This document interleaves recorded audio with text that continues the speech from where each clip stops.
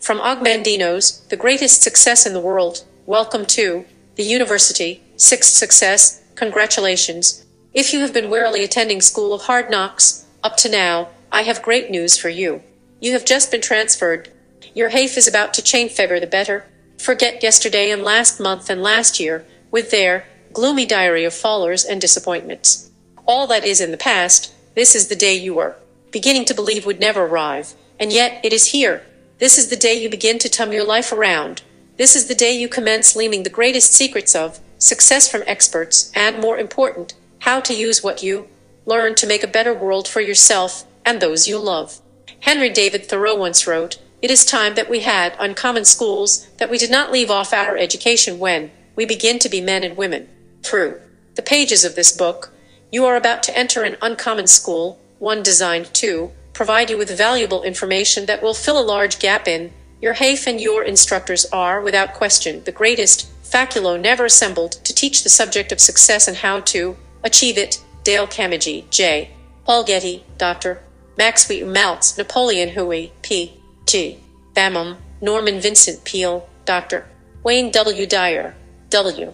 Ullman Stone, Dorothea Brand, Richard DeVos, Benjamin Franklin, Lord Beaverbrook, Joyce Brother Sessions are only some of the 50 brilliant minds who have been gathered together for the first time in history in the fulfillment of a dream I have had for many years, to publish the ultimate success book, where only the acknowledged masters of that subject were made available to counsel and teach and guide you. Undoubtedly those years you spent in school taught you many things. But during all those hours spent in all those classes, never, not even for a single 50-minute period, were you taught or shown how to apply what you were learning in order to achieve a life filled with happiness, accomplishment, and success. That is the cheeky introduction, sole purpose of this book, and with your potential we will succeed together. Success, such a magical word like gold or love or Shangri-La, it conjures up different but always enticing visions in the minds of all of us. Has it been missing from your life? Even if it has, you still daydream, don't you, about how wonderful things might be if only fate would smile in your direction and bestow upon you a more generous portion of money, position, power, freedom, and perhaps even a touch of fame. Why success is so difficult? We are, each of us, a miracle. Within every one of us, the pilot, light of hope never dies. Mechanics, executives, salespeople, students, models, writers, carpenters, computer operators, store owners, entrepreneurs, fruit pickers, stockbrokers, house wistful of us to some degree indulge in the same dreams and wishes to be free from want, to live in a finer home, to own no one, to drive that sleek new automobile, to eat in an elegant restaurant now and then, to vacation in exotic places, to have a few items of designer clothing in our wardrobe, to send our children to the best of schools. Why not? Haven't we been told since birth that we live in a land of unlimited opportunity? Why not? The answer is obvious but painful. The vast majority of us have absolutely no idea how to begin to make our dreams come true. Undoubtedly you already have all the tools necessary to create a magnificent life, but what good are they if you don't know how to use them? And how can you build a life worth living without any plans or blueprints? Not Onsenhire in primary school, nor junior high school, nor high school, not even in the most hallowed halls of higher learning. How are you ever instructed on the simple techniques of setting goals, of motivating yourself and others, of dealing with adversity, of eliminating self-defacing habits, of using time profitably, of practicing the power of choice, of developing self-confidence, of doing the things you are afraid to do, of generating enthusiasm at will, of organizing your life, of accumulating wealth, of getting people to give you what you want, of looking like a winner, of guiding your children, of handling stress, of counting your blessings, and so much more that you have managed to survive at? All is a tribute to your courage and faith. And yet, though we hang on, our shortcomings haunt us. We are made vividly and painfully aware of them every time we turn on introduction, ZC, a television set, or pick up a newspaper or magazine. Bravely we try to ignore the affluence and success of so many others, but we are forced to admit, if only in our darkest moments of introspection, that Hendrik van Loon was correct when he wrote, in history as in life, it is success that counts. Well, is it too late for you to reach for that brass ring or make a run for the roses? Should you crawl into your dusty little cummer of self-pity and just let the world pass you by? Noel Neville, your greatest asset, let us take inventory. Did you possibly learn anything during those formative years of schooling that I'd help you to change your life for the better if you were to begin today, regardless of your age, your skills, your background, your color, your financial condition, or your opinion of yourself. Just one thing, if you stop to think about it, and that one thing may be all you need. Austin carefully, as the great English essayist, historian, biographer, and philosopher Thomas Carlyle explains. If we think about it, all that a university or final highest school can do for us is still but what the first school began doing us to read. We learn to read in various languages. In various sciences we learn the alphabet and letters of all manners of books. But the place where we are to get knowledge, even theoretic knowledge, is the books themselves. It depends on what we read. After all manners of professors have done their best for us. The true university of these days is a collection of books. According to Carl's specifications, this volume you are holding is a university of success, since it contains a choice collection of the wisdom, techniques, and principles from the greatest books in the world of success literature. Here you will discover nuggets of pure gold, waiting only for you to reach out and claim them as your own. Here you will be taught by men and women whose messages have withstood the tests of time and practicality, and whose principles work. Please remember, you need not accept or attempt to use all of the hundreds of success ideas and techniques you are about to learn. Just one may be all you need to work wonders in your life and career. All that is required of you in this place of learning is an ability to read plus a burning desire to make something more of your life. And don't even be too concerned if the flames of that desire give off little heat as you begin your studies. Their temperasive introduction tour will rise gradually as you begin to realize how much you can still accomplish in the years ahead. How to get the most from this book, read it from beginning to end. Do not skip any of the lessons. They were arranged in the order they are presented, after much deliberation, in order to assist you in making a gradual transition from the person you are today to the person you can become. Because you are about to be exposed to a wealth of knowledge, it might be easier for you to assimilate if you take it in small bites. For maximum effect, I would suggest that you read only one lesson each day, and try to make that reading as close to your bedtime as possible. Marvelous things happen when you put your subconscious mind to work, and when you awake you will be amazed at how much of the material you have retained. Don't hurry.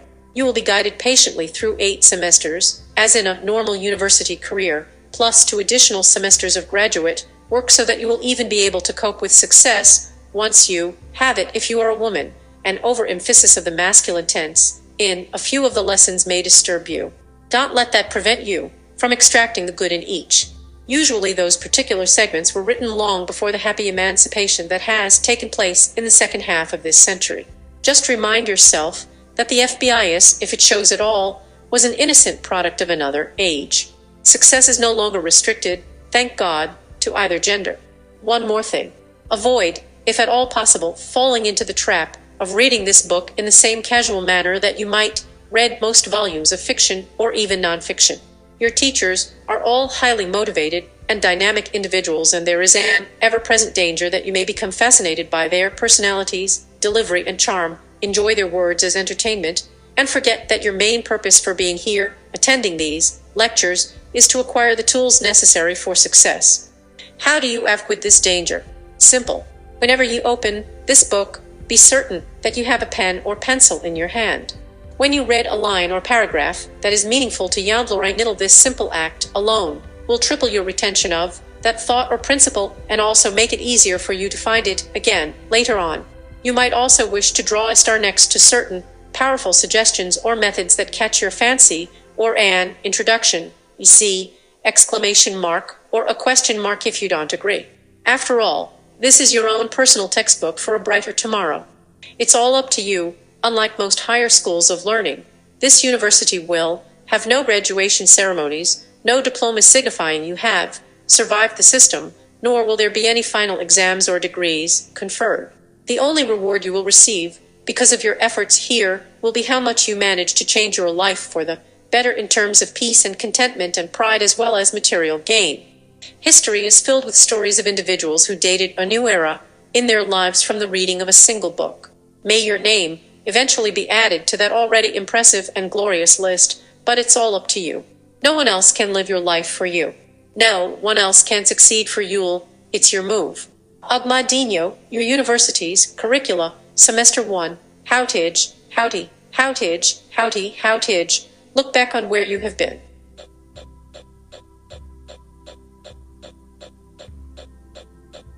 3. Fashion your own brand of success.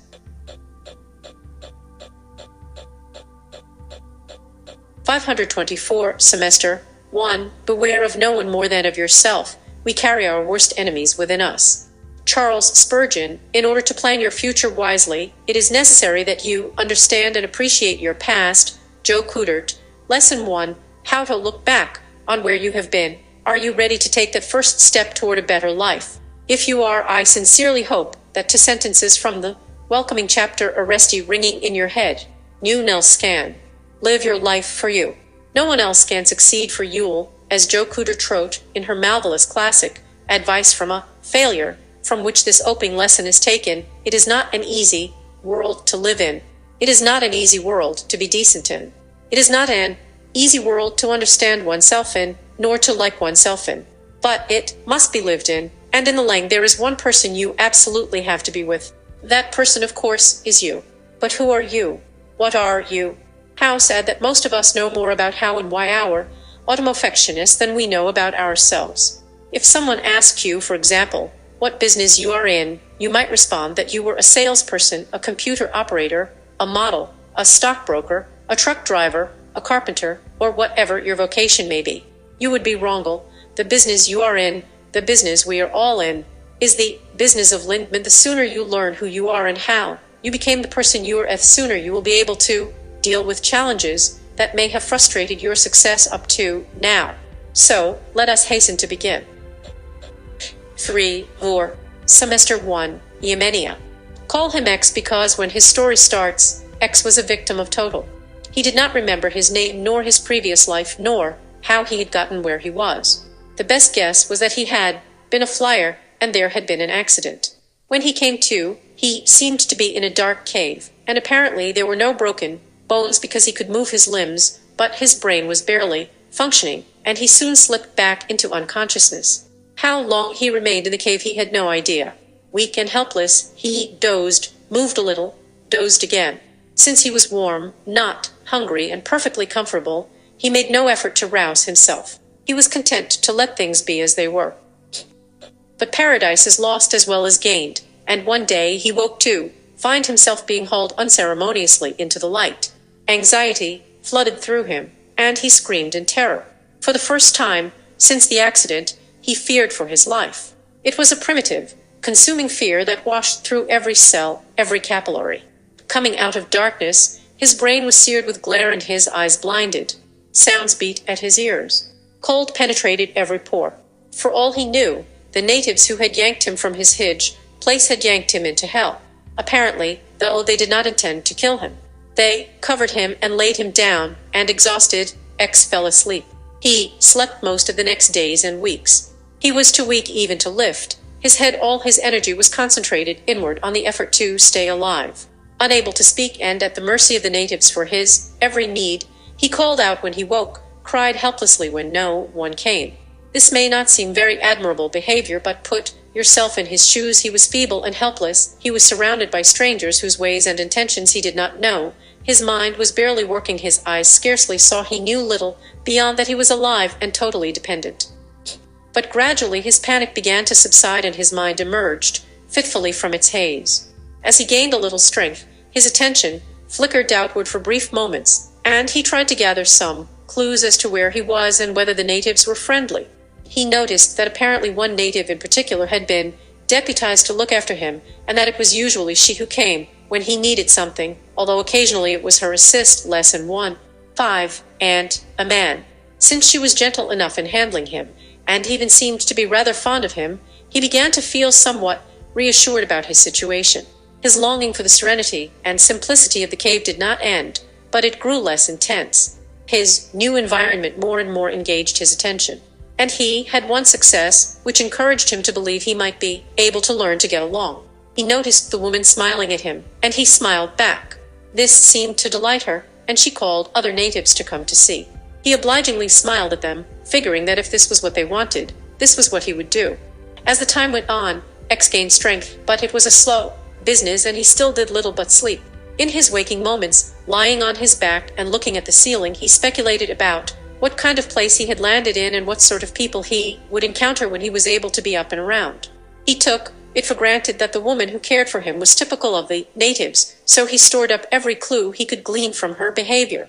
He listened to her tone of voice for hints as to whether she was happy or discontent. He noted how she handled him so as to guess whether he must be prepared to deal with a hostile people or a peaceful one.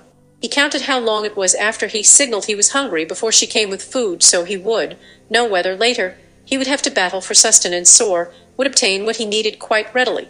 He eavesdropped on the talk around him, although he could not understand the language, to learn whether this was a place where the people quarreled a good deal among themselves, or whether they got along equably and enjoyed each other's company.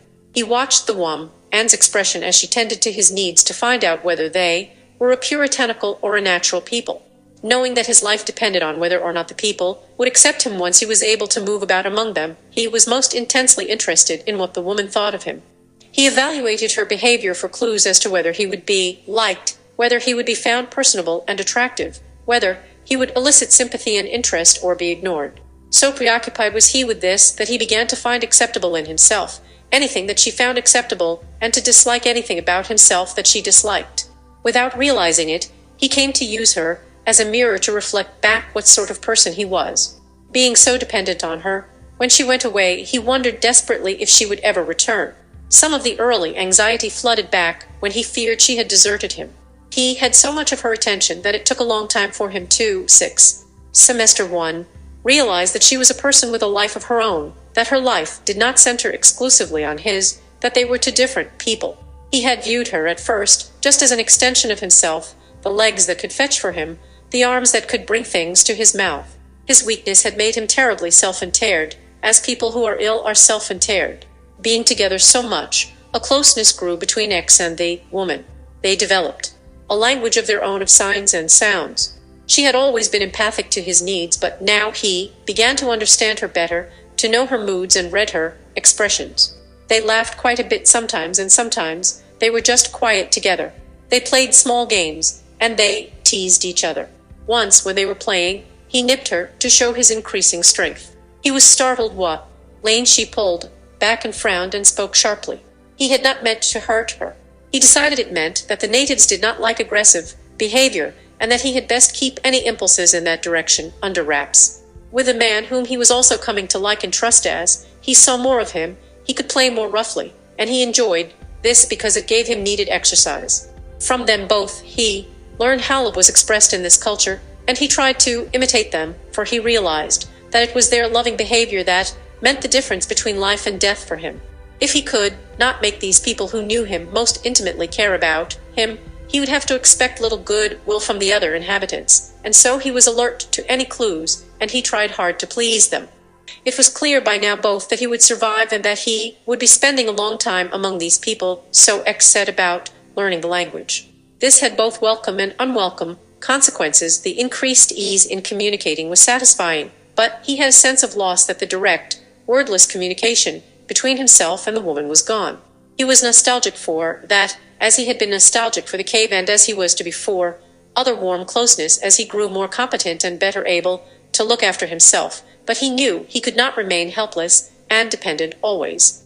The woman knew it too, and she began to point out his responsibility for keeping himself clean. For the first time since he had been with them, X found that he had the upper hand, that he could choose to comply or not. There was some pleasure in testing out this area of autonomy, and a battle of wills seemed to be in the offing.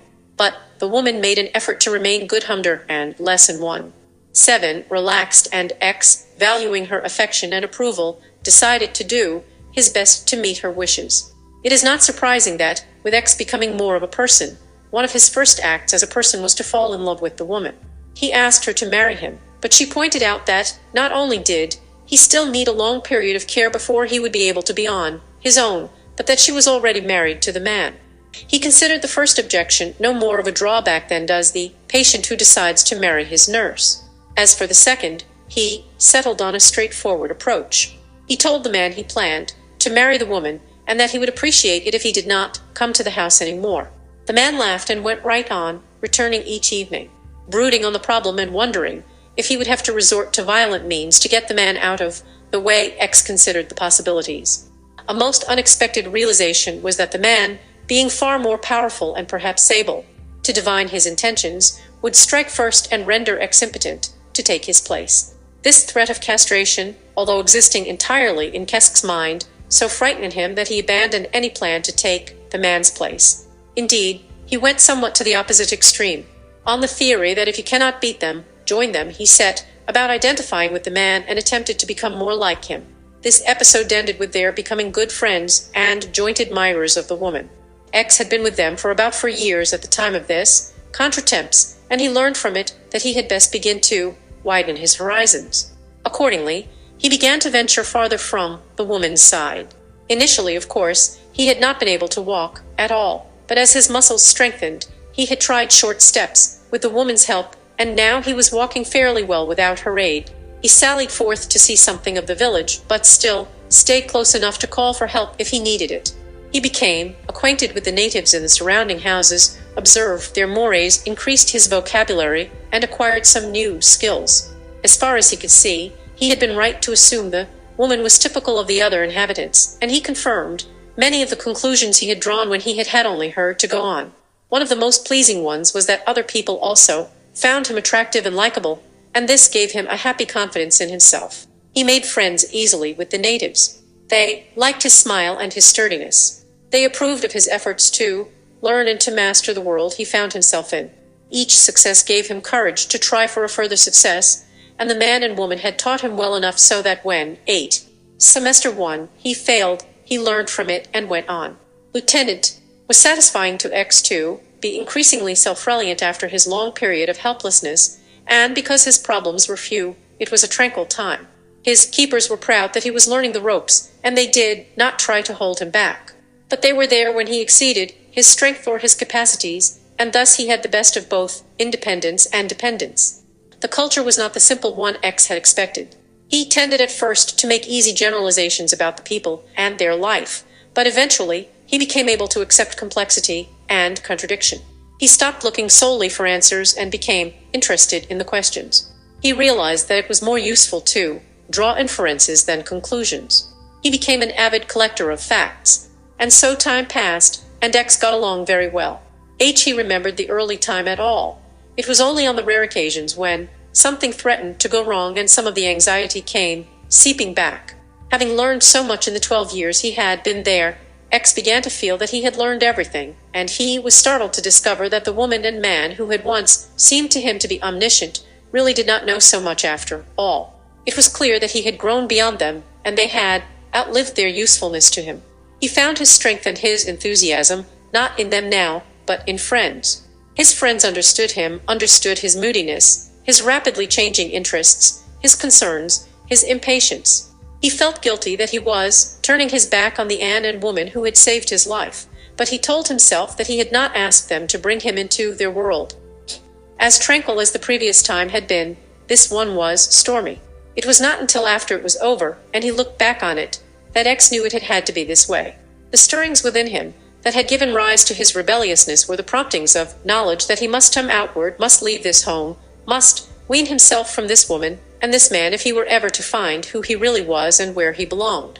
It had been a trial time, of sailing while still tied to the dock. His old gratitude to the man and the woman came back. He saw that they were wise, and when not wise, they were generous. He saw that they had done their best and that they loved him. He saw that he loved them, and it did not lessen him but enrich him. They had sheltered him for 20 years, and now they knew they must let him go. Their job was over. It was up to him now to find his own people. X never did anything harder in his life than leave them. Until you acquire 5 essential ingredients, success will never be success. Howard Whitman, Lesson 2, How to Fashion Your Own Brand of Success. Today there are as many different definitions of success as there are human beings, and there are those who claim, with considerable proof, that the greatest fare of our times is success, since we have come more and more to equate success solely with material possessions. I've been rich and I've been poor. And riches better chance, one show business personality after another, and we all smew and nod our heads in envious agreement. But is that all there is to success? Was Howard Hughes any happier or more at peace with himself when he doubled his first $1,000,000? Is that movie star, her safated Siaps box stuffed with diamonds, more content with life after she sheds her fourth husband for number 5? How do you define success? Perhaps you have been too busy at making a living to ever give it more than a passing thought. Still, if you are attending this university in order to improve your life, and I hope you are, it's not too early to give you some guidelines to think about and perhaps adopt for yourself. You did take my advice, didn't you? And you are reading this book with a pen or pen-cue in your hand?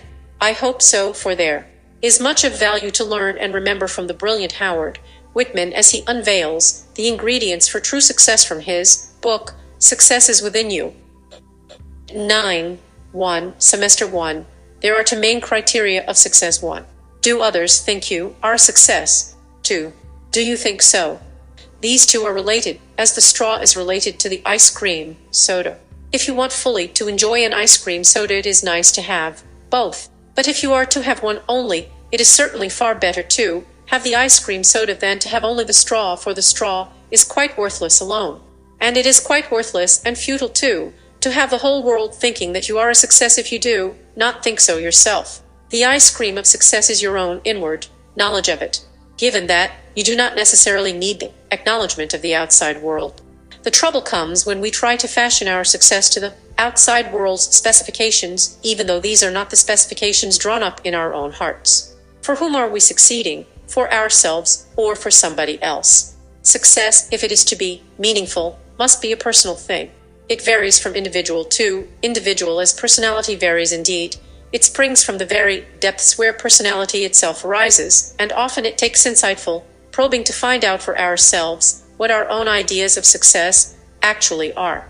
Too often we conform to the outside world in our success patterns without thought or analysis, just as we conform in other departments of living. But a few brave ones among us have had the courage to think on this, and have occasionally spelled out patterns of success which are at once honest, courageous, and individual. William Faulkner, the Nobel Prize novelist, has said, "I was born to be a tramp. I was happiest when I had nothing. One had a trench coat then with big pockets. It would carry a pair of socks, a condensed Shakespeare, and a bottle of whiskey. Then I was happy, and I wanted nothing, and I had no responsibility." One may reject this definition of success.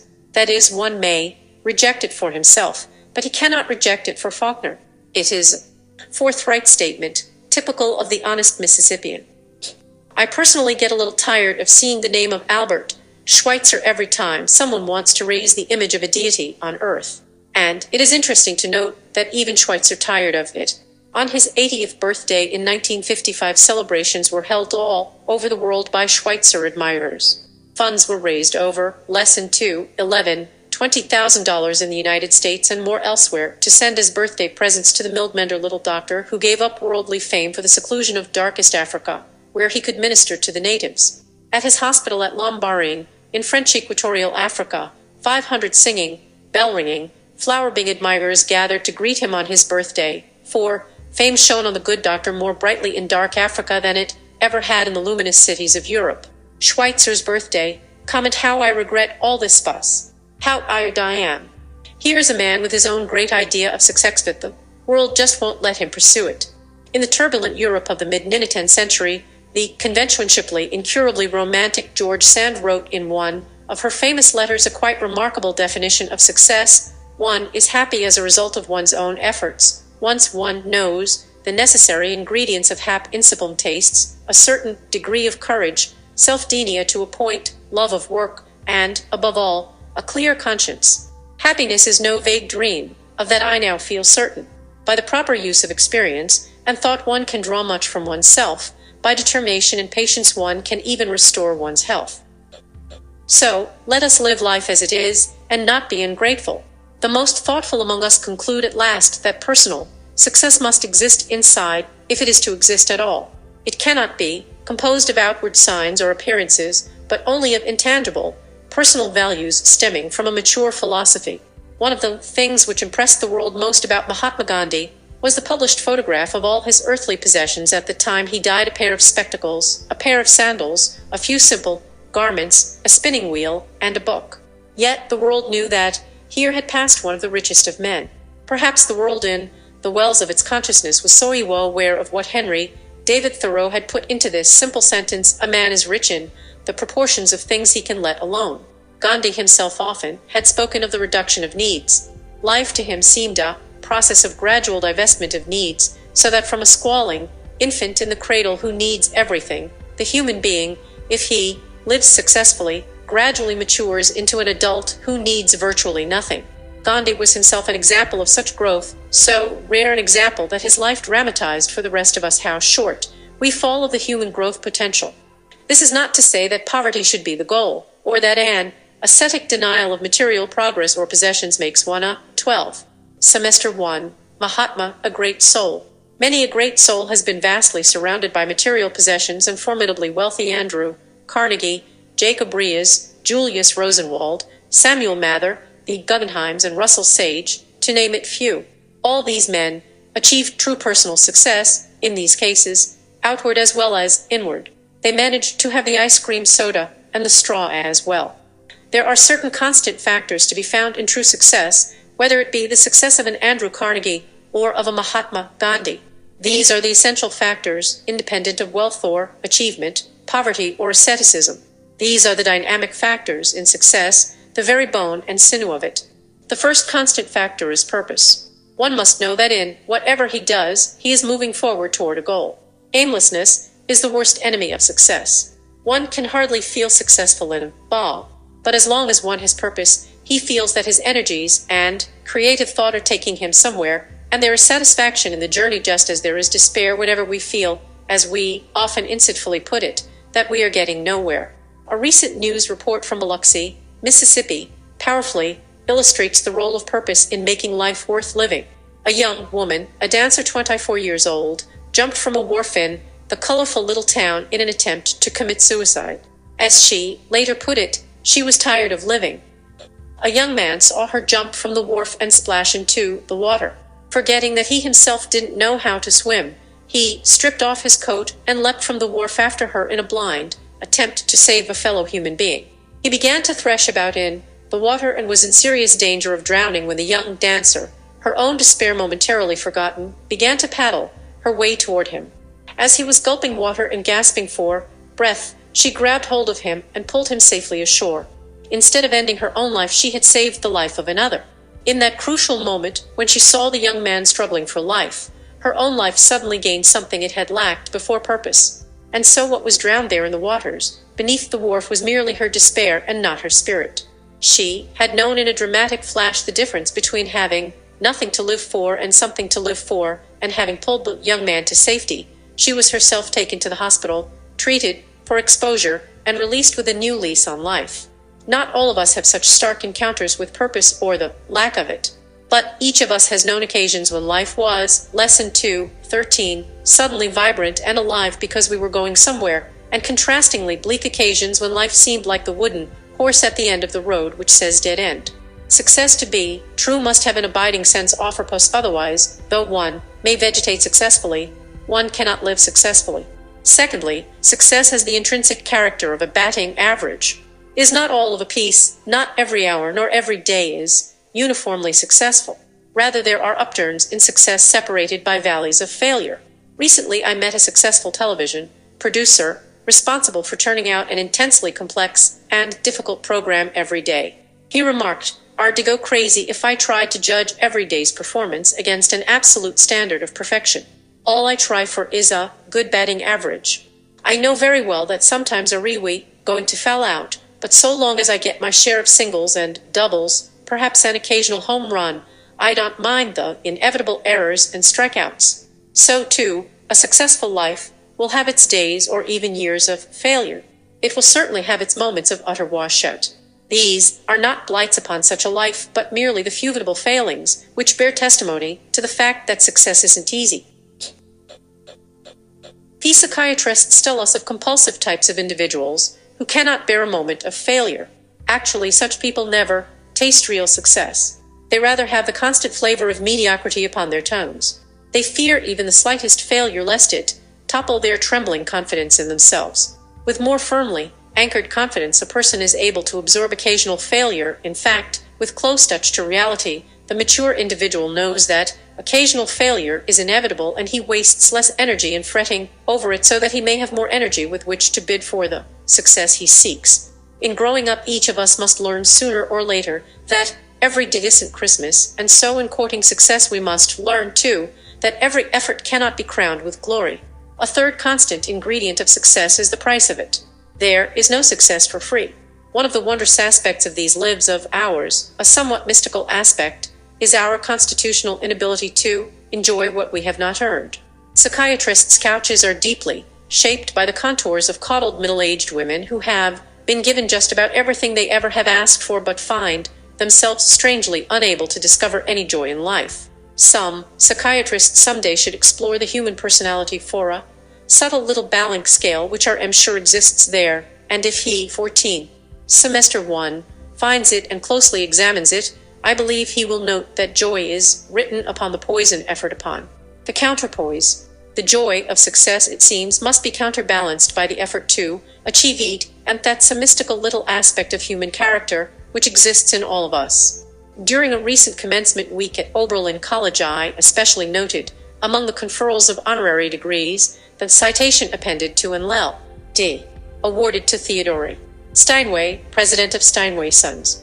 It noted that the Steinways had produced 342 pianos used and abused by pianists from Liszt to Rubinstein II. And the citation also observed, in one of their concert grands, 243 taut strings exert a pull of 4 pounds on an iron frame. Theodore Steinway gives constant proof that out of great tension may come great harmony. Perhaps this is the yin and the yang of existence in the Western world. The hooked half-circle of joint essels against the half-circle of effort, thus tension and harmony share their oneness within the alembrashing arc, and in quite the same relationship, success and the price of it coexist as an inseparable whole.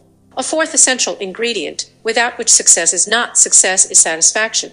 One man's meat is, of course, another man's poison, and so satisfaction to one man may stem from the amassing of a fortune, while to another man it may come from the writing of a poem. But certainly neither man can claim success at all if there is no satisfaction in either the fortune or the poem. Success must be enjoyed.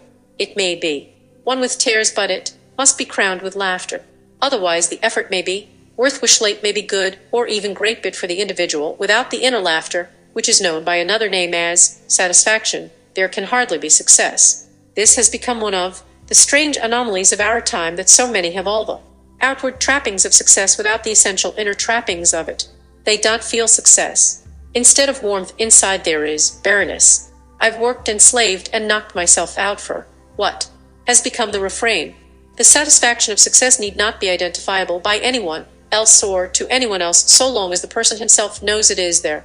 A schoolteacher working on a meager salary and with the diminished respect that schoolteachers command these days might not be regarded as very successful by the community at large, but if in his own heart there is a good feeling, a conviction that he is doing well at work he loves, then an essential ingredient of success is his, whether anyone knows it or not.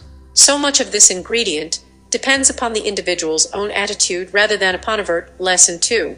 15. Evidence. For example, one carpenter might feel an utter failure because he must ply a trade with his hands and take orders from a boss while other men sit in offices and dictate to secretaries, yet another carpenter on the very same job might feel the satisfaction of the master craftsman because of his skill at shaping the board and fitting the joint. I know a carpenter of this latter stamp, a man who need bow to no one, for he has the mastery of a trade, and for all our lives of modem gadgetry and the tub of metal glass brick fronts of our existence, such mastery is still a mark of virtue. A pastor may feel the inner satisfaction of success if in his quiet rounds he brings a touch of God to fellow beings. So may a manufacturer if he feels his product is the best of its kind, a source of pride to him. So may a professional baseball player if he loves the game. So may a housewife if her daily chores are purposeful and creative, not just irksome. Satisfaction, stemming largely from an attitude, is available to all in that it begins inside, a kind of central nugget deep in the strata of our souls.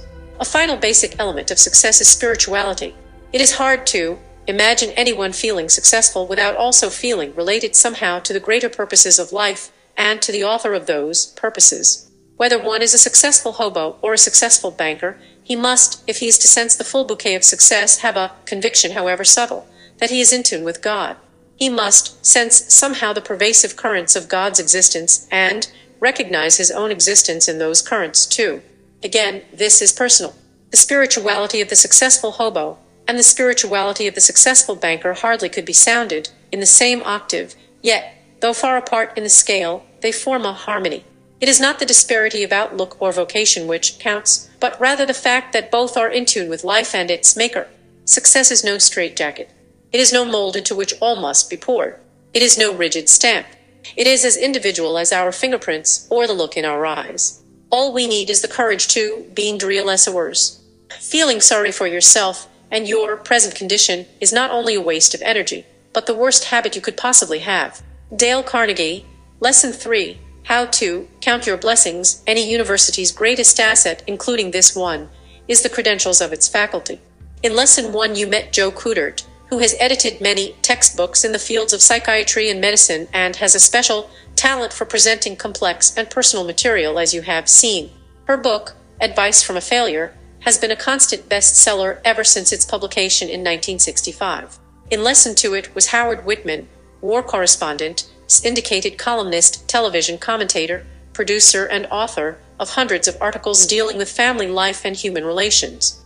He has also been the recipient of 3 Freedoms Foundation awards. Now you are about to hear from a man whose name has been a household word in most of the civilized world for almost half a century. His book, How to Win Friends and Influence People, with sales long past the 10 million mark, was at first a textbook that Dale Carnegie prepared to supplement the adult courses he was teaching at $5 a night in the beginning to Yemka classes. His subject, self and confess, and how to develop it in order to deal with others. However, there was far more to Dale Carnegie's philosophy than merely learning how to influence others for personal gain. His wisdom, his common sense, his ability to reduce success to its barest essentials rescued countless thousands from lives of failure and self-pity. 17. Semester 1, 18. Feeling sorry for yourself and your present condition. Austin, to Dale Carnegie, from his other bestseller, How Teach ABO Stop Whinnying and Start Living. Imanager. Have known Harold Abbott for years. He used to be my lecturer. One day he and one met in Kansas City, and he drove me down to my farm at Belton, Missouri. During that drive, one asked him how he kept from worrying, and he told me an inspiring story that one shall never forget. I used to worry a lot, he said, but one spring day in 1934, one was walking down West Doherty Street in Webb City when one saw a sight that banished all my worries. It all happened in 10 seconds, but during those 10 seconds one learned more about how to live than one had learned in the previous 10 years. For 2 years, one had been running a grocery store in Webb City, Harold Abbott said as he told me Thestry. I had not only lost all my savings, but one had incurred debts that took me 7 years to pay back. My grocery store had been closed the previous Saturday, and now one was going to the Merchants and Miners Bank to borrow money so one could go to Kansas City to look for a job. One walked like a beaten man. One had lost all my fight and faith. Then suddenly one saw coming down the street a man who had no legs. He was sitting on a little wooden platform equipped with wheels from roller skates. He propelled himself along the street with a block of wood in each hand.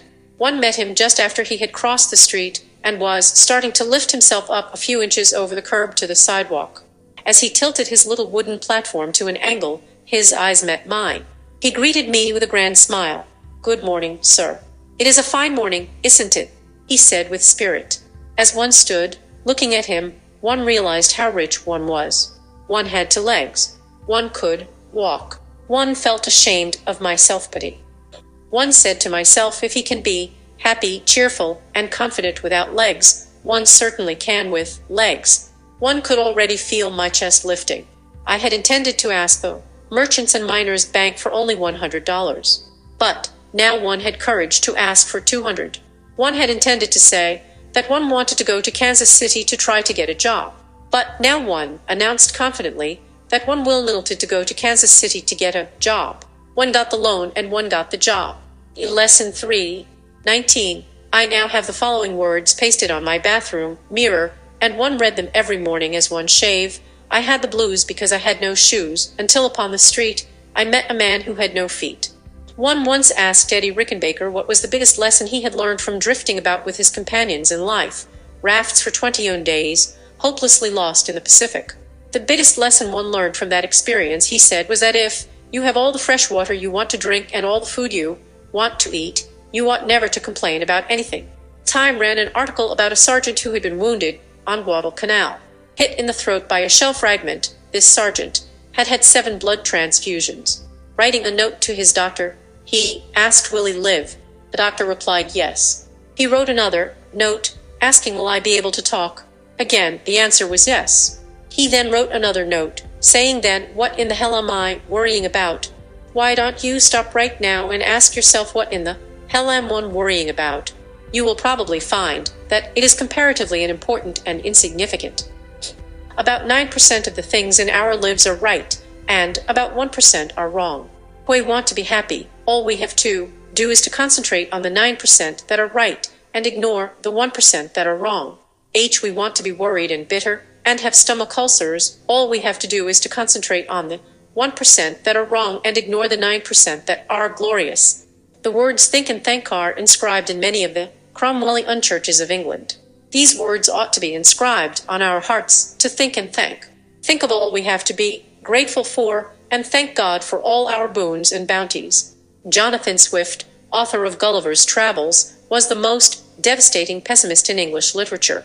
He was so sorry that he had been born that he wore black and fasted on his birthdays, yet, in his despair, this supreme pessimist of English literature praised the great health-giving powers of cheerfulness and happiness.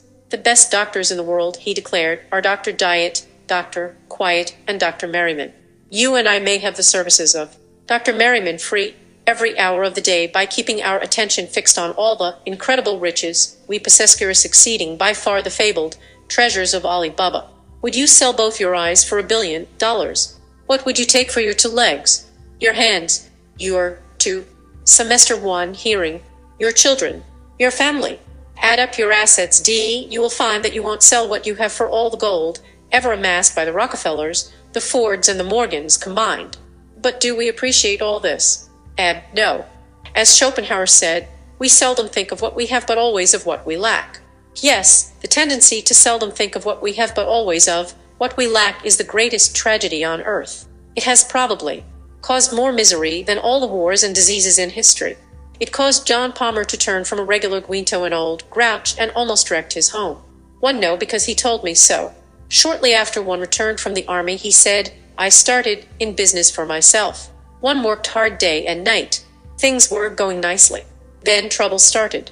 One couldn't get parts and material, also one was afraid one would have to give up my business. One worried so much that one changed from a regular guy into an old grouch. One became so sour and crossed at it. One didn't know it then, but one now realized that one came very near to losing my happy home. Then, one day a young, disabled veteran who works for me said, "Johnny, you ought to be ashamed of yourself. You take on as if you were the only person in the world with troubles. Suppose you do have to shut up shop for a wee, so what? You can start up again when things get normal. You've got a lot to be thankful for. Yet you are always growling. Boy, how one wish one were in your shoes. Look at me. I've got only one arm and half of my face is shot away, and yet one am not complaining. If you don't stop your growling and grumbling, you will lose not only your business, but also your health, your home, and your friends." Those remarks stopped me dead in my tracks. They made me realize how well off one was. One resolved then and there that one would change and be my old self again, and one did. A friend of mine, Lucille Blake, had to tremble on the edge of tragedy before she learned to be happy about what she had instead of worrying over what she lacked. I met Lucille years ago, when we were both studying short story writing in the Columbia University School of Journalism.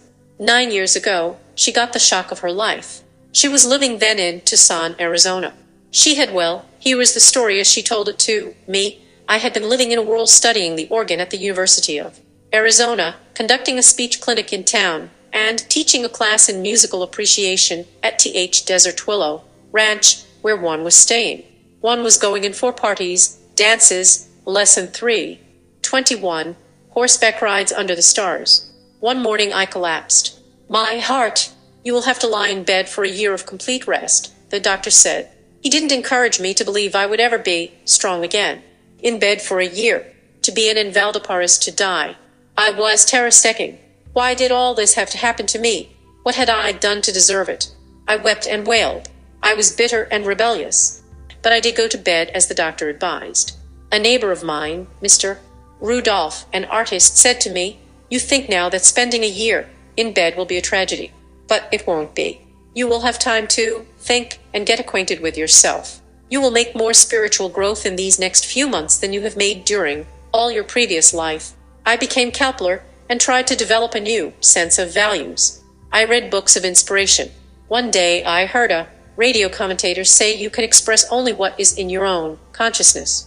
I had heard words like these many times before, but now they reached down inside me and took root. I resolved to think only the thoughts I wanted, to live by thoughts of joy, happiness, health. I forced myself each morning, as soon as I awoke, to go over all the things I had to be grateful for. No pain, a lovely young daughter, my eyesight, my hearing, lovely music on the radio, time to read, good food, good friends. I was so cheerful and had so many visitors that the doctor put up a sign saying that only one visitor at a time would be allowed in my cabin, and only at certain hours. 9 years have passed since then, and I now lead a full, active life. I am deeply grateful now for that year I spent in bed. It was the most valuable and the happiest year I spent in Arizona. The habit I formed then of counting my blessings each morning still remains with me. It is one of my most precious possessions. I am ashamed to realize that I never really learned to live until I feared I was going to die. My dear Lucille Blake, you may not realize it, but you learned the same lesson that Dr. Samuel Johnson learned 200 years ago. The habit of looking on the best side of every event, said Dr. Johnson, is worth more than £1,000 a year. Those words were uttered, mind you, not by a professional optimist, but by a man who had known anxiety, rags, and hunger for 20 years, and finally became one of the most eminent writers of his generation and the most celebrated conversationalist of all time. Logan Pearsall Smith packed a lot of wisdom into a few words when he said there are 2 things to aim at in life. First, 2:22, semester 1, get what you want, and after that, to enjoy it. Only the wisest of mankind achieve the second. Would you like to know how to make even dishwashing at the kitchen sink a thrilling experience? If so, read an inspiring book of incredible courage by Borgold Dahl. It is called I Wanted to See. This book was written by a woman who was practically blind for half a century. I had only one eye, she writes, and it was so covered with dense scars that I had to do all my seeing through one small opening in the left of the eye. I could see a book only by holding it up close to my face and by straining my one eye as hard as I could to the left. But she refused to be pitied, refused to be considered different. As a child, she wanted to play hopscotch with other children, but she couldn't see the markings. So after the other children had gone home, she got down on the ground and crawled along with her eye near to the marks. She memorized every bit of the ground where she and her friend played, and soon became an expert at running games. She did her reading at home, holding a book of large prints so close to her eye that her eyelashes brushed the pages. She earned 2 college degrees, a B.A. from the University of Minnesota and an M.A. from Columbia University. She started teaching in the tiny village of Twin Valley, Minnesota, and rose until she became professor of journalism and literature at Augustana College in Sioux Falls, South Dakota. She taught there for 13 years, lecturing before women's clubs and giving radio talks about books and authors. In the back of my mind, she writes, there had always lurked a fear of total blindness. In order to overcome this, I had adopted a cheerful, almost hilarious attitude toward life. Then, in 1943, when she was 52 years old, a miracle happened, an operation at the famous Mayo Clinic. She could now see 40 times as well as she had ever been able to see before. A new and exciting world of loveliness opened before her. She now found it thrilling even to wash dishes in the kitchen sink. I begin to play with the white fluffy suds in the dips, and she writes. I dip my hands into them, and I pick up a bowl of tiny soap bubbles. I hold them up against the light, and in each of them I can see the brilliant colors of a miniature rainbow. As she looked through the window above the kitchen sink, she saw the flapping gray-black wings of the sparrows flying through the thick, falling snow. She found such ecstasy looking at the soap bubbles and sparrows that she closed her book with these words, Dear Lord, Lesson 3. 23. I whisper, Our Father in heaven, I thank thee. I thank thee. Imagine thanking God because you can wash dishes and see rainbows in bubbles and sparrows flying through the snow. You and I ought to be ashamed of ourselves. All the days of our years, we have been living in a fairyland of beauty, but we have been too blind to see, too satiated to enjoy. If you want to stop worrying and start living, count your blessings in your troubles. There are seeds of self-restriction in all of us that will bear only unhappiness if allowed to grow.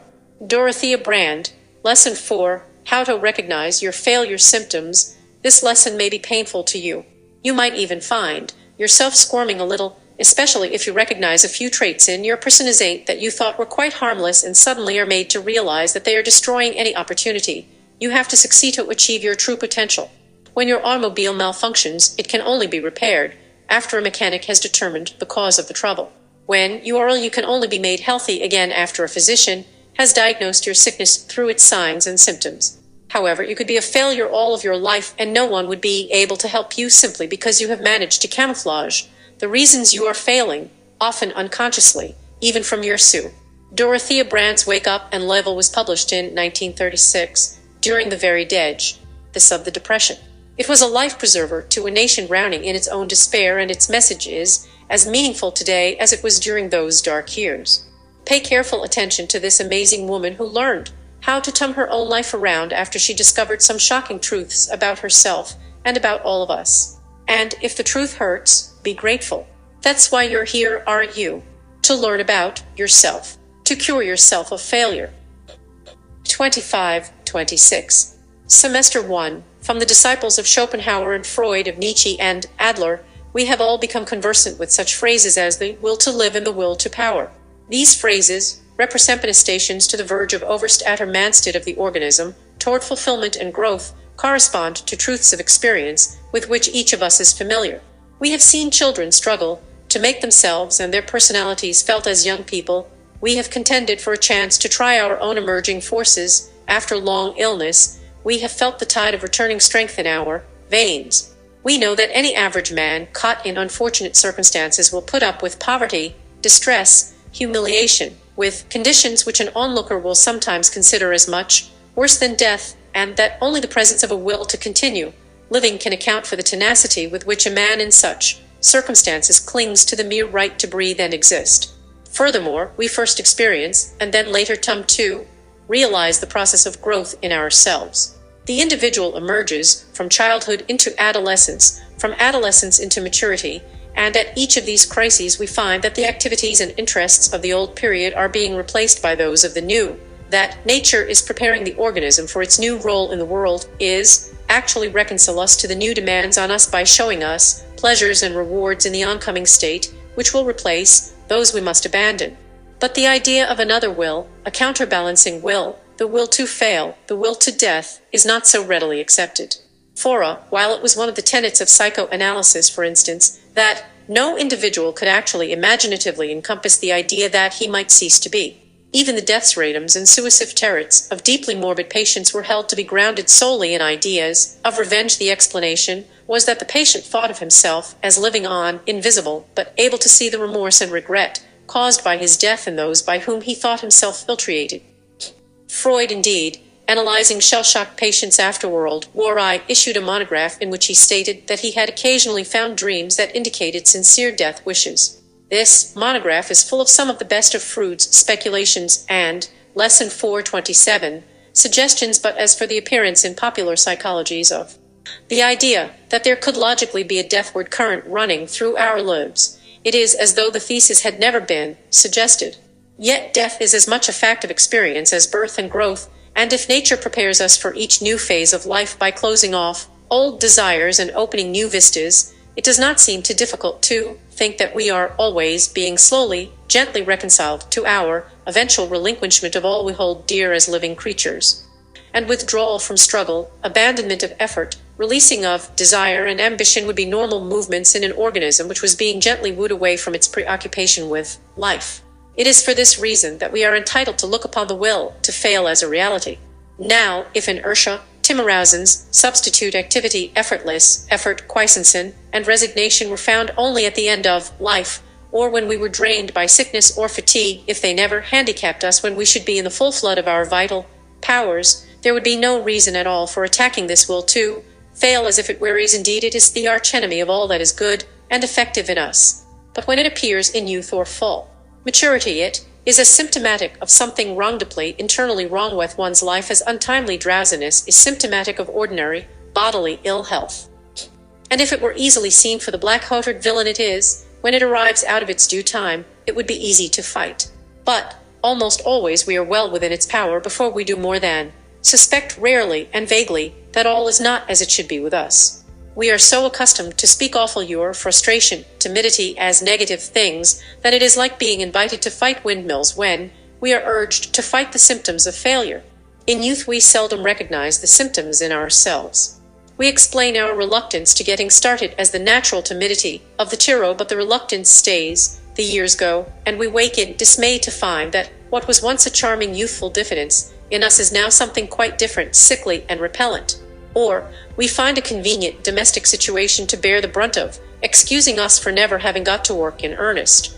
We could not leave this or that relative lonely and defenseless. Then the family grows, scatters, and we are left alone. The substitute activity at which we had been so busy is taken remorselessly away from us, and we are sick and terrified at the idea of turning back to take up the long-abandoned plans. E28, Semester 1, or we have the best of all reasons for not doing as well as we might. Most of us are under the necessity of choosing between work and starvation, and the employment we were able to find, when it was imperative that we should begin earning, is not work for which we are ideally suited. When marriage and the raising of a family have been undertaken, the necessity is all the more urgent.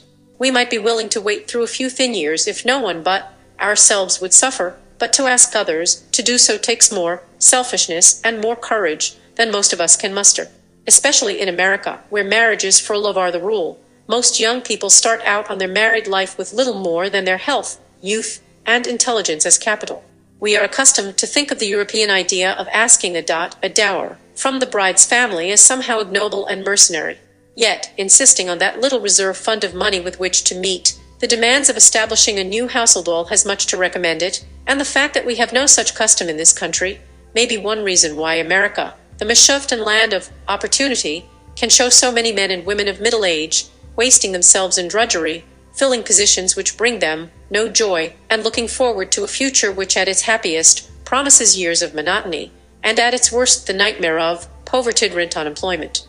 This necessity to fall upon the first work we can find is alone enough to explain why so few of us ever manage to bring our plans to fruition. Often, at first, we have a firm intention of not losing sight of our real goal, in spite of the fact that we must make a living at uncongenial work. We plan to keep an eye on our ambitions, and to work at them by hook or crook of weekends on vacations. But the night-of-footing work is tiring and exacting. It takes superhuman strength of character to go on working alone when the rest of the world is at play, and when we have never had any evidence that we should be successful if we continued anyway. And so, without realizing it, we are swept into the current of the will to fail. We are still moving, and we do not see that our motion is downstream. Most of us disguise our failure in public. We disguise it most successfully from ourselves. It is not hard to ignore the fact that we are doing much less than we are able to do, very little of what we had planned even modestly to accomplish before a certain age, and never, probably, all that we had hoped.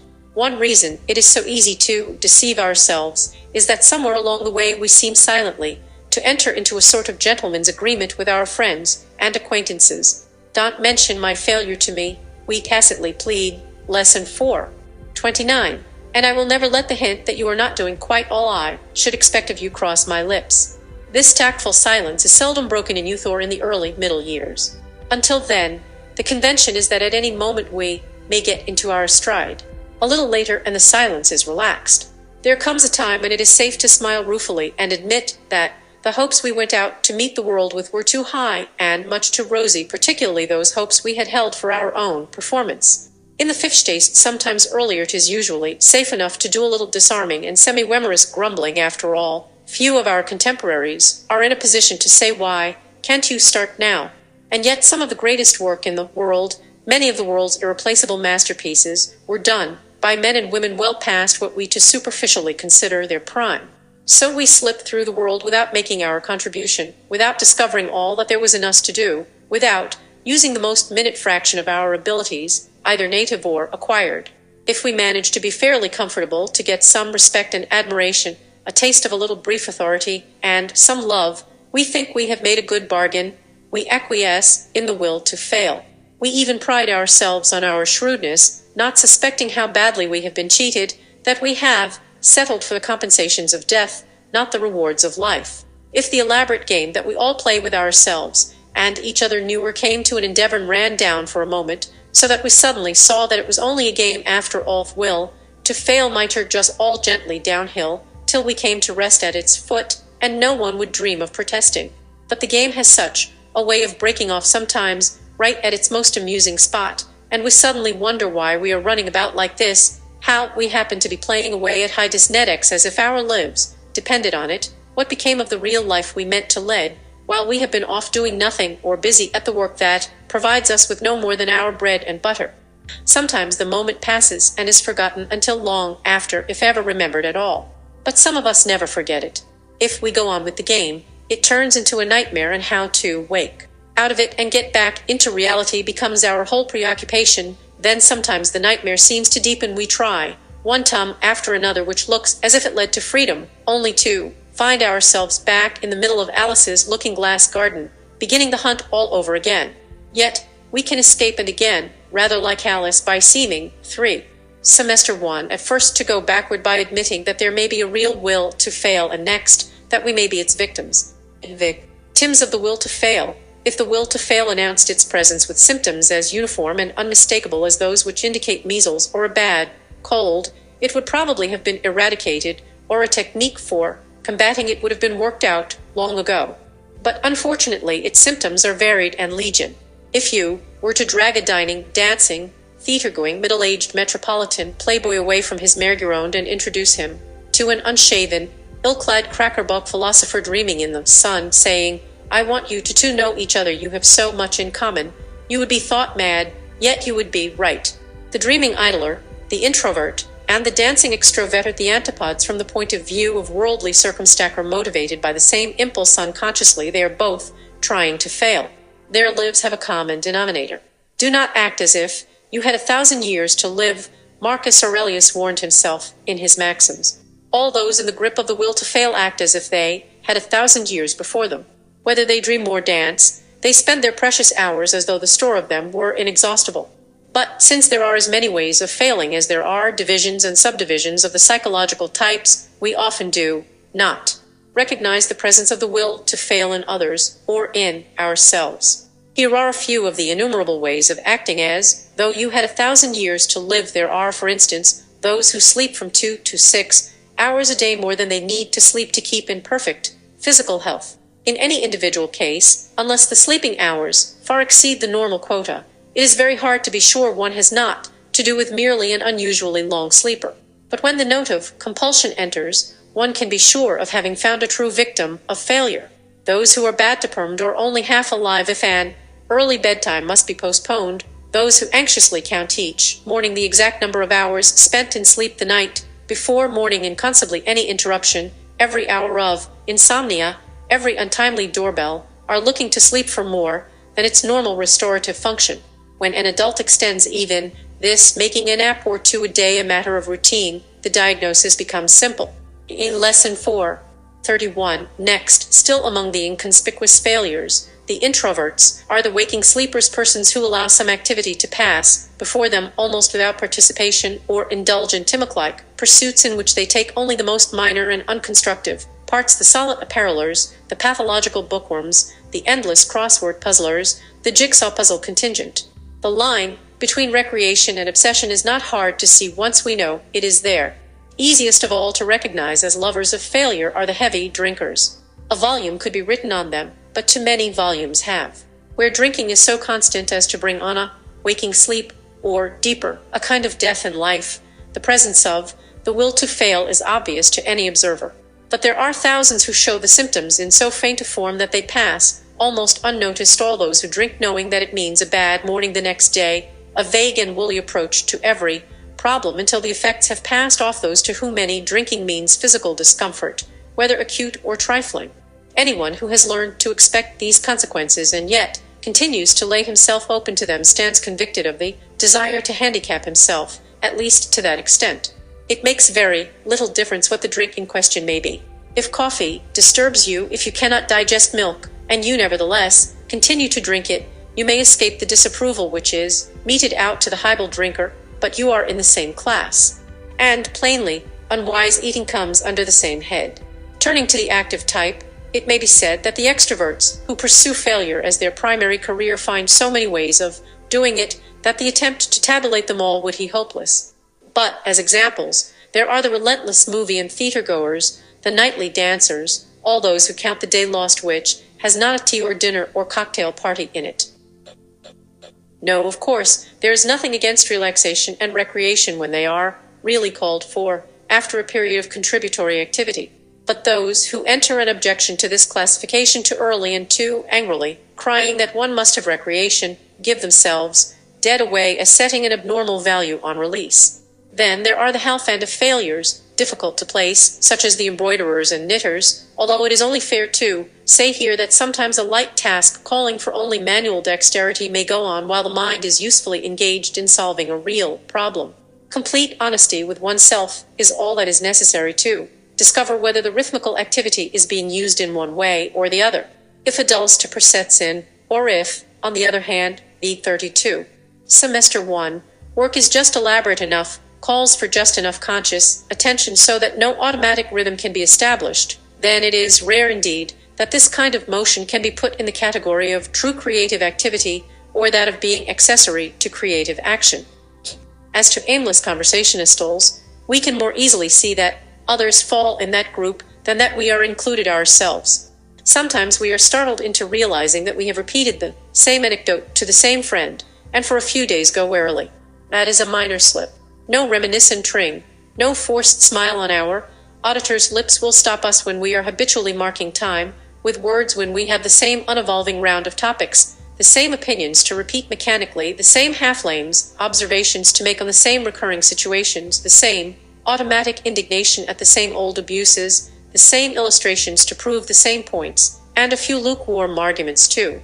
Bolster up what may once have been opinions but are now seldom more than prejudices. Sometimes we ride a verbal mannerism so hard that a hearer objects irritably. It is probably a great piece of luck to harass a friend to this extent. If you learn with shocking suddenness that you are forever saying I mean, of course, I imagine, do, you see, you know, as a matter of fact, you are likely to listen to your own voice for a period and discover that not only do these tag words occur over and over in your conversation, but that there is nothing particularly fresh or valuable about the ideas they have served to embellish. Here, as in the other categories, it is very easy to see that there is something wrong when one meets gross examples of the difficulty and hysterical talker is obviously mentally ill, but that there are subtler forms of the same trouble, often hidden for years because we do our repeating to constantly changing audiences, seldom dawns on us.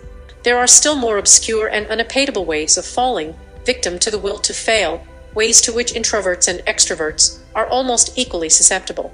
Consider the innumerable persons, for instance, who deliberately undertake work which calls for only a small part of their abilities and training, and who then drive themselves relentlessly, exhausting themselves over useless details.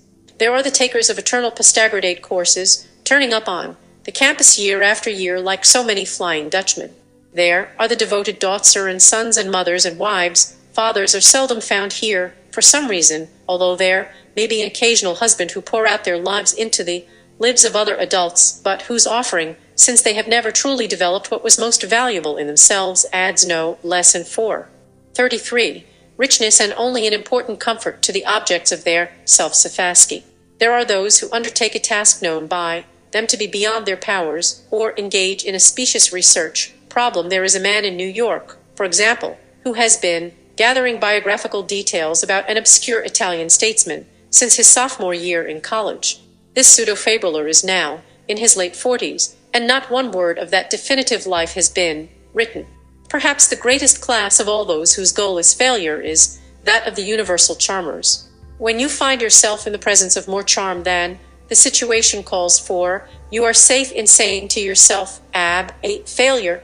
This is no diatribe against genuine warm-heartedness, against friendliness, or true sweetness of character.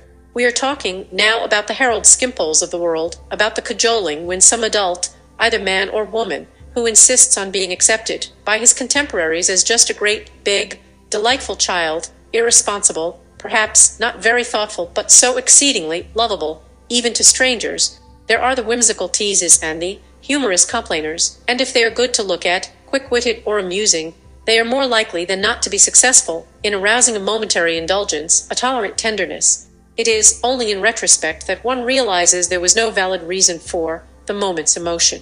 A healthy adult does not need the tenderness or indulgence of every casual acquaintance. Except for a guilty conscience, no one would ever dream of making a play for this kind of response. These victims are under the hard necessity of working at charm as convicts work at stone-crushing. They must go on being more and more charming to offset their waning attractions, or face the truth of it that they have not adequately discharged their responsibilities. As long as their inadequacy is never seen except mirrored in the indulgent eyes of another, they can go on without admitting the fact that they are failing. So on they go, cheating their way through life, and by good fortune, they can come to see who really suffers most from the exercise of their charm. So there are all these ways, and innumerable others, of filling one's time with seemingly purposeless activity or a falsely purposeful routine, and they are all the result of submitting to the will to fail. For, remember, these activities are only apparently purposeless. There is in every case a deep intention which may be stated in many ways. We may say that the most obvious intention is to beguile the 34 semester 1 world into believing that we are living up to our fullest capacity. This is particularly true of those cases where the outward life is full of 1,000 little matters, or one big job of drudgery conscientiously done. No one, surely, could ask us to do more than we are doing. Are we not plainly so busy that we have not 1 minute or a grain of strength to do anything more? Is it not our duty to do the dull, insignificant, unsatisfying task thoroughly? Those are questions which only the individual can answer honestly for himself, usually in the hours of insomnia or convalescence, when the mind, which is usually so engrossed about trivial affairs, finds time to stop and consider. In the long run, it makes little difference how cleverly others are deceived if we are not doing what we are best equipped to do, or doing well what we have undertaken as our personal contribution to the world's work, at least by way of an earnestly followed avocation. There will be a core of unhappiness in our lives, which will be more and more difficult to ignore as the years pass. The fritterers and players and the drudging workers are bent mainly on deceiving themselves, on filling every nook and cranny of their waking hours, so that there is no spot where a suspicion of futility can leak through. And at night, of course, they are either still hard at play or too exhausted to consider realities. Yet such victims present a dreadful spectacle when once they are plainly seen as insane misers, stuffing a senseless accumulation of trash, odds and ends of sensations, experiences, fads and enthusiasms, synthetic emotions, into the priceless coffer of their one irreplaceable lifetime. Whatever the ostensible purpose may be, it is plain that one motive is at work in all these cases, the intention, often unconscious, to fill life so full of secondary activities or substitute activities that there will be no time in which to perform the best work of which one is capable. The intention, in short, is to fail. Though often we are our own worst enemy as we foolishly build stumbling blocks on the path that leads to success and happiness. Louis Binstock, Lesson 5, How to Conquer the 10 Most Common Causes of Failure, to help you to know thyself a little better, has been the prime purpose of this first semester. It is always a difficult indoctrination because most of us, unfortunately, are unable to capitalize on our abilities. We overestimate them, we underestimate them, we, being complacent, we allow them to decay. Occasionally we are that they exist. There are those who may dream of some exotic career, acting, singing, painting, writing, and who feel that only persistence is necessary, who are never able to reconcile themselves to a lack of genius or even talent, who will never admit that true success for them may be in other fields. John Keats, the English poet, once wrote, "Failure is, in a sense, the highway to success, inasmuch as every discovery of what is false leads us to seek earnestly after what is true, and every fresh experience points one to some form of error which we shall afterward carefully avoid."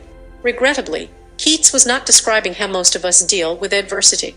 We do not all learn from our failures, nor are we quick to perceive the errors we commit so that they are not repeated. To do these things effectively, we need direction.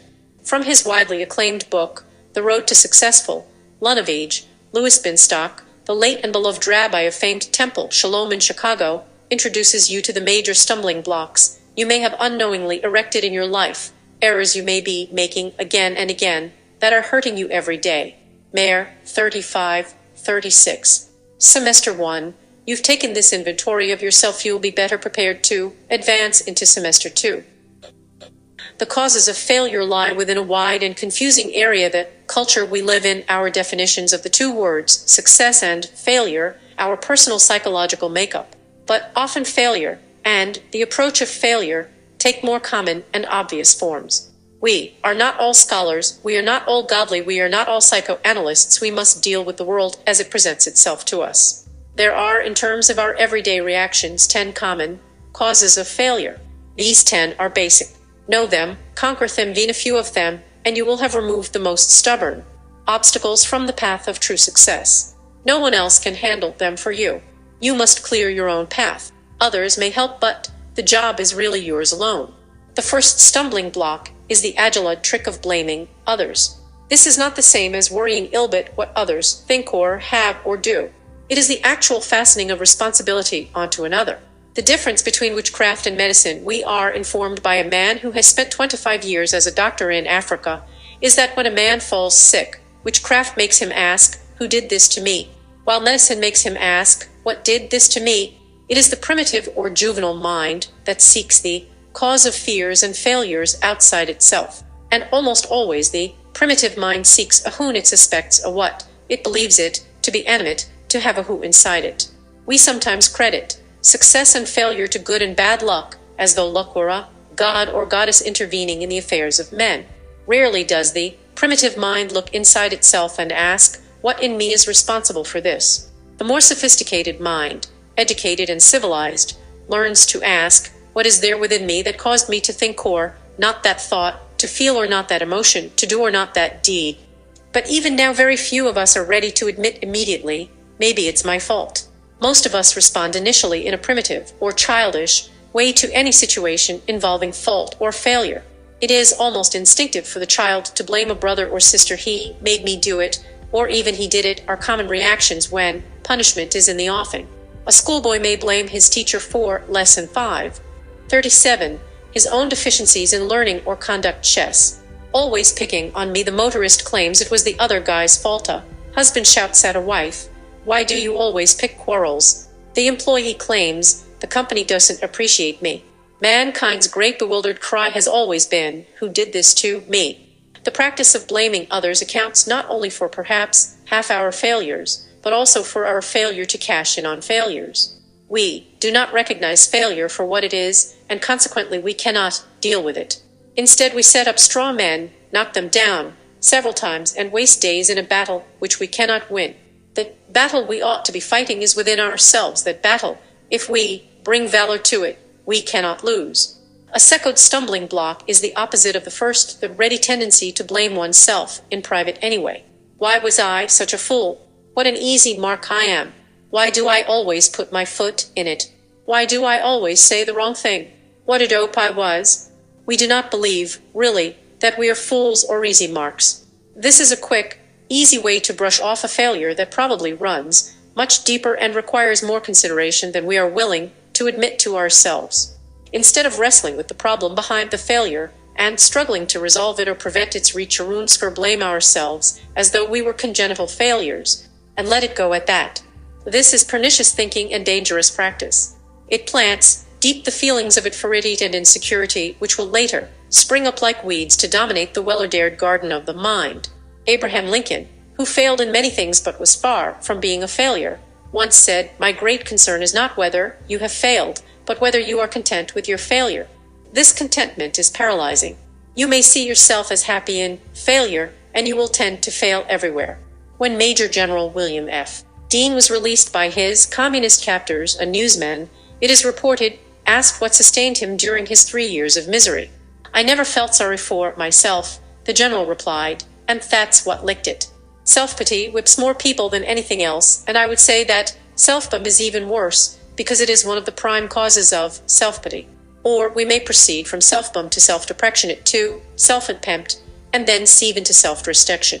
Excessive self-bum opens the door to guilt feelings. In the habit of blaming yourself for your apparent failures, you may come, in time, to seek the blame for the failure of others. In my own study, many a wife has cried, "It was my fault," when clearly it was 38. Semester 1, her husband's. Many a mother has wept, "Where did I fail?" when, obviously, a child's failure had brought destructive tension to the family. And self-bum closes the door to self-deflection. Behind the closed door, one's personality may withdraw permanently. It may languish in extreme melancholia. Like a deer blinded by a bright light, it may stand paralyzed in feeling and will, lacking the nerve and the drive that would carry it to safety. It has been often observed that the Great Wall, centuries old, stretching 1,800 miles across plains and deserts, is one of history's monumental structures and a symbol of China's failure to progress as a nation. The wall was a barrier. The Chinese isolated themselves behind it and turned inward. Self-bum can be the Chinese wall of our lives. Stone after stone of self-reticence, self-contempt, self-deprecation falls into place, and one day we find ourselves so restricted and inhibited that we are isolated from family, friend, and community. We become companions of death. A third stumbling block is having no goals. Dr.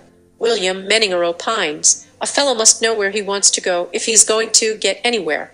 It is so easy just to drift along." Some people go through school as if they thought they were doing their families a favor. On a job, they work along in a humdrum way, interested only in their salary check. They don't have a goal. When anyone crosses them up, they take their marbles and walk out. The people who go places and do things make the most of every situation. They are ready for the next thing that comes along on the road to their goal. They know what they want and are willing to go an extra mile. William Saroyan has provided us with a caricature in The Time of Your Life, who personifies man without a real goal. Willie has a mania for pinball.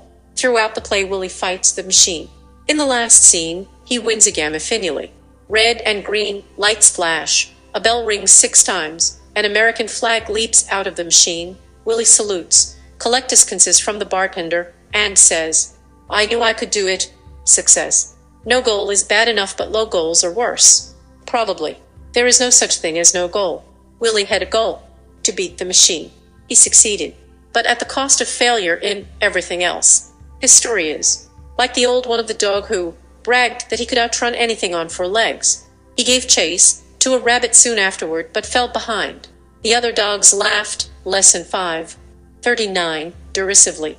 He shrugged it off. Don't forget, the rabbit was running for his life. I was just running for the fun of catching him. We rarely see them in their pure form, but there are those whose only goal in life is fun, who do nothing but amuse themselves, often at the expense of others, and always at the expense of their real selves. They waste their God-given talents on worthless pleasures. They spread the salt of their energies over the meat of their life, and they find that the salt has lost its savor. Or to change the metaphor, they aim simultaneously at a number of targets, scattering their talent like buckshot and exaggerating the value of whatever they happen to nick. The shooting and shouting are all that their hearts desire. Then there are a few whose goal is an undefined break somewhere in the future. Like Mike Orb, they wait for something to come up. Meanwhile, they dumb everything down. It's beneath them, beyond them, not what they're suited for. They don't like it. They wait for the fairy prince, the dream boat. And their instincts for life atrophy, their minds dull, and their bodies grow flabby. And when the prince comes, when the boat docks, they are not ready. In the end, all is vanity. According to Richard Dell Evans of the Detroit Times, it isn't always clear, is it seldom clear just what we are waiting for, but some of us persist in waiting so chronically that youth slips by, opportunities slip by, and life slips, biff, ending us still waiting for something that has been going on all the time. But when in the world are we going to begin to live as though we understood the urgency of life? This is our time, our day, our generation. Not some golden age of the past, not some utopia of the future.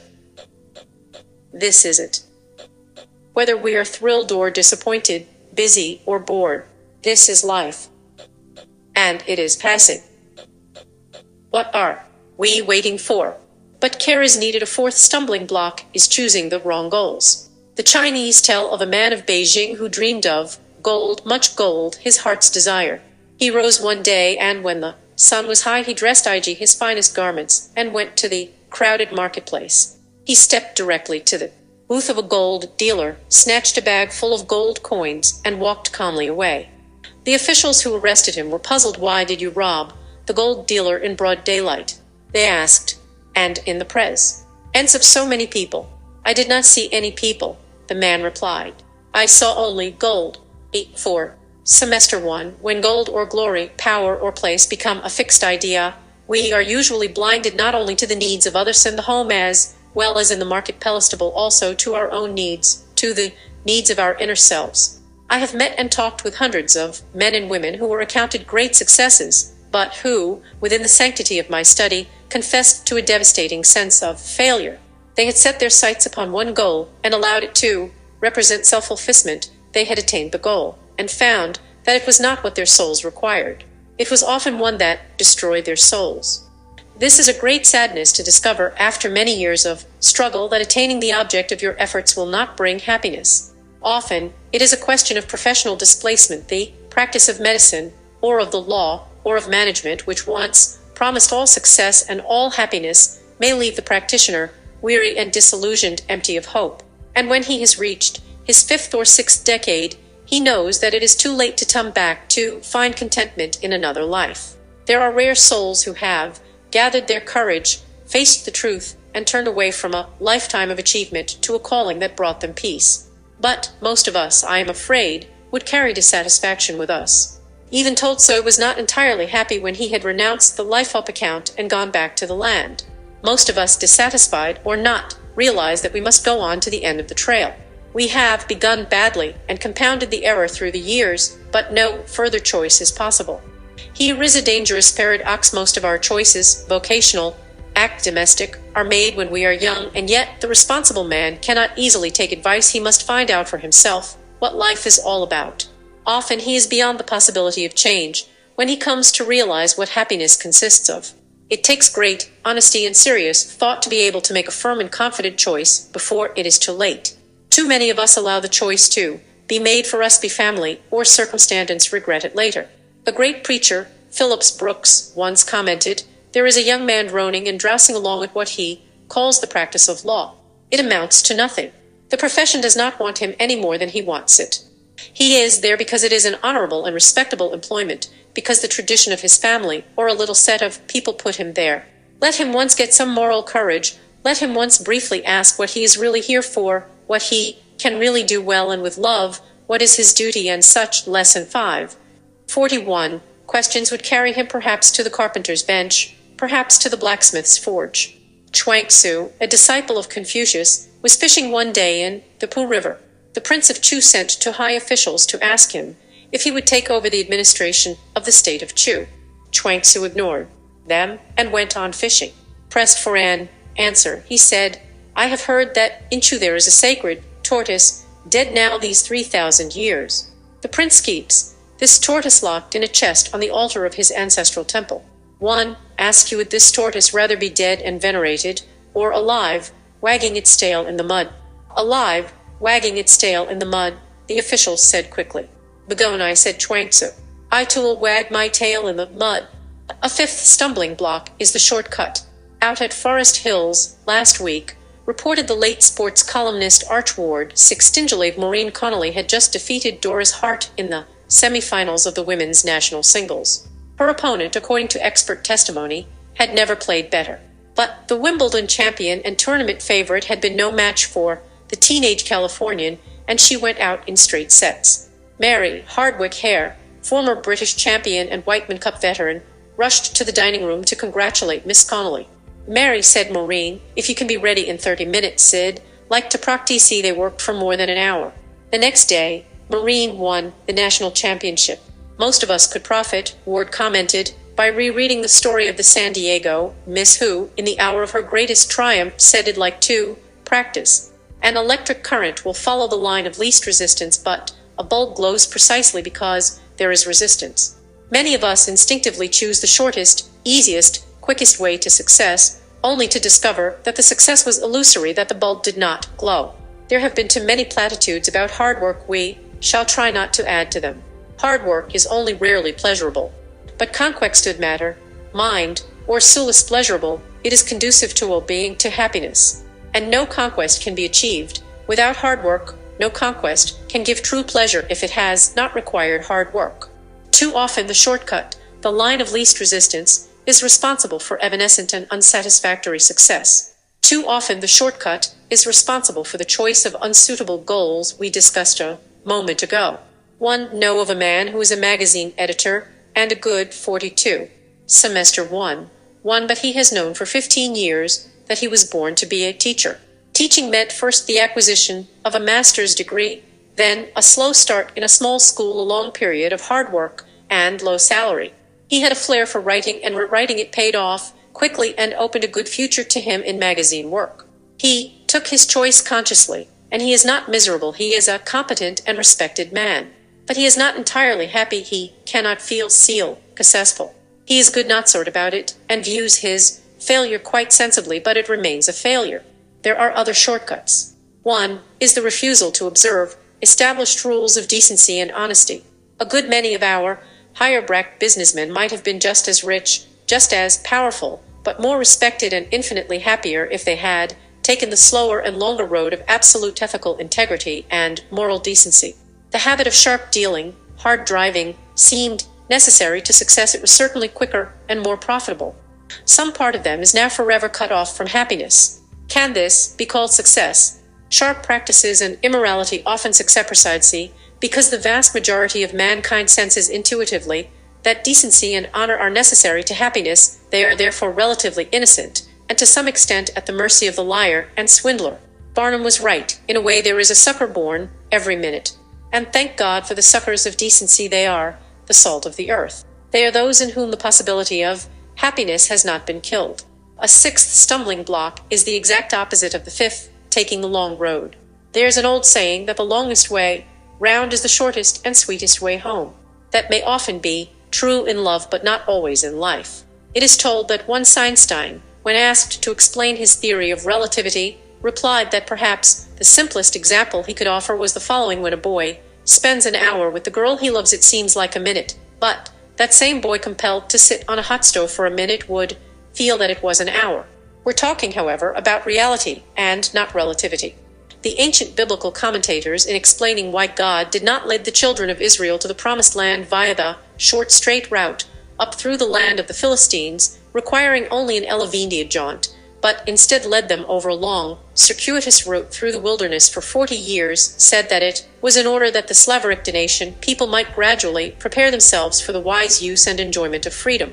But we learn that they, the entire adult generation that left Egypt, Lesson 5:43, died in that wilderness. They took so long in getting to the promised land that they never got there.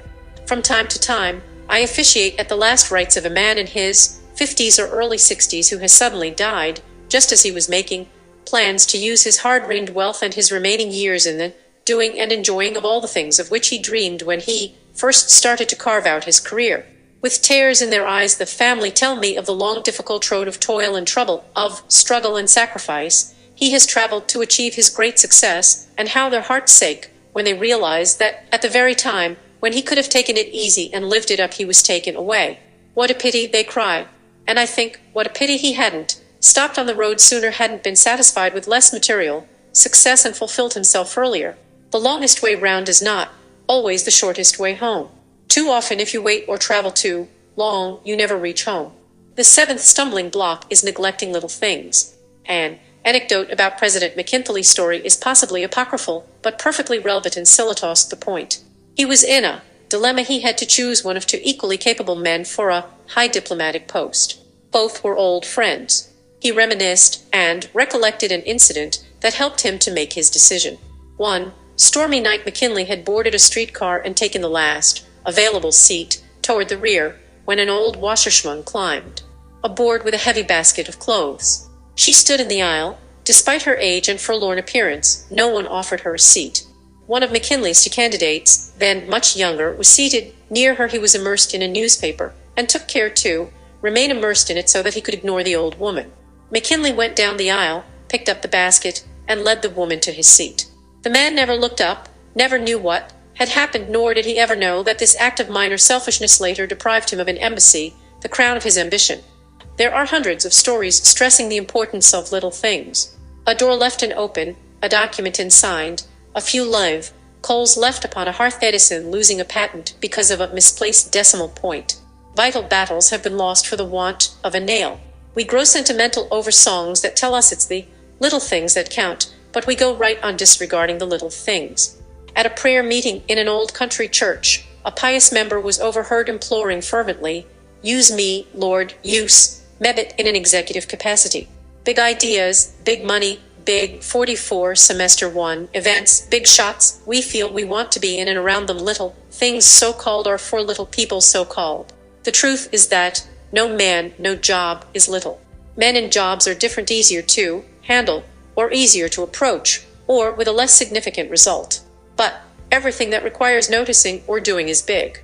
Without sharp knives, a French chef once said, "I am just another cook." It was good news to the apprentice who sharpened his knives. The good executive keeps his finger on the little things. He knows that they may, if mishandled, become big problems. To an operating surgeon, there are no little things. Every slightest detail is a matter of life and death. To a lawyer, an obscure and minute legal confusion may cost a client liberty, even life. To a clergyman, there are no small problems in a human soul. There is nothing unimportant. We must appreciate the details. We must care for them. Oscar Hammerstein once saw a close-up of the Statue of Liberty taken from a helicopter. The head of the statue was revealed in fine detail, and Hammerstein noticed that the sculptor had done a painstaking job with the vanities coiffure. Every strand of hair was in its proper place. In his day, he could hardly have known that, and no sovereign possibly a sequel of ever see that hair. But he gave it as much care as he had the face, the arm, the torch. And the New Testament tells the parable of a nobleman who, finding that a servant had handled a small assignment with unusual success, said to him, "Well done, thou good servant, because thou wast found faithful in a very little, have thou authority over 10 cities. The 8th stumbling block is quitting too soon. Recently I read a magazine story. The author claims it to be true, called The Pebble of Success. Discouraged, physically exhausted, Rafael Solano sat on a boulder in the dry river bed and made an announcement to his 2 companions. "I'm through," he said. "There's no use going on any longer. See this pebble.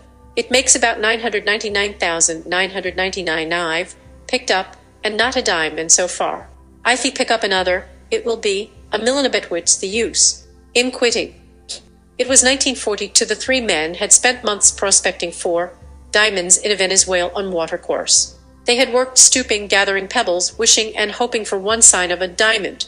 Their clothes were ragged, their sombreros tattered, but they had never thought seriously of quitting until Solano said, "I'm through." Glumly, one of them said, "Pick up another and make it a million." "All right," Solano said, and stooped, put his hand on a pile of pebbles, pulled one forth. It was almost the size of a hen's egg. "Lesson 5. 45, here it is," he said, "the last one." But it was vito heavy. He looked. "Boys, it's a diamond," he shouted. Harry Winston, a New York jewel dealer, paid Rafael Solano $2 for that millionth pebble. Named the Liberator, it was the largest and purest diamond ever found. Perhaps Rafael Solano needed no other reward, but I think he must have known a happiness that went beyond the financial.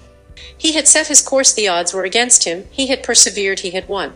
He had not only done what he had set out to, Dowwick is a reward in its alphabet, he had done it in the face of failure and obscurity. An old hunter's aphorism teaches us that half the failures in life come from pulling in the horse in the midst of his leap. Elihu Root once said, "Men don't fail, they give up trying."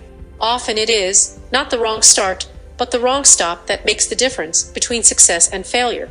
To quit while we're ahead would be silly. To quit when we're behind is even sillier. It requires will to hold on a little longer. It requires wit to know that the measure of success is not the luck, the breaks of the game, but the conquest of failure. The trouble with most of us, it has been said, is that we stop trying in trying times. There is wisdom even in puns. The 9th stumbling block is the burden of the past. We can never free ourselves from memories, we can only face them honestly. Somewhere I have read and noted this wise observation: all our lives we have to live with our memories, and as we grow older we depend upon them more and more until one day they may be all we have left. Either they can be depressing, embittering, humiliating, tormenting, or they can be cheering, sympathizing, self-respecting, comforting. The things that went in are the things that will come out, whether we put them there or were forced to receive them. Memories of the past can infuse us with courage and confidence and creative power, or they can bind us in a dark shroud of dejection and defeat. Even the joys of the past can shackle us. I know men and women so proud of their ancestors' names, achievements, or accumulations, that they are unable to strike out in new directions for themselves. I know men so spoiled by one early success that there remains no further impulse to accomplishment.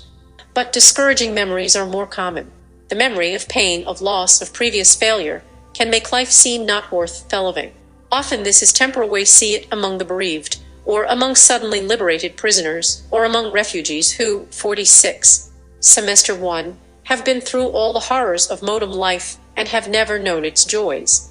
And depressing memories tend to congeal, to harden. We carry them like weights, and we lose our ability to transform them into creative energies.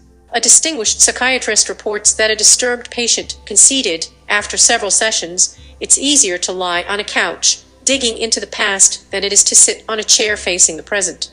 It is even harder to get up and walk toward the future. Preoccupation with the past is always a retreat. An old hunting joke makes the point: 2 hunters or a safari cornered a lion, who, instead of attacking, turned tail and disappeared into the underbrush. One terrified hunter stammered to the other, "You go ahead and see where he went to. They'll go back and see where he came from." We react often like that hunter.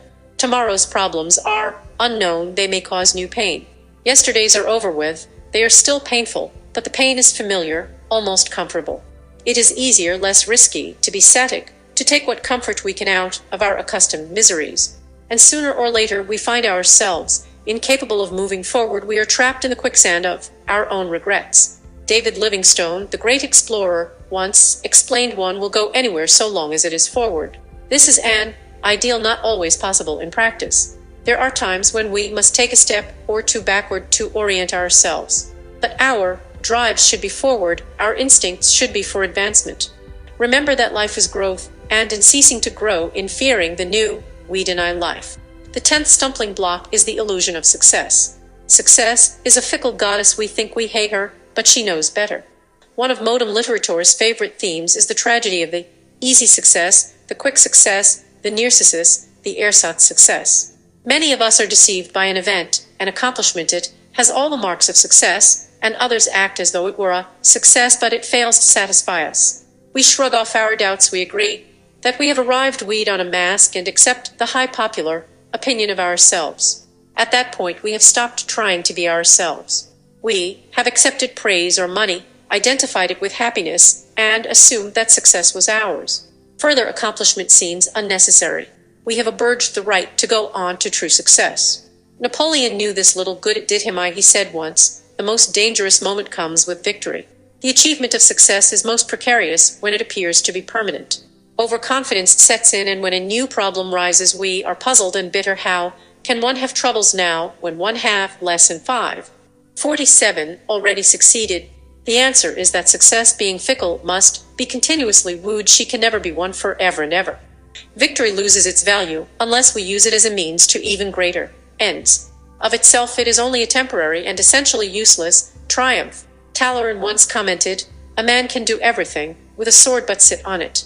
The same is true of success. And when we have lost the habit of constant striving, success can do us more harm than good when it comes to us again. Horseplers like to tell the story of Broadway Limited, a son of man, war, who cost his owner $65 in 1928. Broadway Limited never won a race. He might have preferred hunting, we should remember, or even a milk wagon, but of course he was not consulted. His heart was not in his work. Finally, in 193, running for an Pierce, he rounded the stretched him out in front. Alone and ahead for the first time in his life, he dropped dead. We cannot suffer from illusory success unless we are so foolish as to consider public success an end in itself. The trouble is that most of us have not learned to disentangle the notions of vulgar success and personal success. We constantly aim for goals of which we think others will approve, and we are pained to find that they have little to do with true happiness. Tolstoy has left us a striking parable, an allegory for the 20th century, in his How Much Land Does a Man Need?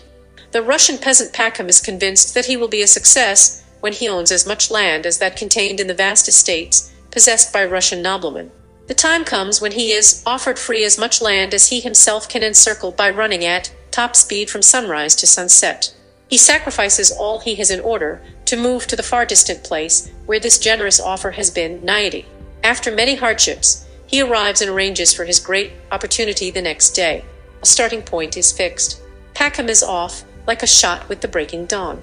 Running with the morning sun, he looks neither to the left nor to the right. Feverishly he runs into the blinding light and the burning heat. Without stopping to eat or rest, he continues his grinding, grueling round. And as the sun sets, he staggeringly completes the circle. Victory, success, the realization of the dream of a lifetime. But with his last step, he drops dead. All the land he will need now is 6 feet of earth. Semester 2, begin to be now what you will be hereafter. Saint Jerome, to succeed means that you may have to step out of line and march to the sound of your own drummer. Keith de Green, Lesson 6, How to Accept the Challenge of Success. Compared to what we ought to be, we are only half awake. Our fires are dampened, our drafts are checked, we are making use of only a small part of our mental and physical resources. Those somber words of William James, psychologist and philosopher, were written more than 50 years ago, and they are still a haunting rebuke to all of us who do little more than exist in a sea of mediocrity. We live in an age that has come to accept average as a standard of performance, and then we watch in amazement, tinged with chagrin, when someone we know moves out from our crowd to receive all the rewards that are his or her due for excellence. Safety and security have become ideals in this world of future shock, almost completely submerging our desire for growth. And yet we must grow. We must be willing to take risks. We must be willing to take advantage of the 90% of our potential that James said we've inner use. We were not placed on this earth to be little more than walking vegetables. Dr. Abraham Maslow, another eminent psychologist, wrote, "One can choose to go back toward safety or forward toward growth. Growth must be chosen again and again. Fear must be overcome again and again. Forward or backward, which will it be for you?" Your answer should ring out loud and clear after one of America's most compelling authors and speakers, Keith de Green, has introduced you to 5152. Semseller's Woe, someone from his powerful book, Creating a Success Environment, someone who may be painfully familiar to you. When Calvin woke, he was, pardon the expression, scared to death. This must be it, he thought. I must have died and gone to heaven. He looked around. Everything so vast and white and hazy that it was hard to for sure. But it looked like a big garage. Calvin cautious. A voice asked from behind him. Calvin was startled. He spun around. Behind him stood a large, bearded man wearing white overalls. He was carrying a clipboard. "Where did you come from?" Calvin asked. "I work here," the man said. "But a moment ago you weren't here." "We travel differently up here," the man said. "Up here?" Calvin asked.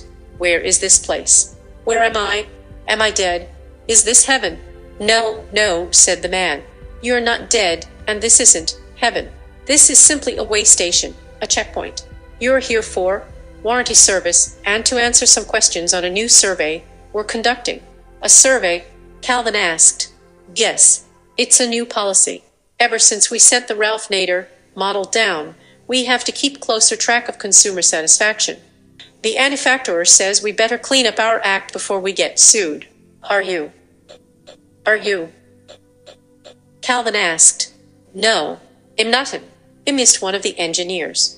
My job is to ask you some tough questions, Calvin." Calvin kept looking round. "When can I go back?" he asked. "When you answer the questions." "Just any answer?" Calvin asked. "No. You must provide me with the correct answers, Calvin." Suddenly the engineer had Calvin's attention. "You see, Lesson 653, it's a new policy. We see no sense wasting space down there on equipment that won't be used properly. Do you mean," Calvin stuttered, "that if one can't answer the questions the way you want me to, I'll be deaf?" Calvin couldn't quite bring himself to say the word. "That is correct," the engineer said.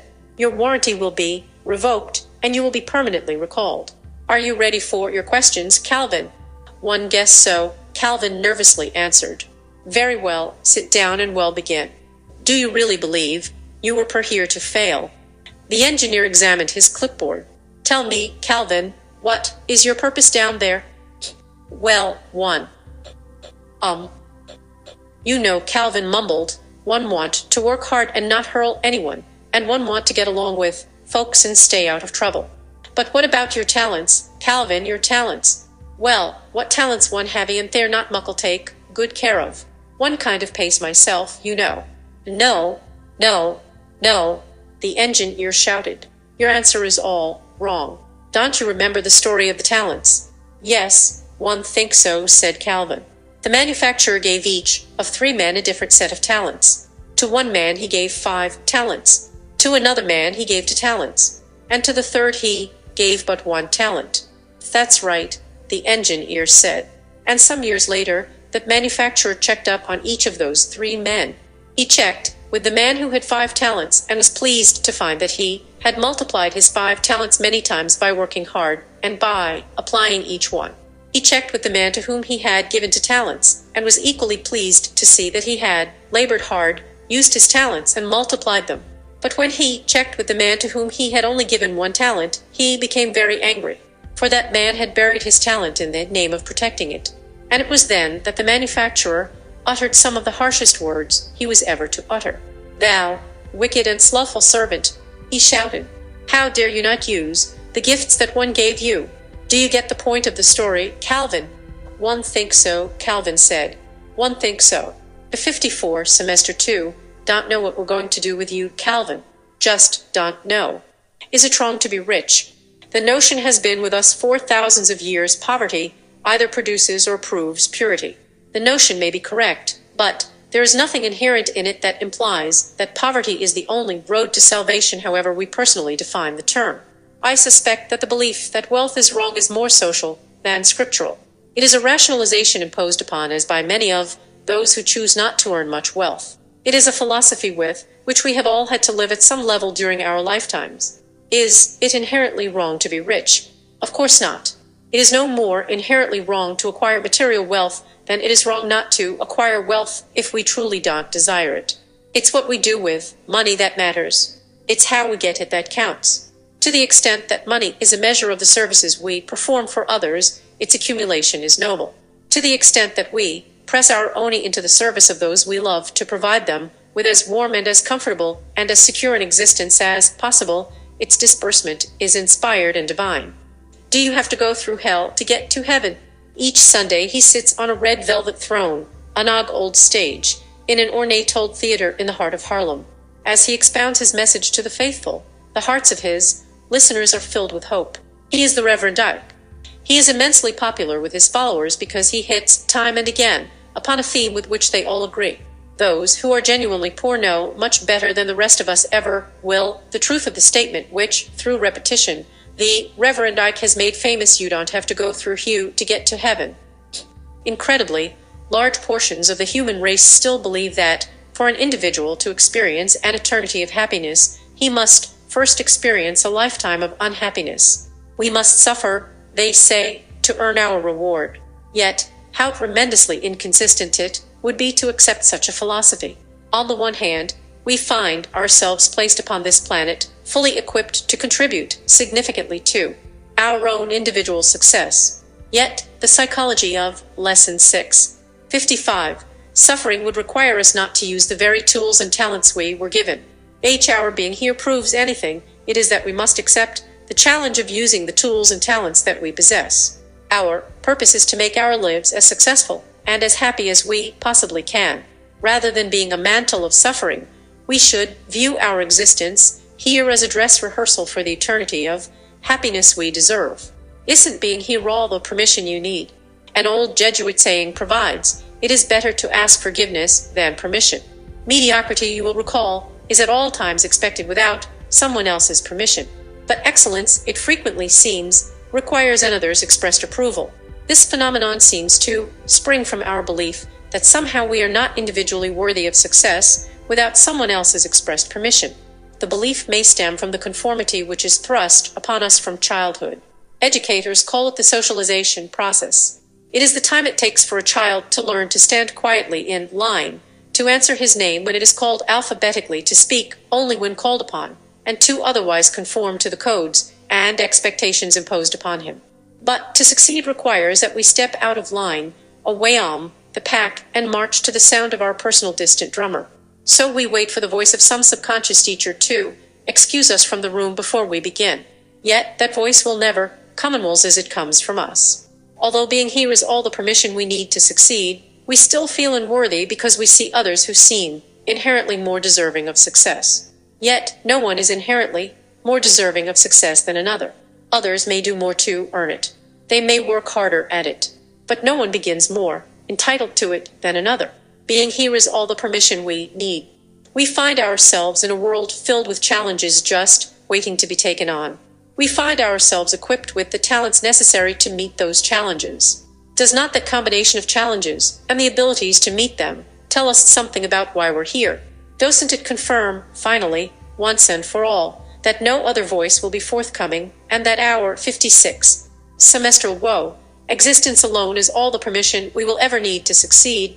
Who will control your life? The engineer jotted a few notes on his clipboard.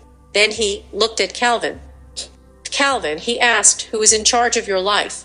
Calvin knew he had the right answer to this question. I am, he said. Am in charge of my life. The chief engineer remained expressionless. He made another note on his clipboard. There was a long pause. Calvin grew nervous. With, of course, a few exceptions, he finally said, I mean, it's not my fault the way my parents treated me when I was a kid. You know, one time I came home and I wanted to tell them I had made the football team and gotten Nana on a test, and I couldn't get either of them to listen to me, and am not responsible for the fact that my boss is a real bear.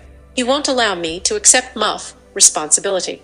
Once I proposed a new sales plan, and he assigned responsible for a younger man to administer it. Yeah, life bit with a few exceptions. I mean, sometimes you just don't get the breaks, you know. Sometimes things just don't come your way. But that's the way the bowl bounces. That's the way the cookie crumbles. That's the way the mop flops. The engineer jumped to his feet. He threw his clipboard to the floor. No, no, no, he shouted. When will you learn, Calvin? You are hopeless, I say. Hopeless. There are no exceptions. You must control your life, Calvin. You are totally responsible for the results that you obtain. It's you, Calvin, you, not your mother, not your father, not your boss. It's not the breaks, Calvin, that control your life. It's you.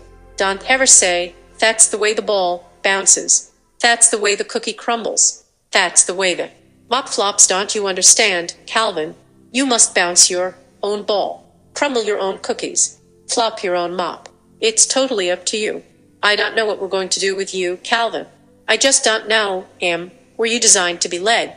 We were not equipped with minds of our own so that we could abdicate control of our destiny to someone else. It makes no sense to believe that we are in any way designed to be kept under the care and control of another.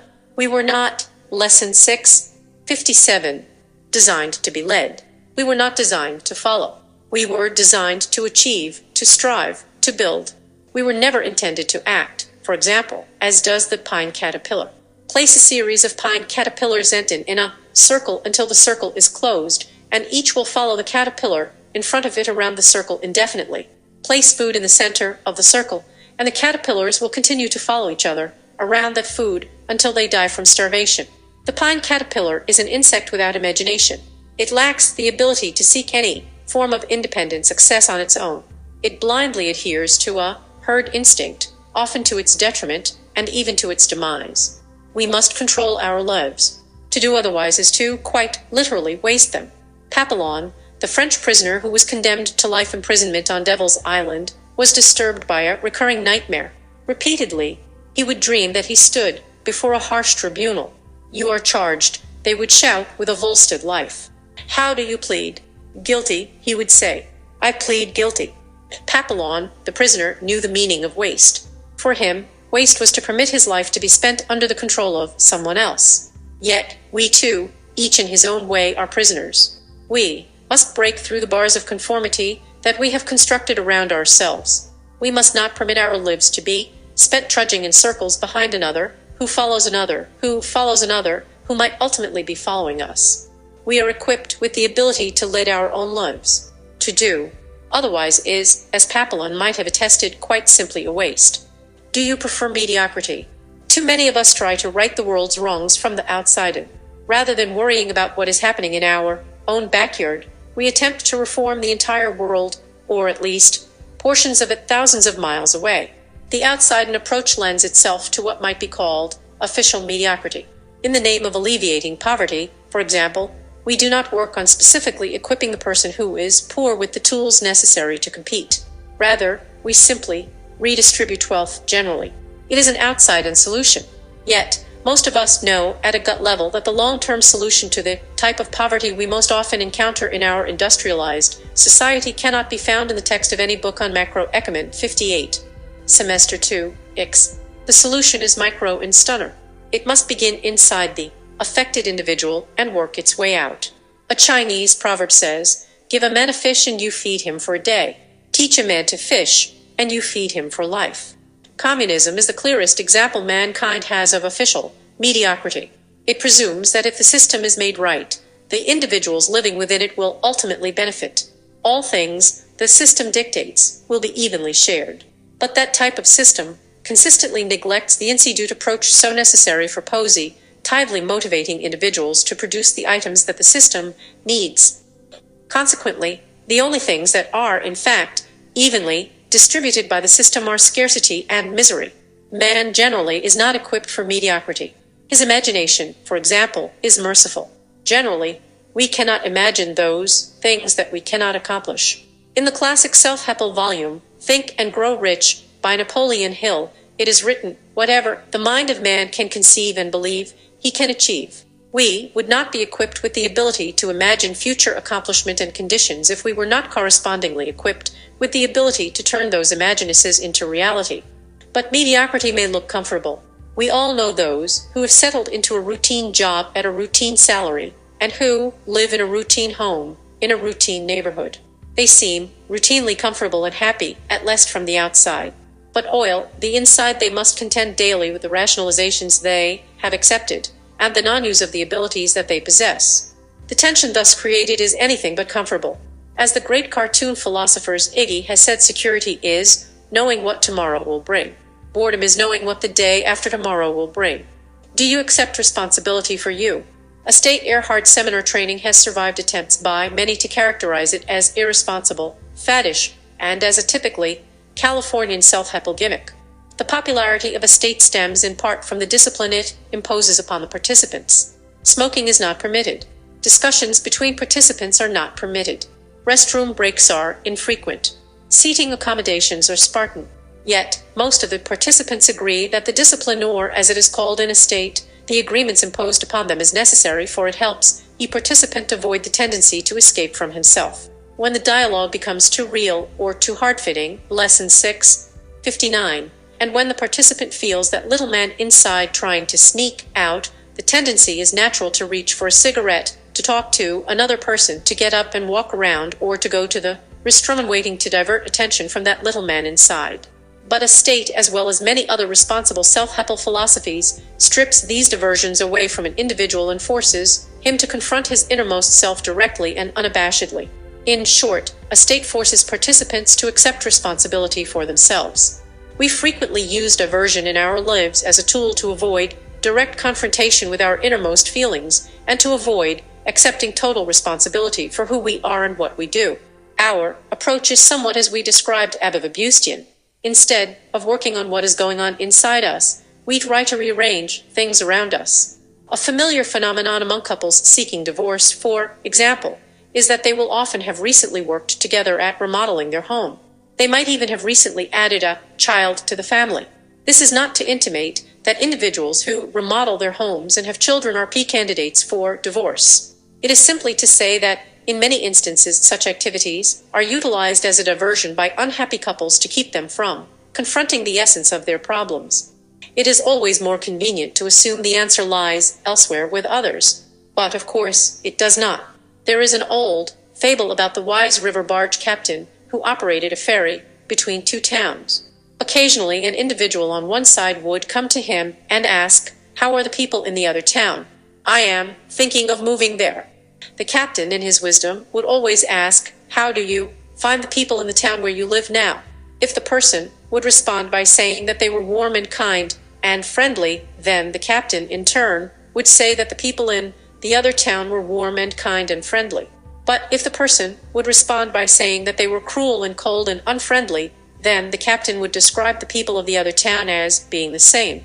The fable, of course, emphasizes that while we're not responsible for every action and deed of another, we are responsible for how we react to theirs, and for that matter, for how we react to ourselves. The responsibility for us is ours. Will you prevent your own success? The engineer had grown impatient. He tapped his pen against his clipboard and stared at Calvin.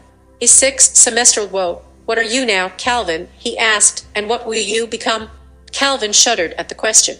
How could he know what he should say? His very life on earth hung in the balance. Humility, he thought. "I must be humble.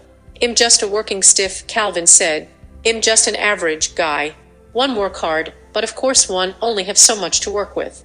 One try as best one can to get along with those around me. But you know, just me." Again, the engineer jumped from his chair. He began thrashing the air with his clipboard. "No, no, no, 1,000 times no," he shouted. Humility does not require mediocrity. By insisting that you are just this, or just that, or that you never amount to much in the name of humility, you talk yourself down to a state of non-accomplishments. You program yourself for mediocrity. Humility requires no such sacrifice. It requires no such waste of life. Humility requires only that no matter what you do, you always recognize that it might have been done better. That you remain aware that your life on earth is temporary, and that those who occupy the planet with you have as much a right to be here as you do. I'm afraid there's very little hope, Calvin. This may be the end. Do you feel that you deserve success? Secretly, you may know you're a klutz. I'm the guy who can't even remember his car keys and wallet, you say.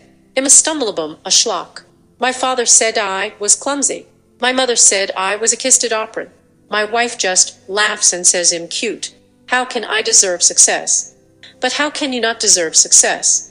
Your success is not measured relative to what others say or do or accomplish. It is merely the extent to which you utilize the potential that you possess. If part of your personal potential package includes a tendency to be forgetful or clumsy or whatever, that element makes you no less deserving of success. It is merely part of the total you.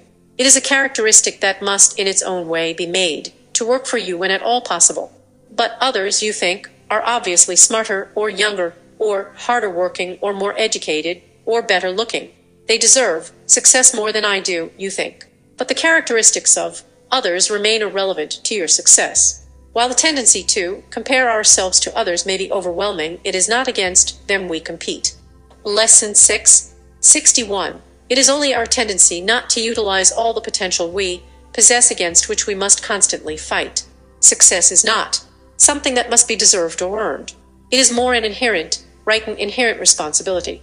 The only qualification for success is that you be you, that you utilize whatever combination of talent you possess to the fullest extent possible. Do you deserve success? Of course, you deserve no less. Will you wait for the world to come to you? We all have a natural tendency to daydream. Perhaps among the most common of such dreams is the fantasy that in some way, and at some time, the world will beat a path to our door. But the next time you catch yourself daydreaming about someone or something coming to you, stop yourself and resolve to do whatever is necessary to go to him or it. If indeed the world ever does beat a path to your door, it will do so only after it first discovers who you are and where you can be reached. You must supply the world with this information. You must let it know that you are here, that you are eager to do business, and that you offer to the world something of value to it. We must resist our tendency to believe that the world will come to us, that things will happen to us. We must go to it. We must happen to things. There is nothing as sad as the man who spends his entire life waiting for his ship to come in when he never sent one out. Don't spend your life waiting for that big break. Don't rely upon luck. Make your own. Your talent may be enormous. Your potential may be great. But talent and potential unannounced to the rest of the world is wasted. Will you act now? It is always easier to act tomorrow. The world is filled with tomorrow people, those who will tell us in no uncertain terms that they're going to get started tomorrow and tomorrow and tomorrow. The fact is, no matter what we do, where we do it, or when we start, we'll never do it perfectly. There will never be just that right combination of circumstances that will make each and every major undertaking of our lives come off without a hitch. Before an author writes a book worth reading, he usually writes several that aren't. Before a speaker learns to bring on a 62 semestral woe answers to their feet, he usually makes a complete jerk out of himself more than once. Before a salesman closes that big sale that puts him on top of the world for weeks, months, or even years, he suffers dozens of disappointments, rejections, and refusals. It will never be done perfectly, no matter what it is, who you are, or what you are doing. All that we can ever do is our best, imperfect though it may be. But it is better to attempt to reach a goal and to reach an imperfect result than not to attempt at all. As has been said many times, I would rather try to succeed and fail than try to do nothing and succeed. As we act now to reach our full potential, we must not permit ourselves to be deterred by the critics around us. There will always be that percentage of the population that takes pleasure, indeed delight, in pointing out to the rest of us the imperfection of what we do. Yet we need only remember that we are by nature imperfect. We claim to be nothing more. As such, the results that we obtain are bound to be imperfect as well. But most results, imperfect though they may be, are better than no results at all. There are few who have the right to criticize.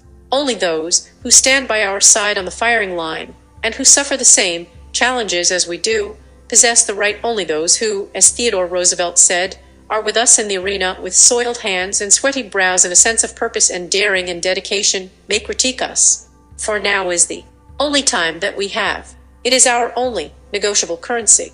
Yesterday is a cancelled check. Tomorrow is a promissory note. It is only today that we may spend in the noble effort of using all the gifts that God gave us. If none of this is sinking in, Calvin, the engineer, was saying then, I'm afraid, well. But wait, Calvin said. But wait. Calvin was not looking at the engineer. He was staring intensely into the hazy distance. I think I see, he said. I think I see. The fact is I must have been put on earth to succeed. I don't have to apologize to anyone for being a success or for trying to succeed, since I have an obligation, a responsibility, to use my abilities to the fullest. I can see, too, that wealth honestly earned and well spent is inherently good, not evil. I don't have to suffer now to prove my right to eternal happiness. If anything, I should use my experience on earth to practice being happy, to let my soul rejoice at the thrill and exaltation of life. Being here is all the permission I need to succeed. I must, Lesson 663, control my life, for I was designed to be led, not at all. I prefer excellence to mediocrity, and I accept total responsibility for me. I won't prevent my own success. I won't. I deserve success, for success requires is that I am here, and that I use my talents to the fewest. I will bring my message and my talents to the world, and not wait for the world to come to me. And you act now, no matter how convenient waiting may seem, no matter how imperfect might be the results I obtain. Tears welled in the engineer's eyes. A smile creased his face. Yes, of course, he said. Of course, Calvin. There is hope for you yet. You must return to the world from which you came, to make constructive use of the equipment with which you are blessed. Take with you all the love and energy and talent and hope that you have, and share it. Share it with all whom you meet, until it seems that you have no more to give. And when it seems that you have exhausted your supply of all the gifts you have been given, I promise there will always be more and more and more in reserve. For you are infinite, Calvin. Your potential extends beyond your wildest imaginations. And the manufacturer wants you to know that the only limitations you will ever face will be those you place upon yourself.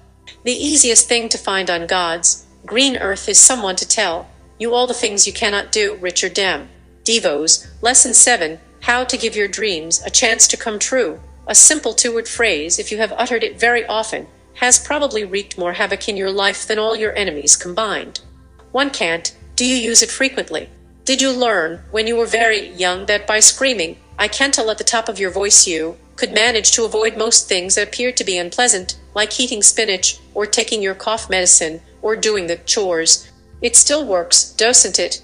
How many tasks and challenges and opportunities have you managed to brush aside in the past 5 years or 10 with just those 2 words? No need to hang your head. Every one of us is guilty of that same act far more times than we care to admit, but for you, that sort of behavior is in the past before M. Walker Azorian's dynamic president, Rich DeVos, has finished reasoning with you in this lesson, taken from his inspiring book, Believe. You will have learned truth introduced in the previous lesson, that is older than Solomon. Your only limitations are those you set up in your own mind, or permit others to set up for your. Free yourself of the chains stamped I can't, and you will be able to achieve any height you desire. You can do anything if you believe you can. Easy. Of course, nothing in life worth achieving is easy. Can you pull it off? Yes, but you will never know unless you try and keep trying. 65, 66. Semestral woe. Those people whose aim is always low generally hit what they shoot at. They aim for nothing and hit it. Life need not be lived that way. One believe that one of the most powerful forces in the world is the will of the man who believes in himself, who dares to aim high, to go confidently after the things that he wants from life. I can. It is a powerful sentence. One can. It is amazing how many people can use that sentence realistically. For the overwhelming majority of people, that sentence can be a true one. It works. People can do what they believe they can do. Apart from the few people in the world who are deluded in a psychotic sense, the gap between what a man thinks he can achieve and what is actually possible to him is very, very small. But first he must believe that he can. Let's get one thing straight. One do not pretend to be an expert on the subject of motivation. One have no more knowledge of what motivates men than does the average person. Since Amway has grown so rapidly, and since its success has depended on 500,000 self-employed distributors, one am often asked for my notions of motivation. What makes some people succeed when others fail? They want to know. Or they ask for my secrets on motivation, as if one can deliver some profound bit of wisdom about why one man sets new sales records while another folds up and quits. One hate to disappoint these people, but the simple fact is that one have no gimmicks or tricks or magic words to make people succeed. But although one cannot claim any special knowledge of motivational technique, one do have a firm conviction that almost anyone can do whatever he really believes he can do. The nature of the goal really makes little difference. When one was a young man, one had an ambition to go into business for myself and succeed at it. That was my thing, as the current expression has it. One was not particularly interested in finishing college or traveling around the world, or becoming the leading golfer on the Peak Tour, or the top man in the Michigan legislature. There is nothing wrong with those things. All are legitimate goals, but they just didn't happen to appeal to me at the time. My goal, lesson 767, was to succeed in my own business, and one believed that one could do it. There is no way ever to know for sure, of course, but one believed the result would have been much the same whatever my goal had been. The point is that there are no areas of life which are immune to the combination of faith and effort. The personal philosophy of I can does not apply just to business, but to politics, education, church work, athletics, the arts, you name it. It cuts across all lines. It can be the greatest common factor in such diverse accomplishments as earning a Ph.D., making $1 million, becoming a 5-star general, or riding a winner at Churchill Downs. One look back at the 48 years of my life, and it seems staff, more than any other single lesson my experiences have conspired to teach me the value of determined, confident effort. For most of my life, one had been associated with Javen Andel. We started the Amway company together in 1959, but long before that, since we were teenagers in high school, in fact, we was sharing experiences that taught us forcibly the excitement of I can. When World War I ended, Jay and one came home convinced that the aviation business was the hot item of the future. We had visions of airplanes in every garage, millions of people learning to fly, that sort of thing. So we wanted to go into the aviation business. We had a few $100s, bought a little Piper Cub airplane, and got ready to open an aviation school. There was a minor problem. Neither of us knew how to fly an airplane. We didn't let that stop us. We simply hired experienced pilots to give the flying lessons, while we stayed busy with the work of selling those lessons to the public. The point is that we had decided to operate a flying service, and we refused to let anything dampen our enthusiasm, even a small detail like not knowing how to fly. We hit another snag when we got our customers signed up and our instructors hired. We discovered that the runways at the little airport had not been completed yet. They were still nothing but giant streaks of mud. We improvised. A river ran alongside the airport, so we bought some floats for our Piper Cub and flew right off the water, taking off and landing on those bloated pontoon floats. We eventually had 2 students who graduated from our course who had never landed an airplane on dry land. We were supposed to have offices there at the little airstrip, but the time came to open our business and the offices were still not built. Something had to be done. A chicken coop was bought from a farmer down the road, hauled over to the airstrip, white 68 semestral woe, washed, a padlock put on the door, and a sign hung that read, Grandly Wolverine Air Service. We had set out to get into the aviation business and we were in it. The end of that stactory is that we built a thriving business, bought a dozen airplanes, and eventually had one of the biggest aviation services in town. But we made it only because from the very start, we believed in ourselves. We felt in our bones that we could do it, and we did, despite those early roadblocks. If we had launched the project half-heartedly, not quite believing in it, always looking over our shoulders for an excuse to lie down and quit, the first plane would never have made the first flight here, never would have been a Wolverine Air Service. That story illustrates a basic point: one never knows what he might accomplish until he tries. That is so simple that some people completely overlook it. If we had listened to all the logical arguments against our air service in those days, we would never have attempted it. We would have given up before we started, and to this day we would assume that we could not have made a go of it. We would still sit around and talk about that great idea that didn't work. But it did work, because we believed in it and committed ourselves enough to try it. Also, after that we decided to try our hands at the restaurant business. Not that we knew anything at all about the restaurant business webbed into it. We had been out to California and seen drive-in restaurants for the first time. Grand Rapids had nothing like that, we thought, and we believed we could make a drive-in restaurant go in our hometown. So we tried it. We bought a prefabricated building, put a one-man kitchen inside, and were all ready for the grand opening. When opening night came, the power company had not connected the electricity. Temporary panic. But we never once entertained the idea of postponing the opening. We rented a generator at the last minute, set it up in that squatty little building, and cranked out our own electricity. The restaurant opened right on schedule. That little restaurant never became the biggest moneymaker in the world, but it was a going venture. One day Jay would cook. While I hopped cars the next day, we would reverse roles. It was a terrible way to try to make a living, but the important thing is that we put our minds to doing the thing we had set out to do instead of just sitting around and talking about it. We could have talked about it for years. We could have worried about all the problems and reflected on the obstacles and never gotten around to doing it. So we would never have known whether or not we could succeed in the restaurant business. Lesson 769. What does all this say? Give things a chance to happen. Give success a chance to happen. It is impossible to win the race unless you venture to run, impossible to win the victory unless you dare to battle. No life is more tragic than that of the individual who nurses a dream, an ambition, always wishing and hoping, but never giving it a chance to happen. He nurses the flickering dream, but never lets it break out into flame. Millions of people are that way about having a second income or owning their own business, and Amway is designed somewhat in response to that need. There are millions more who nurture private, almost secret, dreams in other areas: the schoolteacher who wants to go back for that master's degree, the small businessman who dreams of expanding his business, the couple who has intended to make that trip to Europe, the housewife whose ambition is to write short stories for the freelance market. The list could go on and on.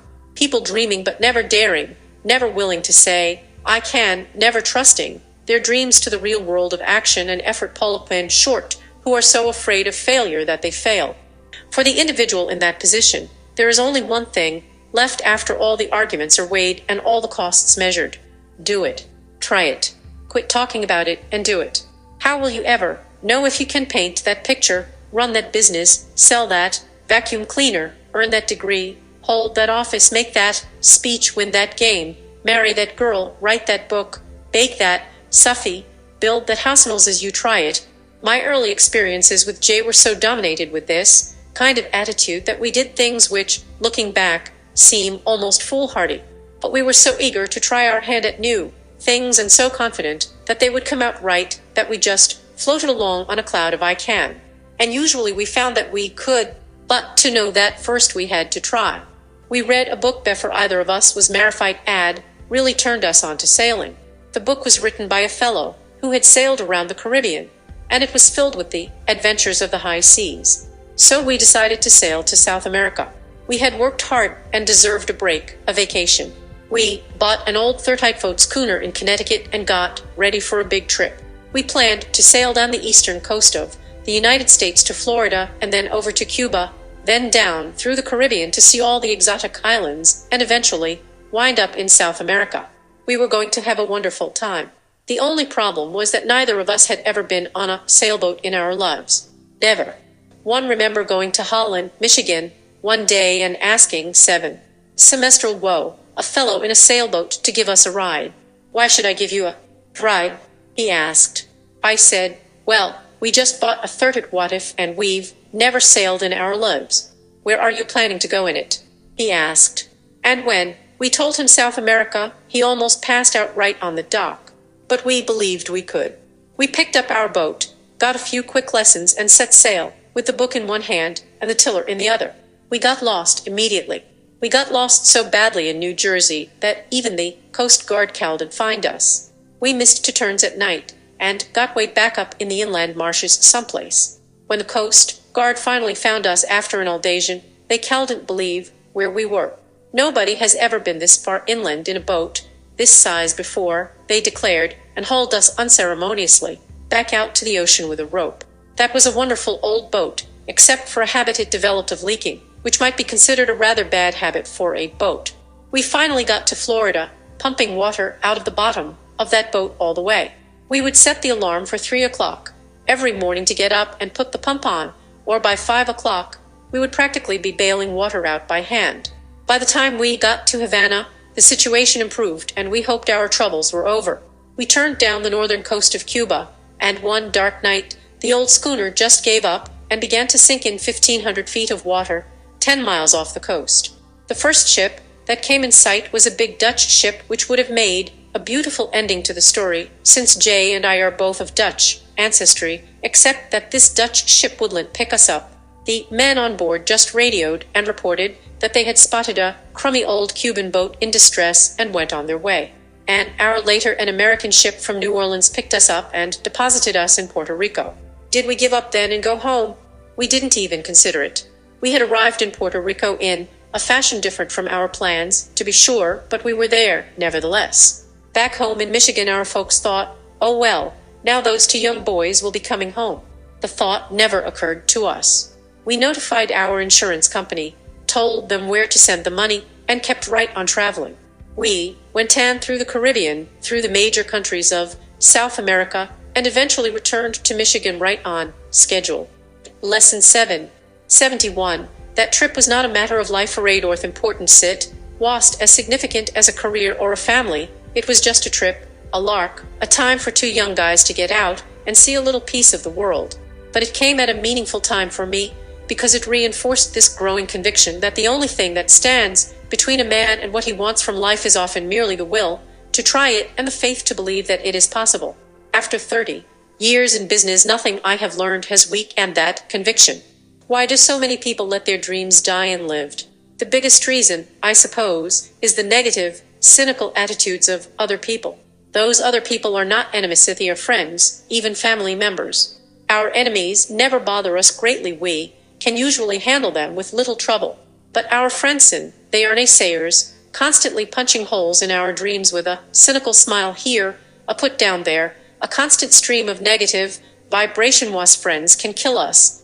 A man gets excited about the possibility of a new job. He sees the opportunity to make more money, do more meaningful work, rise to a personal challenge. The old heart starts pounding and the juices begin to flow, and he feels himself revving up for this stimulating new prospect. But then he tells his neighbor about it over the back fence one evening. He gets a smirk, a laugh that says, "You can't do that," a foot-long list of all the problems and obstacles and 50 reasons why he never will make it and is better off to stay where he is. Before he knows it, his enthusiasm falls down to near zero. He goes back into the house like a whipped pup with his tail, dragging the ground, and all the fire and self-confidence is gone, and he begins to second-using himself. Now he is thinking of all the reasons that he can't make it instead of the reasons that he can. He lets one fever munitum spiel of negativism or ridicule or just plain disbelief from a Drementhauing, Donathing neighbor take the steam right out of his engine. Friends like that can do more damage than a dozen enemies. A young housewife decides to take knitting lessons so she can knit sweaters, afghans, all sorts of things. She gets a book and the needles and yarn and starts to learn the simplest knitting steps, full of visions of brightly colored mittens and clothes. Then her husband comes home from work and tells her how hard it is to knit, how she'll have to work years to be any good at it, how many women have started and quit.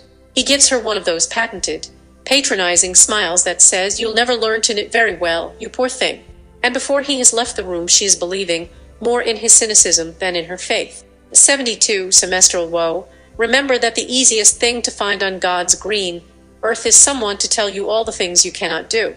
Someone will always be eager to point out to you, perhaps merely with a look or a tone of voice, how anything new or daring which you try is hopelessly doomed to failure. Don't listen to them. It is always the fellow who has never made $10,000 a year, who knows all the reasons why you can't make 30,000. In the Boy Scouts, it is always the tenderfoot who can recite the reasons that you can't make Eagle Scout. It is the college flunk-out who can explain why you are too dumb to get that degree, the fellow who never ran a business who can best describe the obstacles that make it impossible to get started, the girl who never entered a golf tournament who can most convincingly tell you why you don't have a chance to win. Don't listen to Themel. If you have a dream, whatever it is, dare to believe it and to try it. Give it a chance to happen. Don't let your brother Illin or your plumber or your husband's fishing buddy or the guy in the next office rob you of that faith in yourself that makes things happen. Don't let the guys who lie on the couch and watch television every night tell you how futile life is. If you have that flame of a dream down inside you somewhere, thank God for it and do something about it. And don't let anyone else blow it out. My father was a great believer in the potential of individual effort. Every time he heard me say the word can't as a boy, he would say, "There is no such word as can't, and you say it one more time, it'll knock your block right through that wall." He never did that, but I never forgot the point he was making. I learned that there really are no good uses of the word can't. Believe you can, and you'll find that you can. You'll be surprised at how many good things can happen. You may live in an imperfect world, but the frontiers are not all closed, and the doors are not all shut. Dr.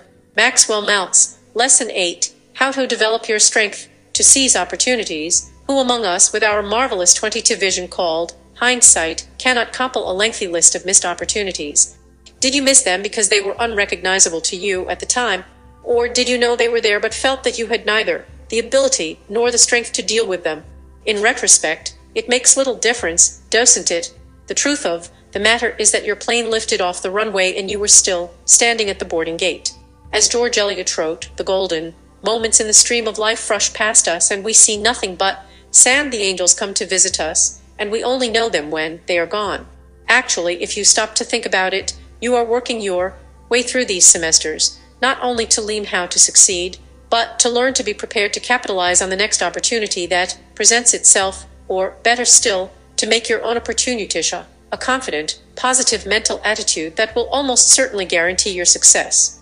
There have been few in the field of achievement and success whose lectures and writings have affected more lives than the gifted plastic surgeon, Maxwell Maltz. His magnificent style of delivery made the complicated subject of one's self-image easy to understand, convincing legions of his followers that life can be lived with pride and joy when it is lived to its full rest. 73-74 Semestral Woe. Here, from his book, The Search for Self-Respected, Dr. Maltz shares with you 3 secrets that will better equip you to handle any opportunity. What is opportunity, and when does it knock? It never knocks. You can wait a whole lifetime, listening, hoping, and you will hear no knocking. None at all. Your opportunity, and you must knock on the door leading to your destiny. You prepare yourself to recognize opportunity, to pursue and seize opportunity as you develop the strength of your personality and build a self-image with which you are able to live with yourself respected, alive, and growing. Opportunity covers a wide area. Some people may constrict the totality of its meaning and apply it only to work or financial success, but your opportunities in living are really much wider than this. Opportunity may also mean warding off negative feelings. It may also mean functioning under pressure. It may also mean rising above vanity, bigotry, and deceit as you strive to live with dignity.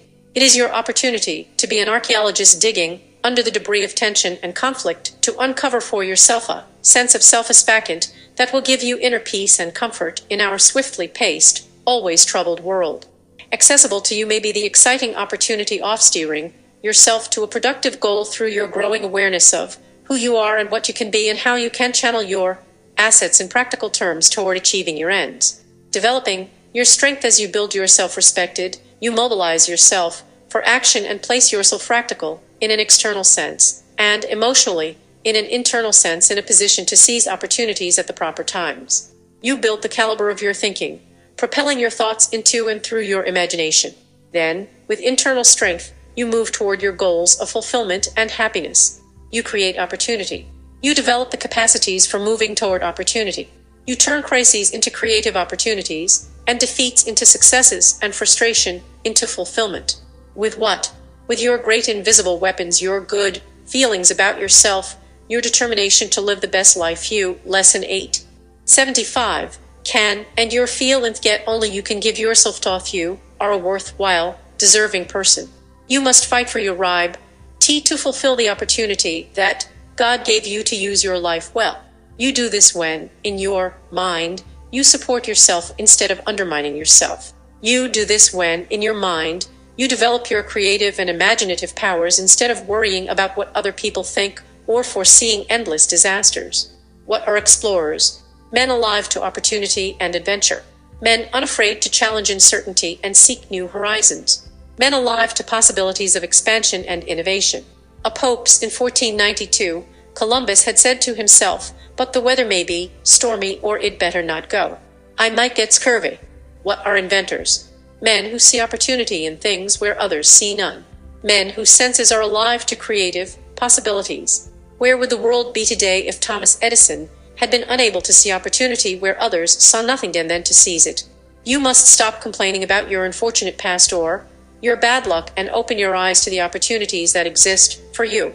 You have limitations, sure, and no matter who you are, you will sometimes meet frustrations. You have opportunities too, and you must search for your creative powers so that you can move toward them.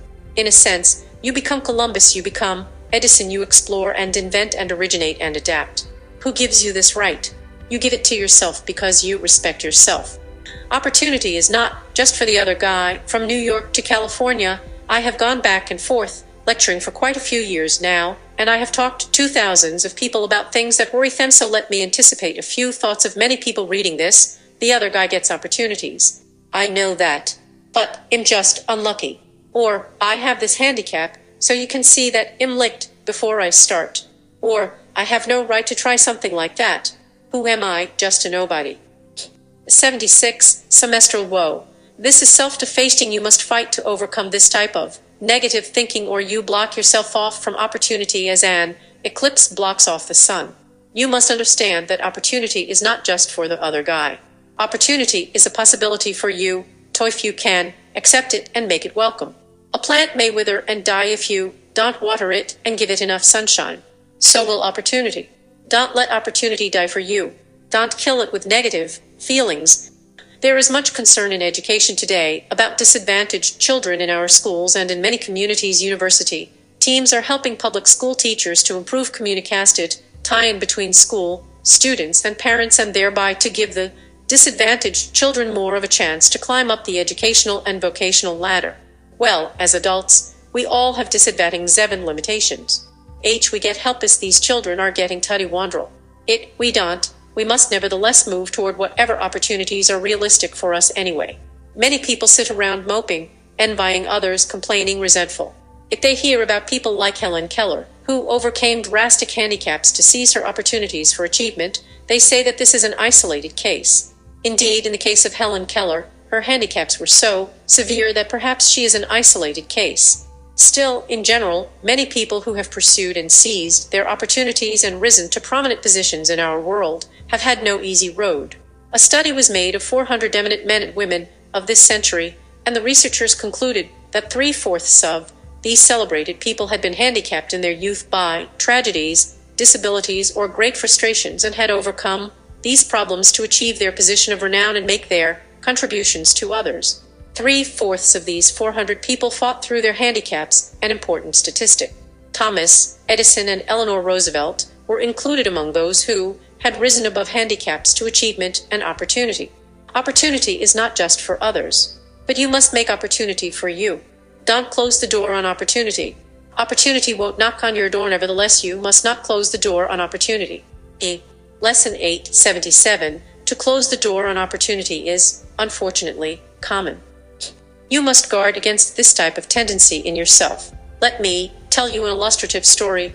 It's about a doctor who shut the door on an opportunity to advance himself.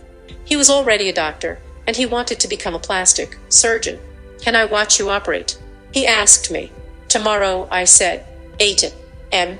Okay. I wasn't sure the 8 a.m. pleased him, but I figured I was probably imagining this. He nodded his head. "He'll be there," he said. 8 a.m. He was as good as his word. He was there at 8 a.m. Arid, he watched me operate. He said he was fascinated. Could he be my pupil? I agreed that I would teach him. The doctor came a few times, expressing fascination with plastic surgery and for the opportunity for fulfillment that this work could be for him. I was delighted with his enthusiasm. But one morning he was not there. The morning after that he was also absent. Finally, a few days later, I walked into my office and there he was. "Where have you been?" one said. "I overslept a few times," he answered rather sheepishly. When one woke up, one looked at the time, and it was too late to come. "You won't learn this way," one said mildly. "I know. Tell me, do you operate in the afternoon?" One liked to sleep, and it would be easier for me. "Sorry. One always operate in the morning. The patient has just awakened, and one feel it is best for the patient psychologically." "Oh," he said. And fascinated as he was with plastic surgery, it represented a creative opportunity for him, and one do not believe he faked his interest. He didn't follow up. He couldn't get up early in the morning. He shut the door on his own opportunity. He was qualified to succeed, but he denied himself success in his own terms. Learn from this story.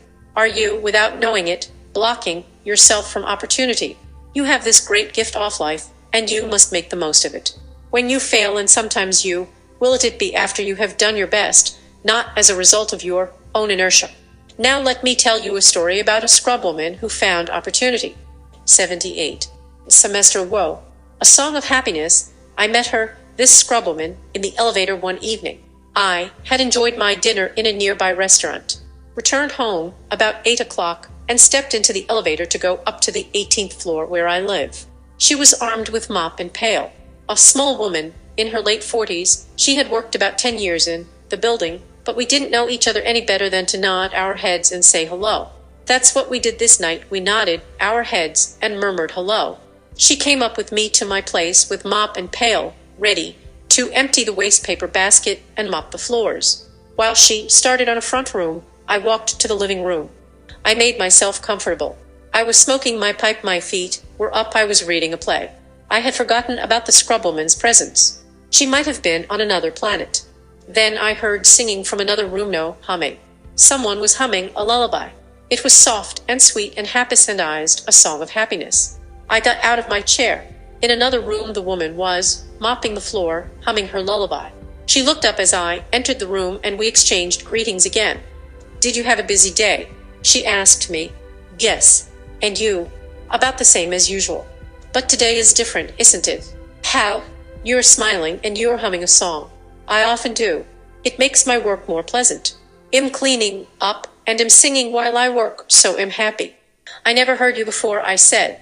"Perhaps not." And I said, "We never talked before." "That's true." I asked her about herself.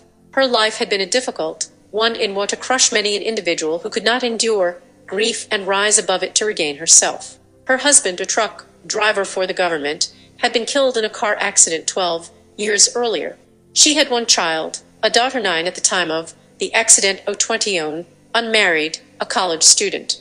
She and her daughter were in the car with her husband when it crashed, and he died by some miracle. The woman and her daughter had survived. grief-stricken at her husband's sudden and horrible death. Lesson 8. 79. Consoling her daughter, who at such a young age had seen such a frightening tragedy and suffered such a catastrophic loss, she had nevertheless found in herself the courage to go on. She had for many years supported herself and her daughter, who was soon to graduate from college in Wisconsin. What will she do then?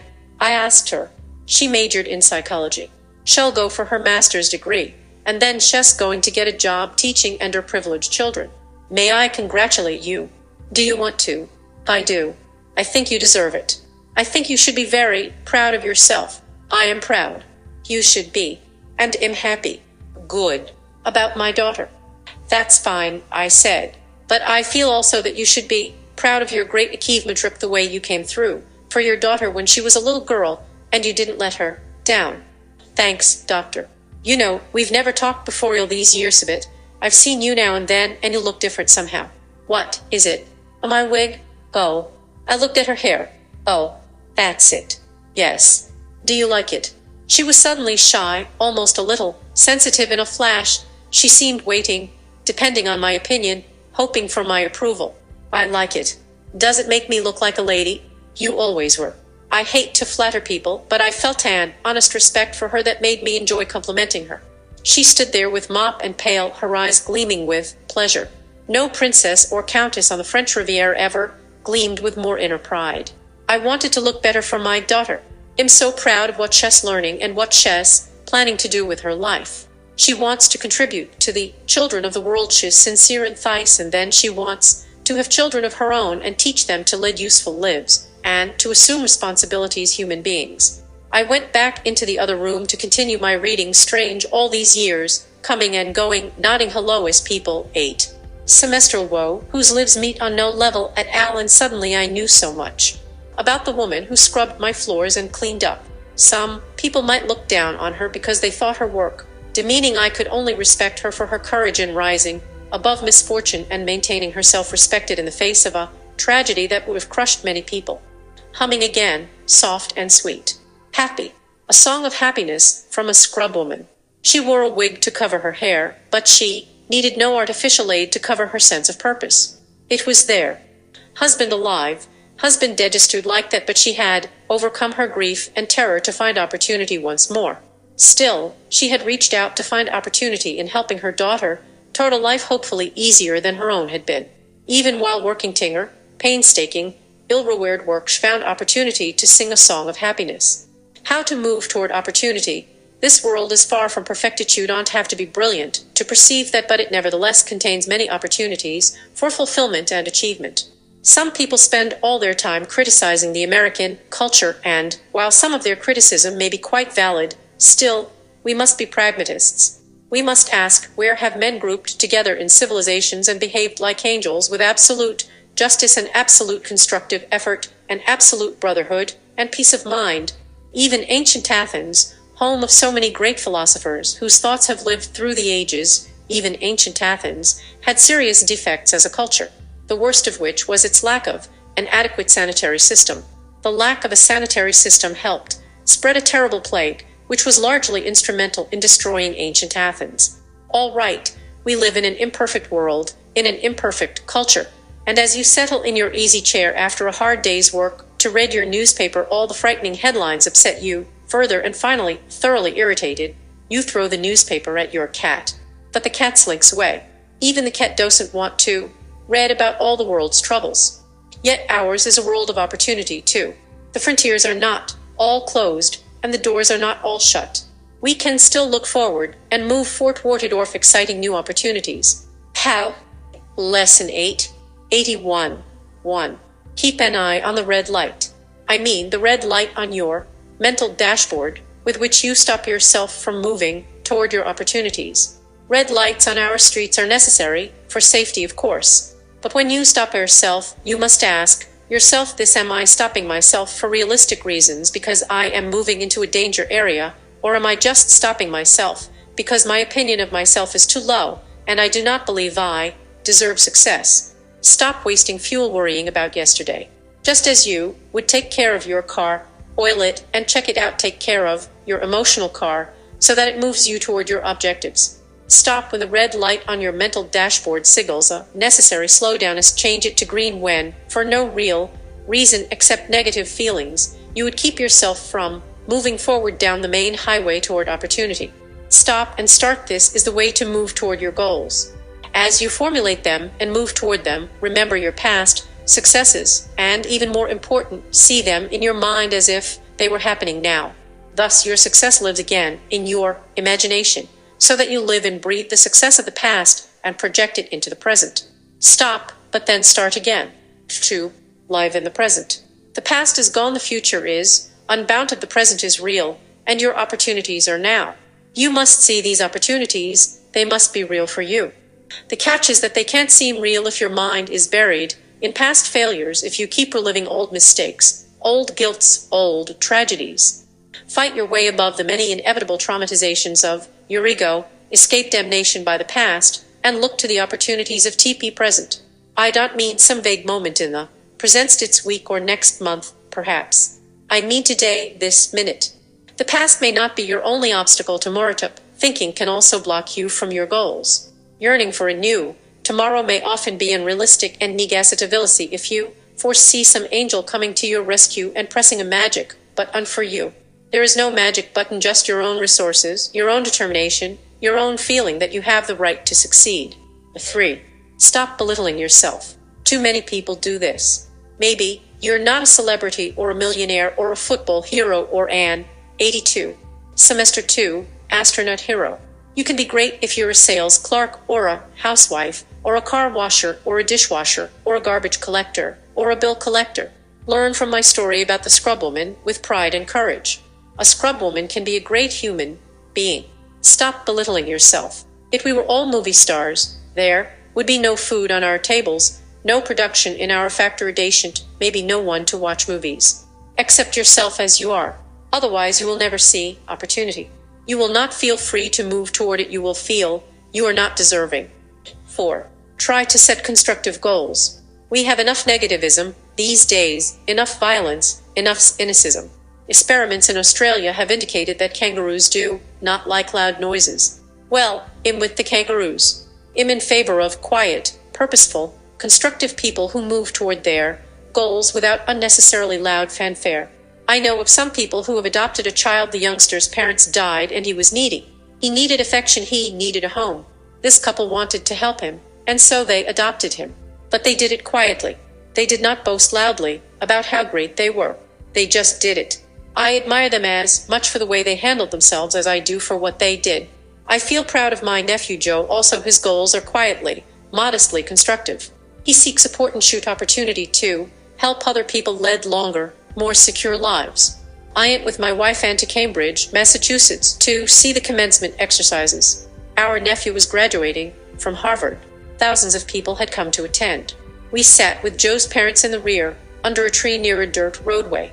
The sun was shining and it was hot. Waiting for the formal exercises to begin, I thought about my talk with my nephew the night before. He had told me about his plans. He had been on a scholarship at Harvard in organic chemistry. Now he was about to go on to his master's in biological chemistry.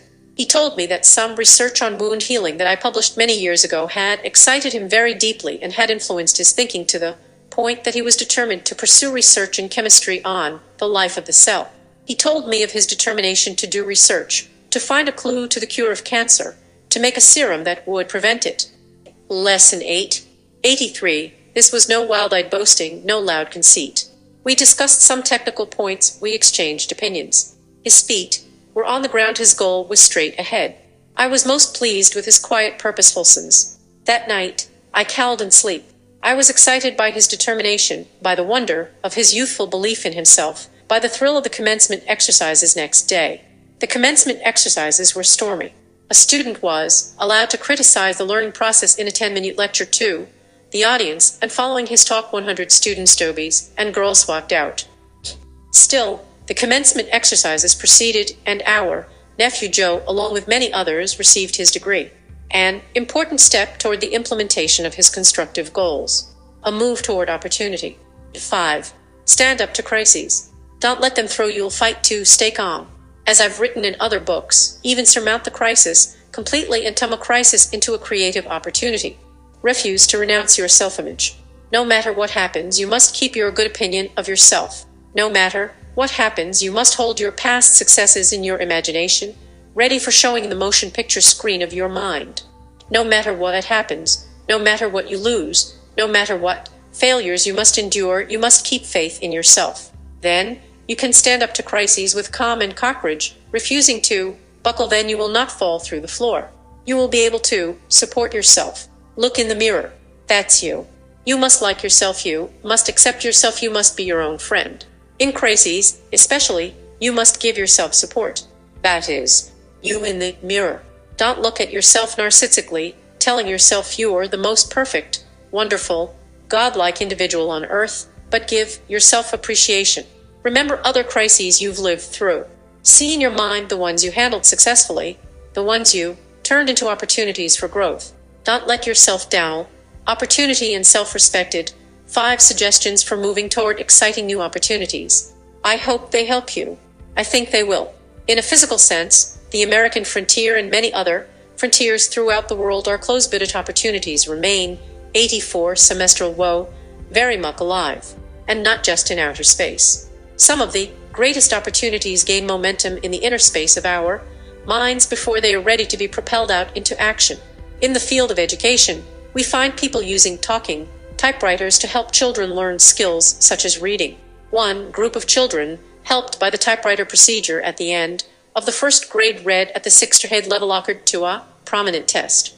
New opportunity for children and adults. Plenty of opportunity for adults who go at it intelligently, rejecting the passive approach of waiting for opportunity to knock, and instead building the inner strength they need to open their eyes to opportunity, to move toward opportunity, to seize opportunity.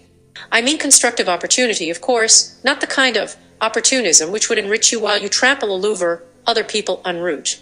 This kind of antisocial and inconsiderate aggression could not bolster your sense of self-respect. Indeed, one of the great opportunities in your lifetime must be a direct attempt to build your respectful attitude toward yourself. To respect our cultural celebrities and leaders and institutions is not enough. To live well, you must respect yourself. Living in this huge world so heavily overpopulated that some eminent people fear the possibility of a drastic shortage of food at some future time, we are not omnipotent and must sometimes compromise or surrender. By surrendering, we must win. You surrender to compassion, however, not to resentment. To courage, not to cowardice. To your assets, not to your liabilities. And you surrender to the opportunity within you that you create for yourself, an opportunity that will lead you to richer living and greater self-respected. Complicated person that you are, frustrated and yet confident, negative and yet positive, failure yashantair and yet success-oriented, you count down in the inner space of your mind. Strengthen yourself and then launch yourself toward today's opportunities in your world. How is it that many individuals who possess only limited capabilities manage to attract great admiration for extraordinary results? Kenneth Hildebrand, Lesson 9, How to Make the Most of Your Abilities. There is an old Kettle Trenchy axiom which states, success in life comes not from holding a good hand, but in playing a poor hand well. The easiest thing to do, whenever you fail, is to put yourself down by blaming your lack of ability for your misfortunes. The easiest thing to forget, especially when fate has been unkind to you, is that you were born to succeed, not fail. Unfortunately, our nation has a growing number of individuals who have already sold themselves on the idea that they just don't have whatever it takes to make anything of their lives. They are already dead in spirit, aimlessly parading through a life with no purpose, no meaning. You cannot rise above the level of your vision. The man who guides a pushcart through the alley to pick up bottles and stray bits of paper will remain between the shafts of his rickety cart as long as he believes that he has no talent for anything else. Kenneth Hildebrand had that rare ability to make even skid road derelicts raise their sights and aspire to a better life. Thousands flocked to his non-denominational church, the Central Church of Chicago, and his messages from the pulpit, as well as radio and television, were a beacon of hope that still lights many hearts. From his book, Achieving Real Happiness, this compassionate observer of human frailties provides you with a simple plan which will enable you to take full advantage of the talents you already possess. Listen carefully. 85-86. Semestral woe. A man once wrote to a person whom he admired greatly, congratulating him on his amazing abilities. The letter he received in reply contained these sentences: "No, my friend, you are quite wrong about me. I am just an ordinary individual without special ability in any line. In most things I am only just above the average, in some things I am under the average rather than over. This is certainly true of my physical powers. I can trot him only an ordinary walker, am certainly not a good swimmer. I can probably ride a horse better than I can do anything else, but I am not a remarkable horseman. Neither am I a good shot. My eyesight is so poor that I have to be near my game to take any aim at all. So you can see that, as far as physical guts are concerned, I am just an ordinary man. The same thing is true of my literary ability. I am certainly not a brilliant writer. During my lifetime I have written a good deal, but I always have to work and slave over everything I put on paper." Who was this man of ordinary abilities who had done so much with them that he had excited the admiration of others? His name was Theodore Roosevelt. By his own judgment, he was a man of no outstanding talents. How he used the abilities he had, this brings into focus a question which troubles many mind us. What is the secret which harnesses ordinary powers to outstanding achievements? How do some individuals attract admiration for extraordinary results when actually they possess only limited talent? Think of the word talent as synonymous with ability, and several suggestions on how to make the most of our own capabilities will become evident. The first is to take stock of our abilities. What talents do we possess? What are our assets, our strong points? We should also take our inclinations into account. Possibly, we have several talents, any one of which could develop into something useful and satisfying if we were to pursue it. Our inclination helps us decide which of our assets to develop. A mother asked her little boy, "Tommy, would you rather go shopping with me this afternoon, or would you rather visit your Aunt Mary?" The little fellow answered, "Well, if I had my druthers, I'd rather go less than 9. 87. Swimming. If we had our druthers of what to do with our abilities, what would we choose? A talk with a wise friend, a clergyman, a banker, a lawyer, or a vocational counselor may help. Perhaps we should take vocational guidance tests to reveal our potentials. Such consultation and analysis should aid in determining the area in which we should strive to use our abilities. In taking stock of our abilities, we should ask ourselves if the area in which we have talent is feasible." A man who once was a member of Admiral Richard D. Beard's Arctic expedition fell in love with the far north. He still dreams of his experiences on that expedition. He wants to dedicate his life to polar explorations, but the ambition hardly is practical. Hater is a dearth of polar expeditions at present. Because he cannot fulfill his heart's desire, he is discontented and uncooperative in the work he does. Frankly, he makes himself a nuisance. Instead of dreaming about exploring the Arctic, would it not be more sensible to explore the needs of his neighborhood, and to organize a restless young group of vandals into a boys' club, or to use his fine abilities he has them in leading a Boy Scout troop? He could fire growing boys with admiration for the kind of bravery, team play, unselfishness, and integrity essential to the conquest of the polar regions and of their own futures. We should apply the same test to ourselves if we are in earnest about making the most of our abilities. Is our ambition feasible? Does it lie in the range of practical possibility? If not, we are wise to turn our aspirations to other channels. We should begin by surveying the opportunities open to us. Situations which at first appear as roadblocks may later reveal themselves as walls of guidance. On a train trip west, I was attracted to a Clenkit porter and struck up a conversation with him. He inquired about the opportunities to study pharmacy in Chicago. "I'm a student at the University of Arizona," he said, "but it doesn't offer some of the courses I need." "How did you decide on pharmacy as a career?" I asked him. "I really wanted to study medicine," he explained, "but it is hard to break into the field, for the medical schools are so crowded that it is next to impossible to receive an appointment. I also thought of dentistry, but the situation is much the same. Good pharmacists are greatly needed, and I believe that I can offer real service in that profession." The young man was hitching his wagon of purpose to a practical star. He was matching his aspirations realistically with opportunity. Denied his first choice, and even his second, this did 88 semestral woe not deter him from expanding his abilities into practical and highly useful service. A second suggestion is to discipline our abilities for maximum usefulness. Success demands foresight and industry. It responds to thought and care. Thorough proportion is imperative if we are to use our capabilities to the fullest. The greatest undiscovered resources in the world lie under our hats and stand in our shoes. It is our responsibility to develop them. Someone receives a promotion, gets an important assignment, makes a major discovery, or moves into the president's office. He was lucky, an envious person remarks. He gets the breaks there always in his favor. In reality, luck or the breaks of life had little or nothing to do with it. So-called luck usually is found at the exact point where preparation meets opportunity. For a time, an individual may get ahead by pull, but eventually, someone with push will displace him. Success is not due to a fortuitous concourse of stars at our birth, but to a steady trail of sparks from the grindstone of hard work each day. Babe Didrikson Zaharias has been called the athletic phenomenon of all time. This woman from Texas ran, jumped, rode, and played such games as basketball and baseball with superb skill. Her prowess in track and field events won 5 first places in the Olympic tryouts in 1932 and made her an international sensation when in the Olympic Games in Los Angeles that same year she placed first in the women's 8-meter hurdles, first in the javelin throw, and second in the high jump. Then she turned to golf, when she won the National Women's Amateur and the British Women's Amateur Championships. Certain people said it was inevitable.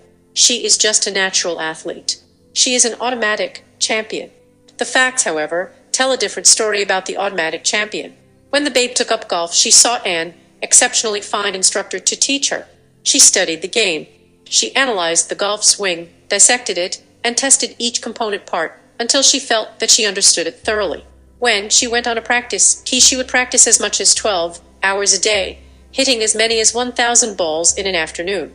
She would swing and keep swinging until her hands were so sore that she scarcely could grip a club. She would stop swinging long enough to tape her hands before picking up her club again. That is the method she used to perfect her powerful swing. Does that sound as if she were an automatic champion?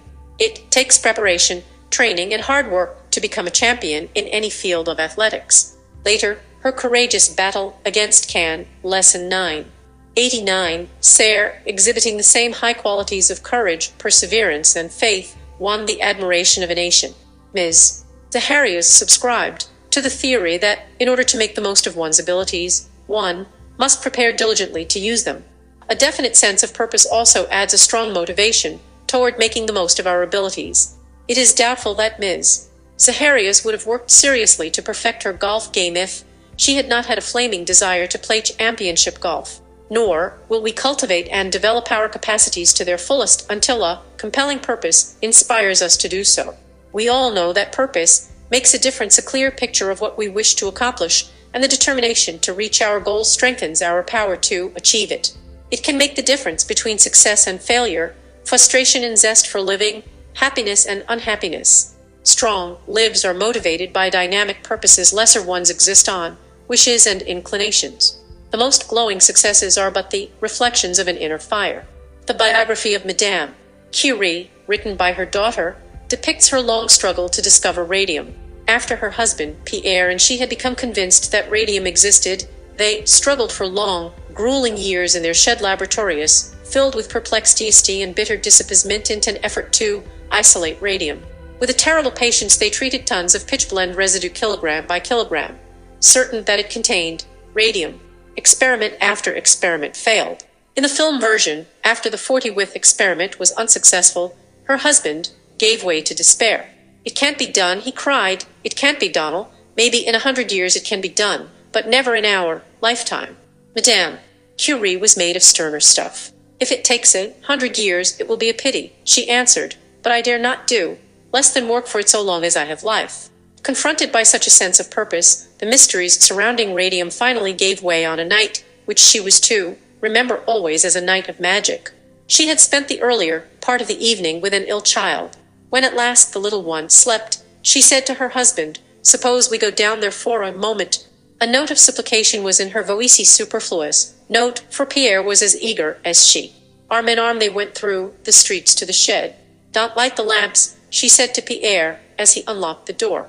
Then she added with a little laugh, "Do you remember the day when you said to me, I should like radium to be a beautiful color?" They stepped into the room and an indescribably beautiful bluish glow lighted the darkness. Wordlessly, they looked at the pale, glimmering, mysterious source of radiation. 9. Semestral woe. Radium, their radium, the reward of their resolution and patient labor. Multitudes of people, drifting aimlessly to and fro without a set purpose, deny themselves such fulfillment of their capacities and the satisfying happiness which attends it. They are not wicked, they are only shallow. They are not mean or vicious, they simply are empty. Shake them, and they would rattle like gourds. They lack range, depth, and conviction. Without purpose, their lives ultimately wander into the morass of dissatisfaction. As we harness our abilities to a steady purpose and undertake the long pull toward its accomplishment, rich compensations reward us. A sense of purpose simplifies life and therefore concentrates our abilities, and concentration adds power. King Edward VI of England once asked General William Booth, founder of the Salvation Army, how he could give himself with utter devotion to such an exacting and often thankless task. General Booth's reply is revealing. Some men's passion is gold. Men's passion is fame. My passion is souls. The concentration of his will towards serving dejected humanity gave power to his capacities. Jane Addams, founder of Hull House in Chicago and world benefactor, discovered the purpose of her life at an early age. When only 6, she glimpsed the destitution and squalor in the back streets of Freeport, Illinois. The sight impressed her so deeply that she insisted that, when she grew up, she would have a big house like the one in which she lived, only it would stand among little houses like those she had seen. The sense of compassion never deserted her. It became the focal point of her abilities, and Hull House became the big friendly house standing in the midst of little houses, few feeling her childhood dream. But would Jane Addams ever have become Jane Addams without her sense of purpose, or would Hull House ever have been born? Without a corresponding sense of purpose, can we reach the levels of attainment which lie within our powers to achieve? Sustained by such a purpose, will any hardship thwart or deter us? Consult some difficult chapter in your personal experience for the answer. Perhaps your struggle to gain an education. You had to make your own way financially, and the going was hard. You received little help, except from your own hands and your will to succeed. You did without many things the other students had, and there were periods when you did not think that you would be able to. Lesson 991. Pull through, but somehow you did. The proud day finally arrived, when, with your mortarboard on your head and your gown draped around your shoulders, you waved your sheepskin triumphantly and shouted, "I have done it." You would not wish to go through that trying period again, but is it not true that some of the most precious personal values you then received would not be yours if the way had been easy and the road smooth? Your talents were tempered and expanded. You learned patience and endurance and the value of money. The sacrifices you were called to make proved worthwhile, and you do not regret the hardships you endured. The lesson is clear: in whatever area we may wish to apply our abilities and to find the happiness of personal accomplishment, we must be willing to sacrifice for the expansion of our talents. Having taken stock of our inclinations and abilities, and having prepared them for use in the light of a compelling purpose, the next step is to put our talents to work. In using them, we develop them, even if our abilities seem small to us, or the opportunity to use them seems insignificant. It is important to exercise them to the fullest. The third servant in the parable was condemned, not because he had used his talent for an evil purpose, but because he had failed to use it at all. That was his shortcoming. The practical truth of this insight is demonstrated all about us. People with ordinary talents often achieve more than those with greater physical and intellectual endowments because they work harder with what they have. In the ancient story of the hare and the tortoise, the hare could run much faster than the tortoise. He had far more ability.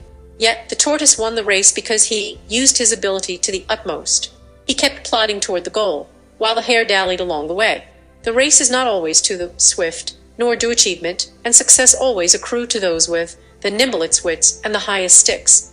Many individuals fail to achieve success for the same reason that Jim did not become wealthy in the gold rush days. Jim remained a ne'er-do-well in the midst of riches. A friend explained, "Jim has the gold fever, but he doesn't have the digging principle." We should not acquiesce as easily. For our own good, we should scorn the easy way, and the second best, the digging principle, is important. When we match our abilities against something hard each day, some task that seems beyond our capacity, we are exercising will, mind, and body to good purpose. As we master hard things, we gain the ability to handle still more difficult assignments and fuller responsibilities. As we struggle, we grow. After Paderewski played before Queen Victoria, the sovereign exclaimed enthusiastically, "Mr. Paderewski, 92. Semestral woe, you are a genius, Sab, your Majesty," he replied, "perhaps, but before I was a genius I was a drudge." In putting our talents to work, imagination adds amazing outreach to our capacities. It opens doors of achievement and happiness which we do not anticipate, and which once we would have believed to be beyond our wildest hopes of attainment. The power of imagination is one of man's greatest assets, one of the qualities which makes him unique. Think of attempting to tummy stubborn nut from a bolt with only your thumb and forefinger. Ages ago, after the discovery of the lever and the wheel, some imaginative genius fashioned an extension of the thumb and forefinger. The first wrench was born, and today specialized tools do the work of many powerful hands. Imagine trying to drive a spike with your clenched fist. Creative individuals in the distant past put their imaginations to work on the problem. First, they used a convenient stone to drive a primitive peg, then devised a crude hammer. Thus man's strength was multiplied. Imagination was fascinated by fire, and the internal combustion engine captured its flame. Imagination watched steam, and the steam engine became the servant of mankind. Imagination saw mechanical fingers sorting seeds from cotton pods, dreamed of writing not done by hand, that could be multiplied, envisioned mechanical means to sow and reap grain, harnessed the lightning, flung heavy weather nature machines into the air, and finally split the atom to release its power. From one step to another, imagination hassled mankind to the heights of achievement. It has produced every article we use, made every discovery for the betterment of our health and comfort, built every church and institution, and sponsored the manifold complexities of modern civilization. It is the priceless ingredient of moral, sociological, and scientific advance, a better day and a happier personal life. Imagination is creative, as industry is fully aware. The Aluminum Company of America coined a new word, Imagineering. The company explains that in Imagineering you let your imagination soar and then engineer it down to earth. We are wise to apply the same principle in the use of our abilities. Said Marius Aurelius, "As thy thoughts are, so will thy mind be also, for the soul takes its coloring from thought." When we fail to use imagination, our lives become routine. Routine leads to a rut of complacency, and complacency is deadly to the creative expansion of our skills. Imagination looks at each situation with fresh eyes and discovers possibilities hitherto unseen. A little French girl, for instance, the daughter of a poor Parisian, had prayed for money to hire a model to pose for her. She had been born almost with a paintbrush in her hand, and painting was her lesson 993, consuming passion. But no francs fell in the backyard in answer to her earnest prayers. Then one day, while she was taking a walk in the marketplace, she called on her imagination to answer her problem, and there he was, standing strong and still before her, waiting to be painted. She had found her model, a farmer's horse. He would not mind posing for her, she was sure, if she did not mind painting him. In a flurry of excitement, she rushed for her easel and brushes. Today, in the Metropolitan Museum of Art in New York City, we can view a famous canvas entitled "The Horse Fair," painted by Rosabin Hewer, noted for her masterly painting of horses. Imagination is important. So is enthusiasm. In the parable, the man who hid his talent in the earth lacked both. Even a superficial study of successful personalities reveals that without exception, they are imbued with enthusiasm for their work and are alive with ideas for the future. They are excited about what they are doing, and they communicate the excitement to others. Their abilities take on a powerful thrust which they would lack without it. An architect once built a model of a beautiful church which he had designed. The model was exquisite in symmetry, line, and detail, but something was missing. It was lifeless and cold. Then he placed a light inside, and suddenly the inertness was gone. The little church glowed with warmth and life and beauty. Enthusiasm does that to our ability, places a light inside. It makes them glow with warmth and vitality. The word itself comes from the root meaning of gopticid. This makes clear both the source and the importance which the ancients attached to the quality of enthusiasm. A glance at its synonym reveals why this should be so. Grinces, warmth, ardor, fervor, verve, vigor. Nothing kindles fire like fire. When we are aflame with enthusiasm, our powers expand and our wholeheartedness becomes contagious. But enthusiasm, imagination, and even purpose cannot reach satisfying objectives until they are yoked with persistent, determined effort. It follows, then, that we must persevere in the use of our talents. A man overheard an aged Irishman giving some advice to a boy who was boarding a ship to seek his fortune. "Now, Michael, me boy," the old man said, "just remember the 3 bones, and you'll get along all right." The curiosity of the FBI stander prompted him to ask the Irishman what he meant by the 3 bones. "Sure, now," replied the aged son of Aaron with a twinkle in his eye, "and wouldn't it be the wishbone, the jawbone, and the backbone? It's the wishbone that keeps you going after things. It's the jawbone that helps you ask the questions that are necessary to finding them." 94. Semester 2. "And it's the backbone that keeps you at it until you get them. To find the happiness which comes through making the most of our abilities, we must persevere in using them and make them responsive to our bidding. Persistent effort often spells the difference between success and failure. As in splitting a log, in which all former axe strokes are wasted if we do not keep at it until we strike the last blow, so we waste our energies unless we demonstrate the tenacity to endure until the walls of difficulty crumble and our abilities come into their own. Certainly little of lasting worth ever has been accomplished except by those who have dared to persist in the face of frowning circumstances. Something within them was superior to the obstacles they encountered. A final suggestion is to fill our present place to overflowing. Whatever position we may occupy, we can give it the benefit of our finest effort. A man may say to himself, "I am too good for this job. It is too small a position for a person of my talents. There is no opportunity here to expand my powers." In contempt he refuses to invest his complete capacities in the meager job. Inevitably he becomes dissatisfied, restless, and unhappy. He fails his responsibility, he fails his own future opportunity, and, worst of all, he fails himself. A successful and greatly revered businessman in a Western state says that in his early life his mother gave him a priceless gift, a vision of service. "Arthur," she told him, "it is not how much you can get from a job that is important. It is how much you can put into it that counts." The success and influence which radiate from his kindly life reveal how fully he has followed his vision.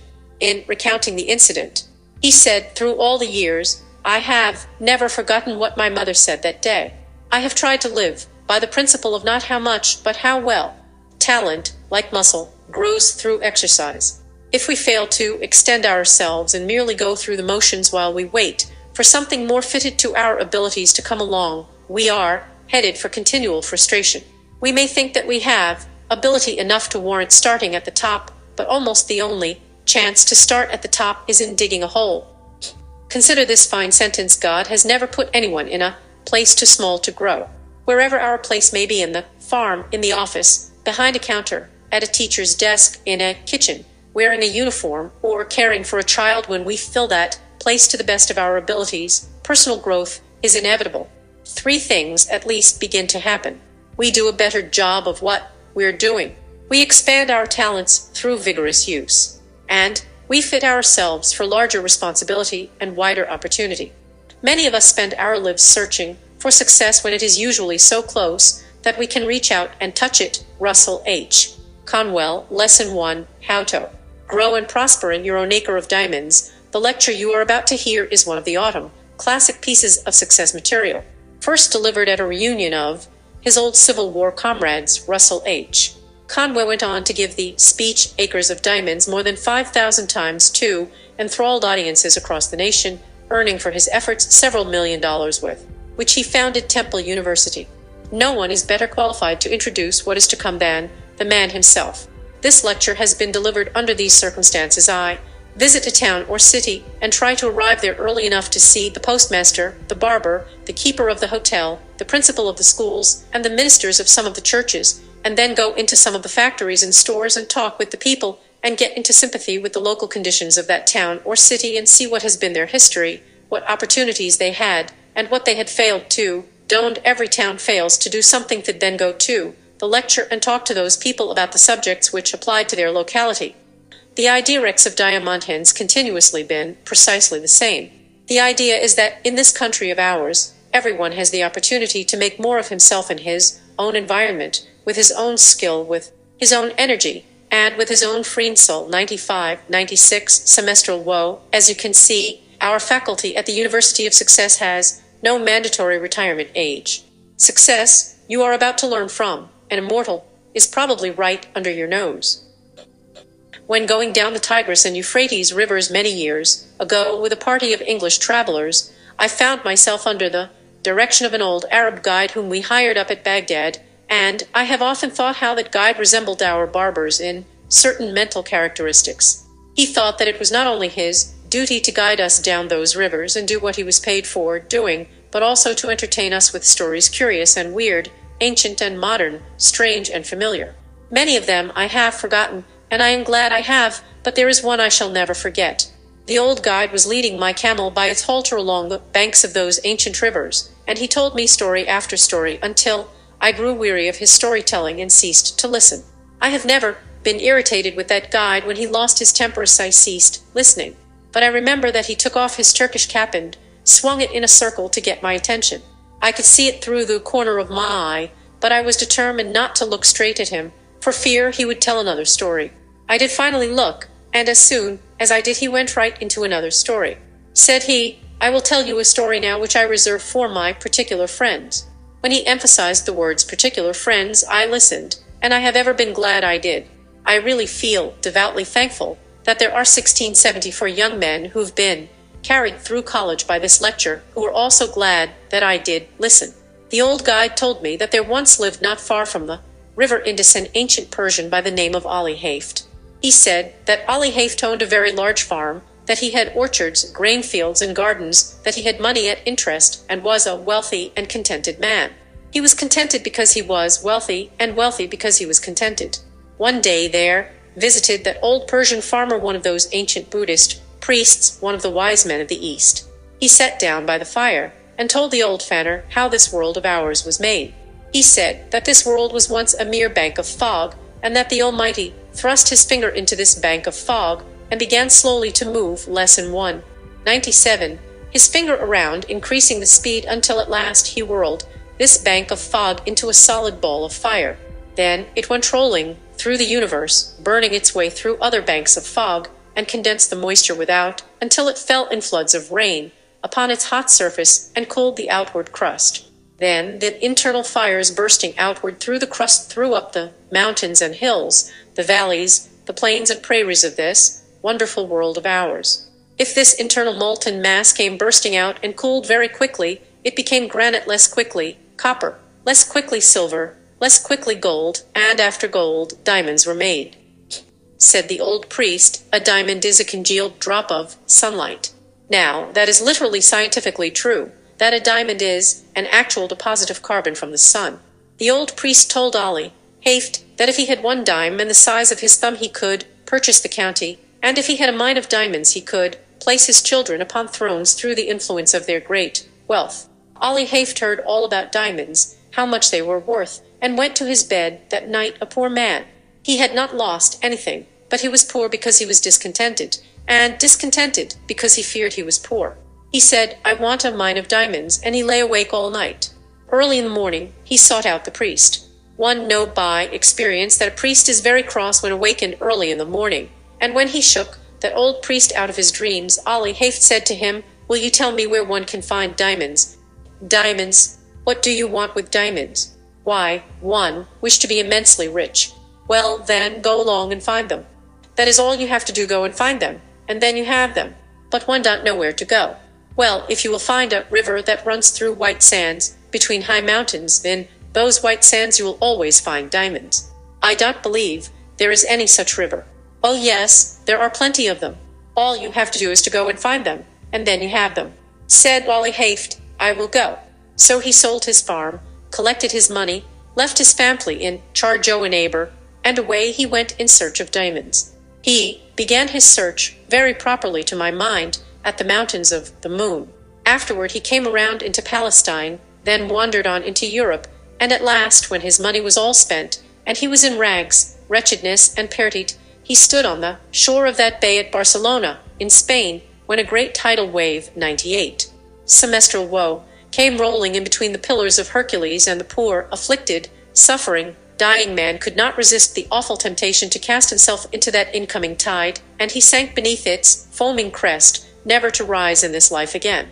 When that old guide had told me that awfully sad story, he stopped the camel one was riding on and went back to fix the baggage that was coming off another camel, and one had an opportunity to muse over his story while he was gone.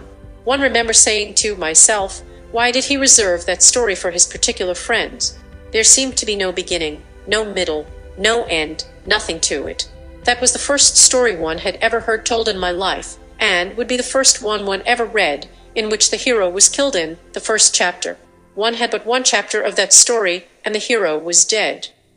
When the guide came back and took up the halter of my camel, he went right ahead with the story into the second chapter, just as though there had been no break. The man who purchased Ollie Hayfed's farm one day led his camel into the garden to drink, and as that camel put its nose into the shallow water of that garden brook, Ollie Hayfed's successor noticed a curious flash of light from the white sands of the stream. He pulled out a black stone, having an eye of light reflecting all the hues of the rainbow. He took the pebble into the house and put it on the mantel which covers the central fires, and forgot all about it. A few days later, this same old priest came in to visit Ollie Hayfed's successor, and the moment he opened that drying-room door he saw that flash of light on the mantel, and he rushed up to it and shouted, "Here is a diamond. Has Ollie Hayfed returned?" "Oh no, Ollie Hayfed has not returned, Arid, that is not a diamond. That is nothing but a stone we found right out here in our own garden." "But," said the priest, "one tell you one know a diamond when one see it. One know positively that is a diamond." Then together they rushed out into that old garden, and stirred up the white sands with their fingers, and 11 there came up, other more beautiful and valuable gems than the first. Thus, said the guide to me, and friends, it is historically true, was discovered the diamondon of Golconda, the most magnificent diamond, mine in all the history of humanity, excelling the Kimberley itself. The Kohinoor and the Orloff of the crown jewels of England and Russia, the largest on earth, came from that mine. When that old Arab guide told me the second chapter of his story, he then took off his Turkish cap and swung it around in the air again to get my attention to the moral. Those Arab guides have morals to their stories, although they are not always moral. As he, Lesson 199, swung his hat, he said to me, had Ollie Hayfed remained at home, and dug in his own cellar, or underneath his own wheatfields, or in his own garden, instead of wretchedness, starvation, and death by suicide in a strange land, he would have had acres of diamonds. For every acre of that old farm, yes, every shovelful, afterward, revealed gems which since have decorated the crowns of monarchs. When he had added the moral to his story, I saw why he reserved it for his particular friends. But I did not tell him I could see it.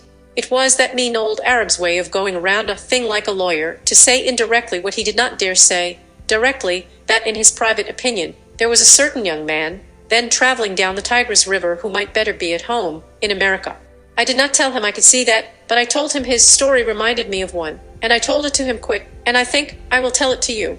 I told him of a man out in California in 1847 who owned a ranch. He heard they had discovered gold in Southern California, and so with a passion for gold he sold his ranch to Colonel Sutter, and away he went, never to come back. Colonel Sutter put a mill upon a stream that ran through that ranch, and one day his little girl brought somewhat sand from the raceway into their home and sifted it through her fingers before the fire, and in that falling sand a visitor saw the first shining scales of real gold that were ever discovered in California. The man who had owned that ranch wanted gold, and he could have secured it for the mere taking. Indeed, $30 million has been taken out of a very few acres since then. About 8 years ago, I delivered this lecture in a city that stands on that farm, and they told me that a one-third owner for years and years had been getting $120 in gold every 15 minutes, sleeping or waking, without taxation. You and I would enjoy an income like that if we didn't have to pay an income tax. But a better illustration really than that occurred here in our own Pennsylvania. If there is anything I enjoy above another on the platform, it is to get one of these German audiences in Pennsylvania before me and fire that at them, and I enjoy it tonight. There was a man living in Pennsylvania, not unlike some Pennsylvanians you have seen, who owned a farm, and he did with that farm just what I should do with a farm if I owned one in Pennsylvania, sold it. But before he sold it, he decided to secure employment collecting coal oil for his cousin, who was in the business in Canada, where they first discovered oil on this continent. They dipped it from the running streams at that early time. So this Pennsylvania farmer wrote to his cousin asking for 1 semestral employment. You see, friends, this farmer was not altogether a foolish man. No, he was not. He did not leave his farm until he had something else to do. Of all the simpletons the stars shine on, I don't know of a worse one than the man who leaves one job before he has gotten another. That has a special reference to my profession, and has no reference whatever to a man seeking a divorce. When he wrote to his cousin for employment, his cousin replied, "I cannot engage you because you know nothing about the oil business." Well, then, the old farmer said, "I will know," and with most commendable zeal characteristic of the students of Temple University, he set himself to the study of the whole subject. He began, away back at the second day of God's creation, when this world was covered thick and deep with that rich vegetation which since has turned to the primitive beds of coal. He studied the subject until he found that the drainings really of those rich beds of coal furnished the coal oil that was worth pumping, and then he found how it came up with the living springs. He studied until he knew what it looked like, smelled like, tasted like, and how to refine it. "Now," said he in his letter to his cousin, "I understand the oil business." His cousin answered, "All right, come on." So he sold his farm, according to the county record, for 833, even money, no cents. He had scarcely gone from that place before the man who purchased the spot went out to arrange for the watering of the cattle. He found the previous owner had gone out years before and put a plank across the brook back of the bam, edgewise into the surface of the water just a few inches.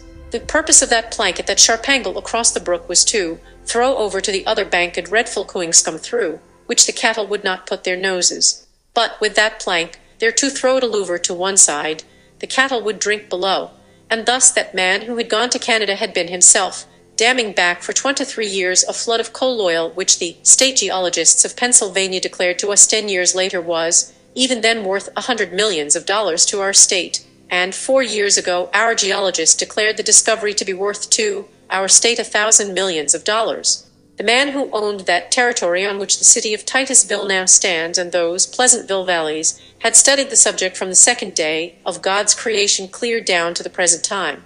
He studied it until he knew all about it, and yet he is said to have sold the whole of it for 833, and again I say, no sense. As I come here tonight and look around this audience, I am seeing again what through these 50 years I have continually lesson 111 seen men who are making precisely that same mistake. I often wish I could see the younger people, and would that the academy had been filled tonight with our high school scholars and our grammar school scholars, that I could have them to talk to. While I would have preferred such an audience as that, because they are most susceptible, as they have not grown up into their prejudices as we have, they have not gotten into any custom that they cannot break, they have not met with any failures as we have, and while I could perhaps do such an audience as that more good than I can do grown-up people, yet I will do the best I can with the material I have. I say to you that you have acres of diamonds in Philadelphia right where you now live. Oh, but you will say, you cannot know much about your city if you think there are any acres of diamonds here. I was greatly interested in that account in the newspaper of the young man who found that diamond in North Carolina. It was one of the purest diamonds that has ever been discovered, and it has several predecessors near the same locality. I went to a distinguished professor in mineralogy and asked him where he thought those diamonds came from. The professor secured the map of the geologic formations of our continent and traced it. He said it went either through the underlying carboniferous strata adapted for such production, westward through Ohio and the Mississippi, or, in more probability, came eastward through Virginia and up the shore of the Atlantic Ocean. It is a fact that the diamonds were there, for they have been discovered and sold, and that they were carried down there during the drift period from some northern locality. Now, who can say but some person going down with his drill in Philadelphia will find some trace of a diamondon yet down here? Oh, friends, you cannot say that you are not over one of the greatest diamondons in the world, for such a diamond as that only comes from the most profitable mines that are found on earth. But it serves simply to illustrate my thought, which I emphasize by saying if you do not have the actual diamondons literally, you have all that they would be good for to you. Because now that the Queen of England has given the greatest compliment ever conferred upon American woman for her attire, because she did not appear with any jewels at all at the late reception in England, it has almost done away with the use of diamonds anyhow. All you would care for would be the few you would wear if you wished to be modest, and the rest you would sell for money. Now then, I say again that the opportunity to get rich, to attain unto great wealth, is here in Philadelphia now, within the 12 semester 2 reach of almost every man and woman who hears me speak tonight, and one mean just what one say. One have not come to this platform even under these circumstances, to recite something to you. One have come to tell you what in God's sight one believed to be the truth, and if the years of life have been of any value to me in the attainment of common sense, know one am right, that the men and women sitting here, who found it difficult perhaps to buy a ticket to this lecture or gathering tonight, have within their reach acres of diamonds, opportunities to get largely wealthy.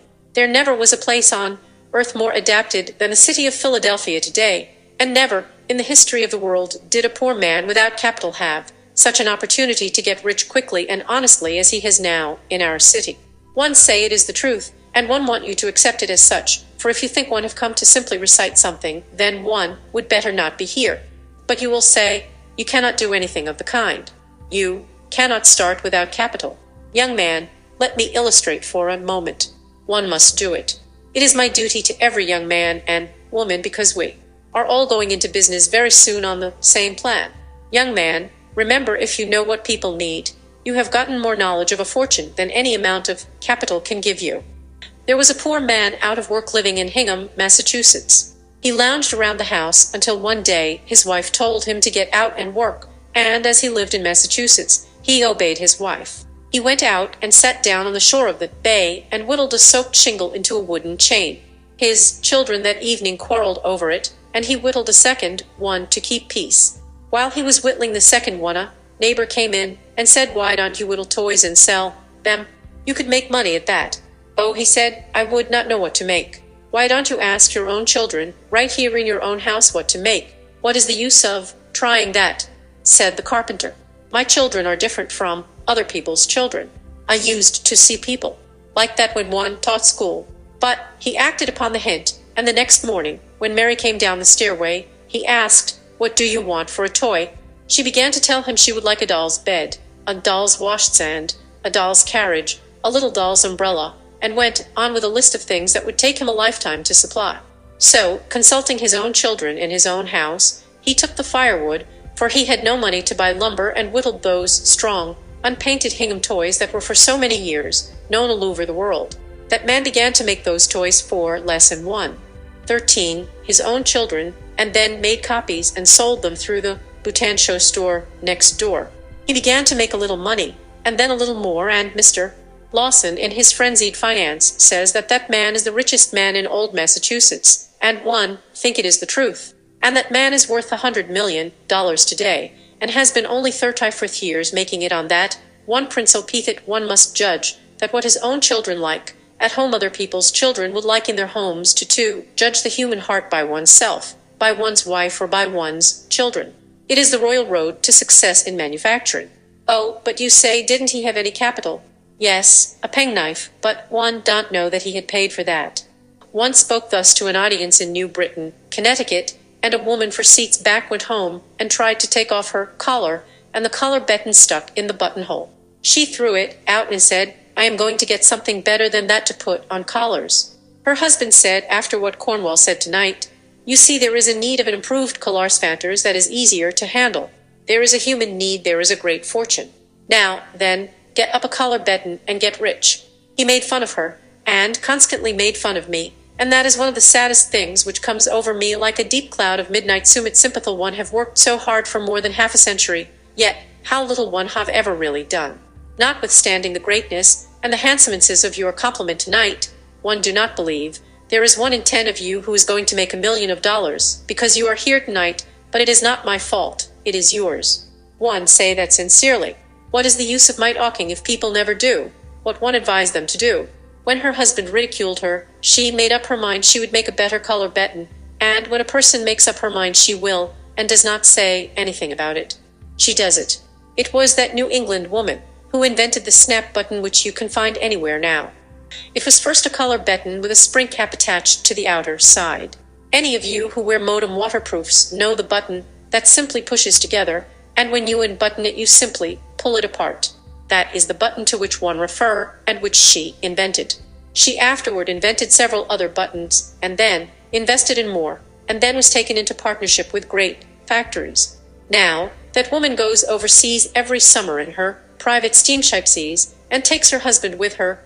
If her husband were to die, she would have money enough left now to buy a foreign duke or count, or some such title as that at the latest quotations.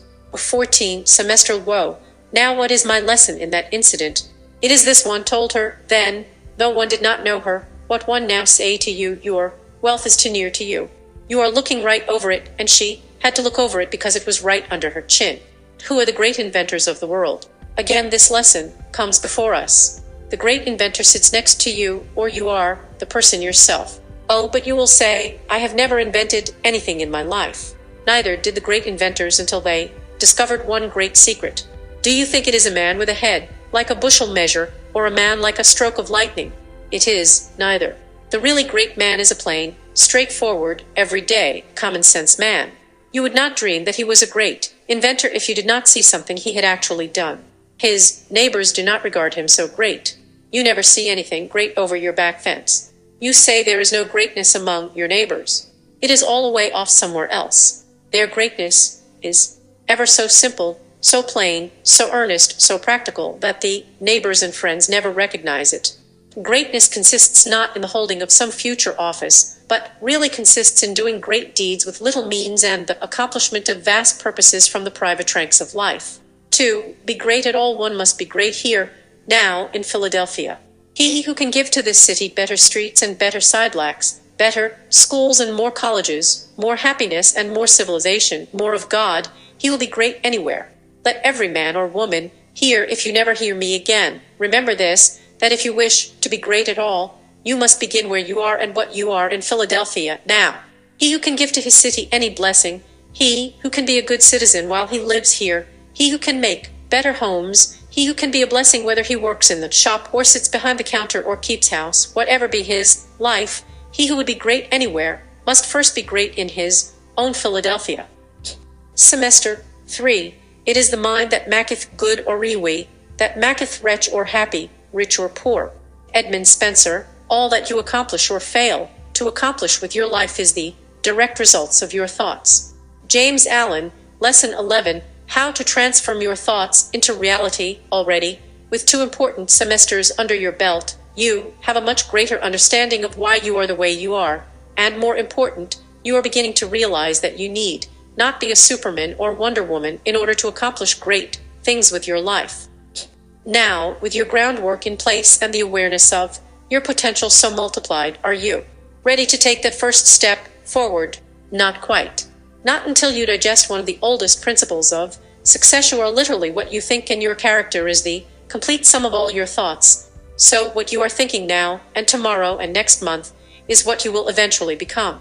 This gentle warning has resounded through the ages, but none ever delivered it better than a little town essayist from the small village of Faulkner on the Devon coast of England. James Allen's small masterpiece, As a Man Thinketh, from which this lesson is taken, has been constantly in print for almost 100 years, and he is undoubtedly one of the most quoted writers in all of history. What is it that you truly seek from life? Think long on this. Man is made or unmade by himself in the armory of thought. He forges the weapons by which he destroys himself. He also fashions the tools by which he builds for himself evenly mansions of joy and strength and peace, success, love, happiness, contentment, wealth.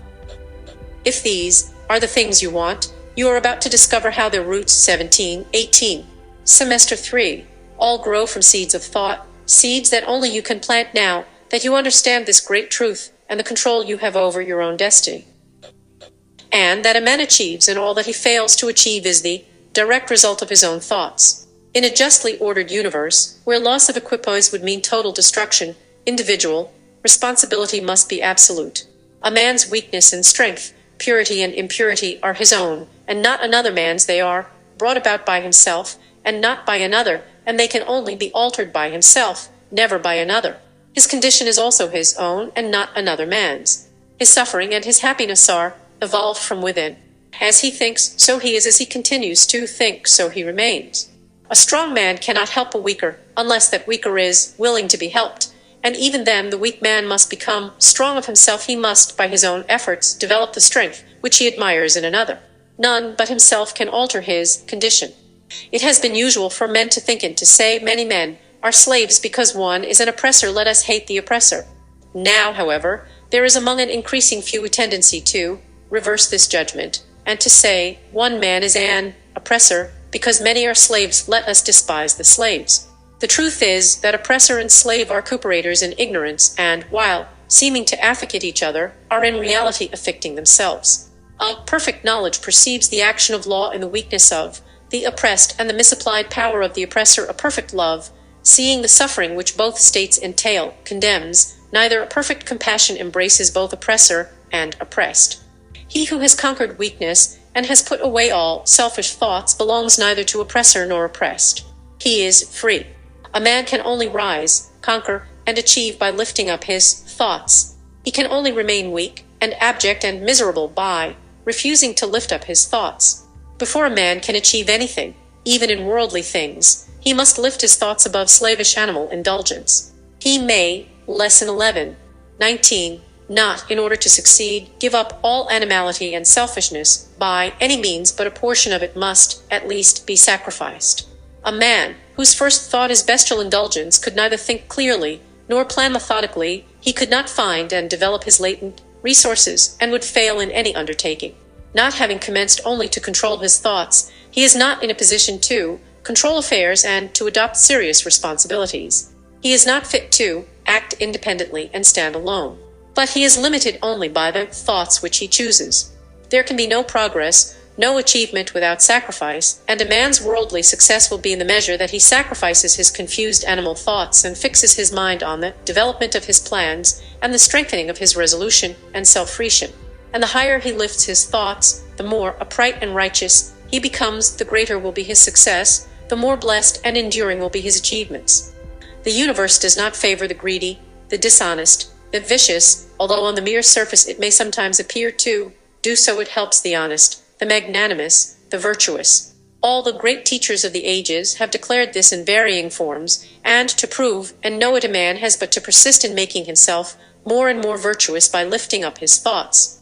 Intellectual achievements are the result of thought consecrated to the search for knowledge, or for the beautiful and true in life and nature. Such achievements may be sometimes connected with vanity, arid ambition, but they are not the outcome of those characteristics. They are the natural outgrowth of long and arduous effort, and of pure and unselfish thoughts. Spiritual achievements are the consummation of holy aspirations. He who lives constantly in the conception of noble and lofty thoughts, who dwells upon all that is pure and unselfish, will, as surely as the sun reaches its zenith and the moon its full, become wise and noble in character, and rise into a position of influence and blessedness. Achievement, of whatever kind, is the crown of effort, the diadem of thought. By the aid of self-control, resolution, purity, righteousness, and well-directed thought, a man ascends. By the aid of animality, indolence, impurity, corruption, and confusion of thought, a man descends. A man may rise to high success in the world, and even to lofty altitudes in the spiritual realm, and again descend into weakness and wretchedness by allowing arrogant, selfish, and corrupt thoughts to take possession of him. Victories attained by right thoughts can only be maintained. 11. Semester 3, by watchfulness. Many give way when success is assured, and rapidly fall back into failure.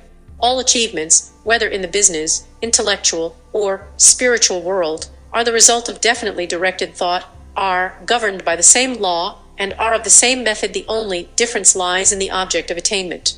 He who would accomplish little must sacrifice little. He who would achieve much must sacrifice much. He who would attain highly must sacrifice greatly. Visions and ideals, the dreamers are the saviors of the world. As the visible world is sustained by the invisible, so man, through all their trials and sins and sordid vocations, are nourished by the beautiful visions of their solitary dreamers. Humanity cannot forget its dreamers, it cannot let their ideals fade and die. It lives in them, it knows them as the realities which it shall one day see and know. Composer, sculptor, painter, poet, prophet, sage, these are the makers of the afterworld, the architects of heaven. The world is beautiful because they have lived without them. Laboring humanity would perish. He who cherishes a beautiful vision, a lofty ideal in his heart, will one day realize it. Columbus cherished a vision of another world, and he discovered it. Copernicus fostered the vision of a multiplicity of worlds and a wider universe, and he revealed it. Buddha beheld the vision of a spiritual world of stainless beauty and perfect peace, and he entered into it. Cherish your visions, cherish your ideals, cherish the music that stirs in your heart, the beauty that forms in your mind, the loveliness that drapes your purest thoughts, for out of them will grow all delightful conditions, all heavenly environment of these, if you but remain true to them, your world will at last be built. To desire is to obtain, to aspire is to achieve. Shall man's basest desires receive the fullest measure of gratification, and his purest aspirations starve for lack of sustenance? Such is not the law. Such a condition of things can never opt and ask and receive. Dream lofty dreams, and as you dream, so shall you become.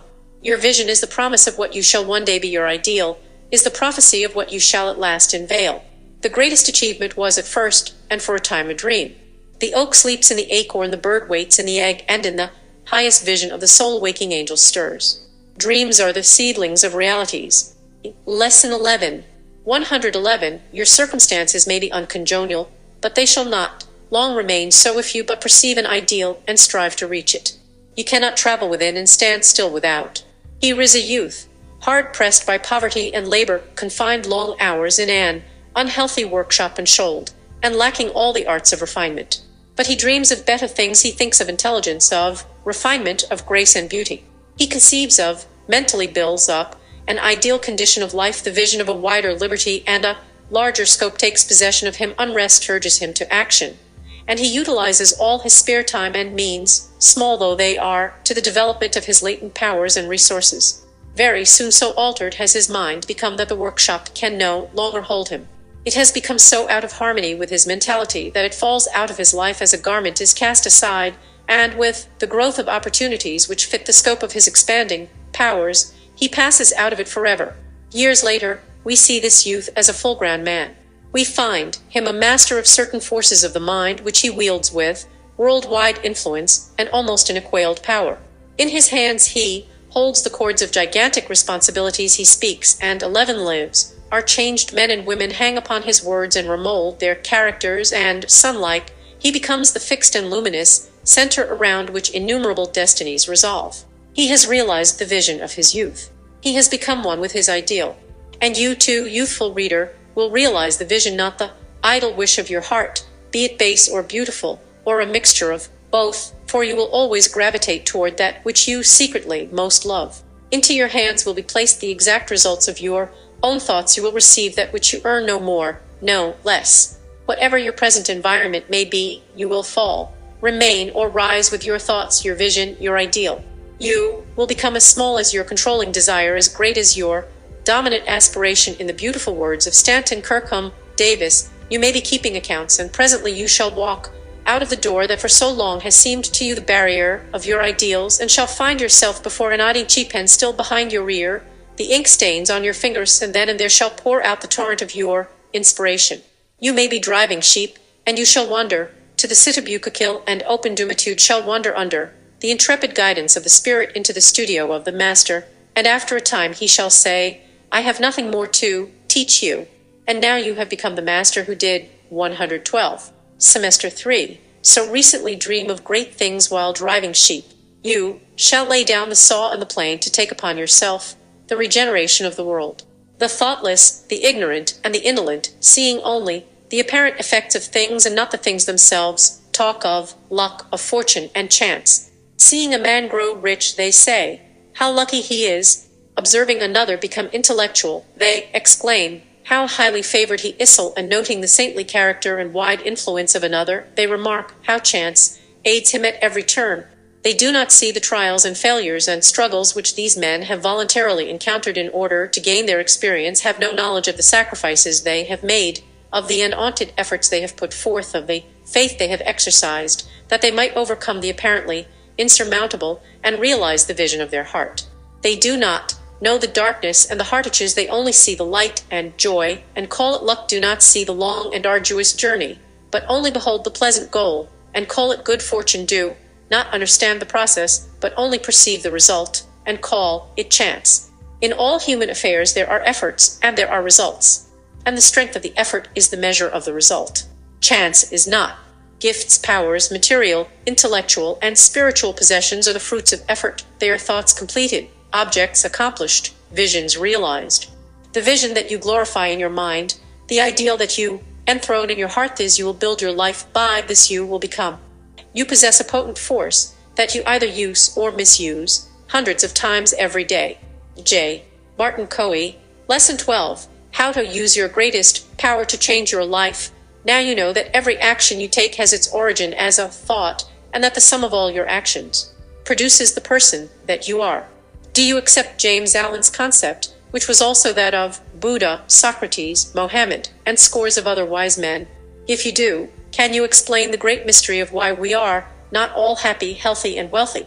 One person could, and did, in a challenging book, Your Greatest Power. J.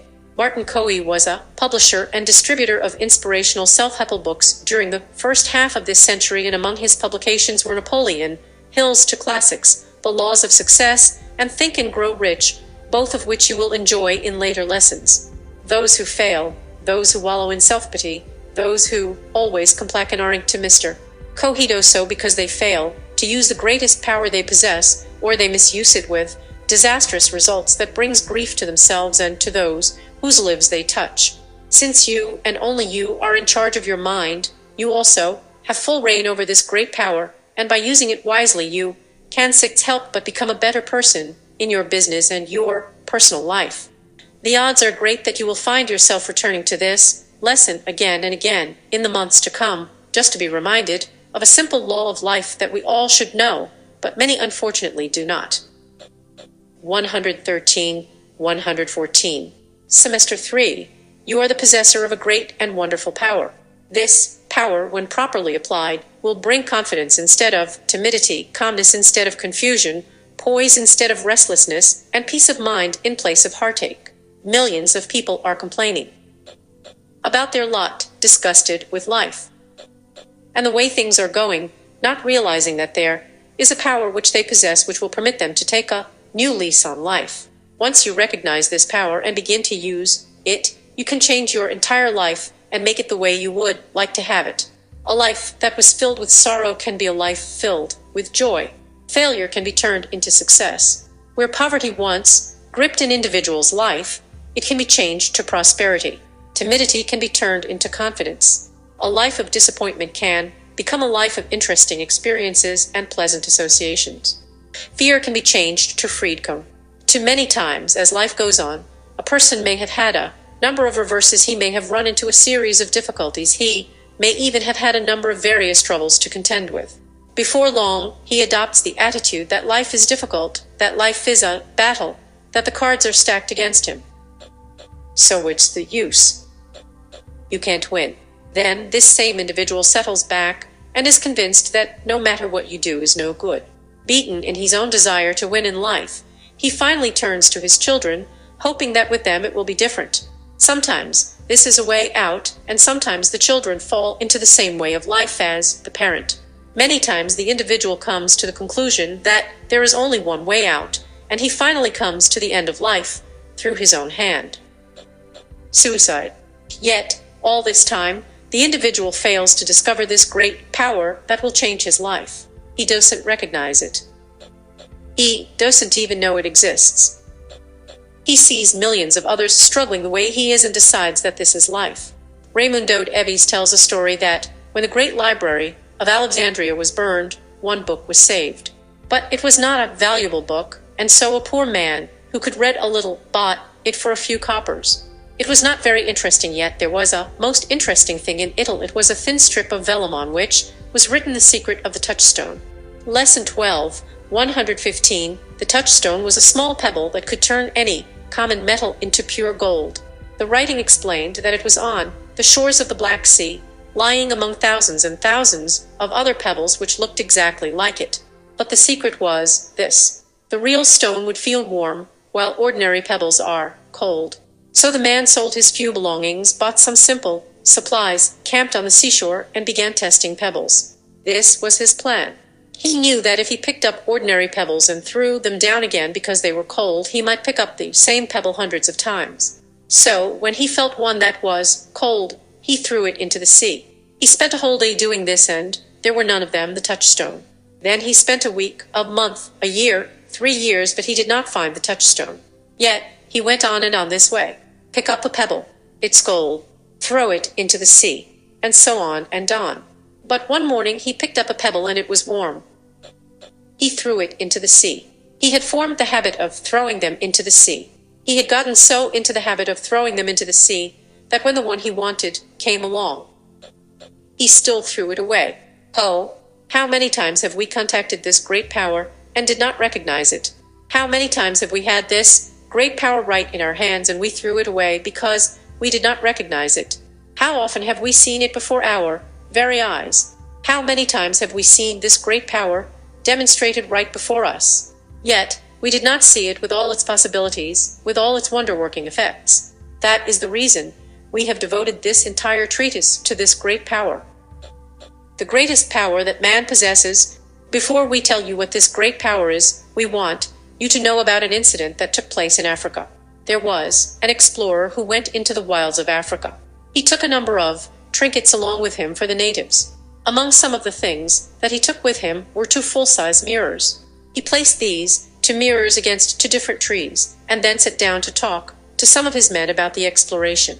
Then the explorer noticed that a savage approached the mirror with a spear in his hand. As he looked into the mirror, he saw his reflection.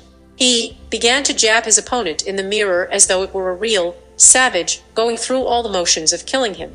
Of course, he broke the mirror into bits. In the meantime, the explorer walked over to the savage and asked him why he smashed the mirror. The native replied, "He go kill me. I kill him first." The explorer, 116. Semester 3, explained to the savage that that was not the purpose of the mirror, and then led the savage over to the second mirror. He explained to him, "Look, the mirror is an object whereby you may see if your hair is combed straight, to see if the paint on your face is proper, to see how chesty you are, and see how muscular you are." The savage replied, "Oh me no. So it is with so many millions of people. They go through life fighting it. They expect a battle at every turn, and that is the way it turns out. They expect to have enemies, and they certainly do. They expect to have one difficulty after another, and that is exactly the way it happens. It isn't one thing, it's another. There is always something. And that is the way it has been and will continue to be for millions of people who fail to recognize this great power. This great power that could completely change the world remains as hidden as the diamonds from the farmer who had them in his own backyard. Millions of people will continue to live plain, ordinary, miserable lives because this great power escapes them. They never have been able to catch up with it. You can't fight youth. You have tried it. Millions have tried it and have failed. Then what is the answer? The answer is that we must understand youth, if we wish to make the most of it. The amazing part about this power is that anyone and everyone can use it. It doesn't require any special training or education. It isn't a power that requires any special aptitudes to make it work successfully. It isn't a power that anyone has any special claims to, nor does it require wealth or prestige to make it work. It is a power that everyone is given at birth, whether he be rich or poor, successful or unsuccessful, whether he be born on the right side of the teaks or not. The sooner we recognize this power, the quicker we get on the main road and stay there. The more of us who will get on the main road and stay there, the more hope will spring in the hearts of others to follow this healthy pattern of life. Millions of people fail to realize that when they go into a shoe store, they may choose to buy a pair of black shoes or they may choose to buy a pair of brown shoes, that when they go into a clothing store, they choose to buy a light garment or they choose to buy a dark garment, that when they come on the radio they may choose to tune in one station or they may choose to tune in another station, that when they go into an ice cream parlor, they may choose to buy a chocolate sundae or a pineapple soda, that when they go to the movies, they may choose to go to a neighborhood movie or they may choose to go to a downtown movie. Yes, it is true if you choose, when you go on a vacation, to go to the lesson 12, 117, seashore instead of going to the mountains, that you made this choice. When you buy a car, you choose to buy a car of one particular make, or you choose to buy a car of another manufacturer. In other words, the greatest power that a person possesses is the power to choose. Yes, you have this power, regardless of your religious beliefs. You choose the shoes, the car, the radio program, the picture show, the vacation, the mate. You have this power. There was nothing outside of yourself to force you to make the decision that you did. You did it because you made this choice. You made this choice because you wanted it so. If the choice was bad, then of course we want something or someone to blame. So some people will say, It was God's will. What was it? You are probably familiar with the old saying, God helps those who help themselves. Regardless of what we believe regarding God, God does give each and every man and woman the right to help himself. Or in other words, the right to choose. If we choose to eat so much that we make ourselves sick, who is to blame? If we choose to drive our cars so fast that we cannot control them, who is to blame? If we choose to allow ourselves to have nasty, disagreeable personalities, who is to blame? If we try to become the richest man in the cemetery and make ourselves invalids, who is to blame? If we have failed to learn how to live, whom shall we blame? God. Oh, Noel, God loves you. He doesn't hurt anybody. We hurt ourselves through the bad use of this great power that God gave us. The power to choose. You are an extremely valuable, worthwhile, significant person, even though your present circumstances may have you feeling otherwise. James W. Newman, Lesson 13, How to Raise Your Self-Esteem and Develop Self and Confess. The only event in the entire world you can control is what you are thinking and feeling at the present instant, but that is enough. That's all you need to be able to control. Those words are from the pen of James W. Newman, whose PACE personal and company effectiveness seminars have already had a profound and positive effect on hundreds of thousands of successful men and women of all ages from many nations. In his best-selling book, Release Your Brakes, from which this lesson is taken, this multi-talented member of our faculty employs an analogy we all can understand. Have you ever driven your automobile with the brakes on? I suppose that most of us who have driven for any length of time have had that experience. I can remember times when I have arrived at my destination, reached down to pull on the parking brake, and found that it had been on all the time that I had been driving. What a ridiculous way to drive a car. Yet, without realizing either intending to do so, are moving through life with your brakes partly set. The horsepower is there, but the vast areas of potential are blocked, bottled up, restricted from effective application. What do you think of yourself? Do you like the person you think you are? As you can see, we're still dealing with your mind and your thoughts. 119.12, Semester 3. If your self-esteem, the image of how you see yourself, is on the low side of the scale, then you are probably driving with your brakes on, and that's not allowed on this campus. How do you feel about your worthiness and importance as a human being? That feelingery level of self-esteem, one of the most fundamental and vital attitude structures in your reality system. High self-esteem is an almost universal common denominator of excellence, a releasing mechanism that allows your potential to flow easily and freely. You have developed a pattern of truth about your value as a part of your self-image, and you tend to behave in a manner that is consistent with that attitude. Your self-esteem began to develop in the early years of your life. When you were very small, you got a lot of messages and signals from parents and other experts about what kind of person you were. Some of those signals were very positive, loving, encouraging, and reinforcing. Love you. You're a great kid. I'm glad you're a part of our family. Some of the messages from those very important people in your childhood may not have been so positive. Pick up your feet. Clumsy. What did you do a stupid thing like that for? But here's an important point. It was not just what kind of messages you received, but what you did with those messages that counted. Look at that very carefully. It was not what those other people, those experts, those authority figures said to you that counted nearly so much as what you were thinking and feeling within yourself about what you were perceiving. That is what built your level of self-esteem.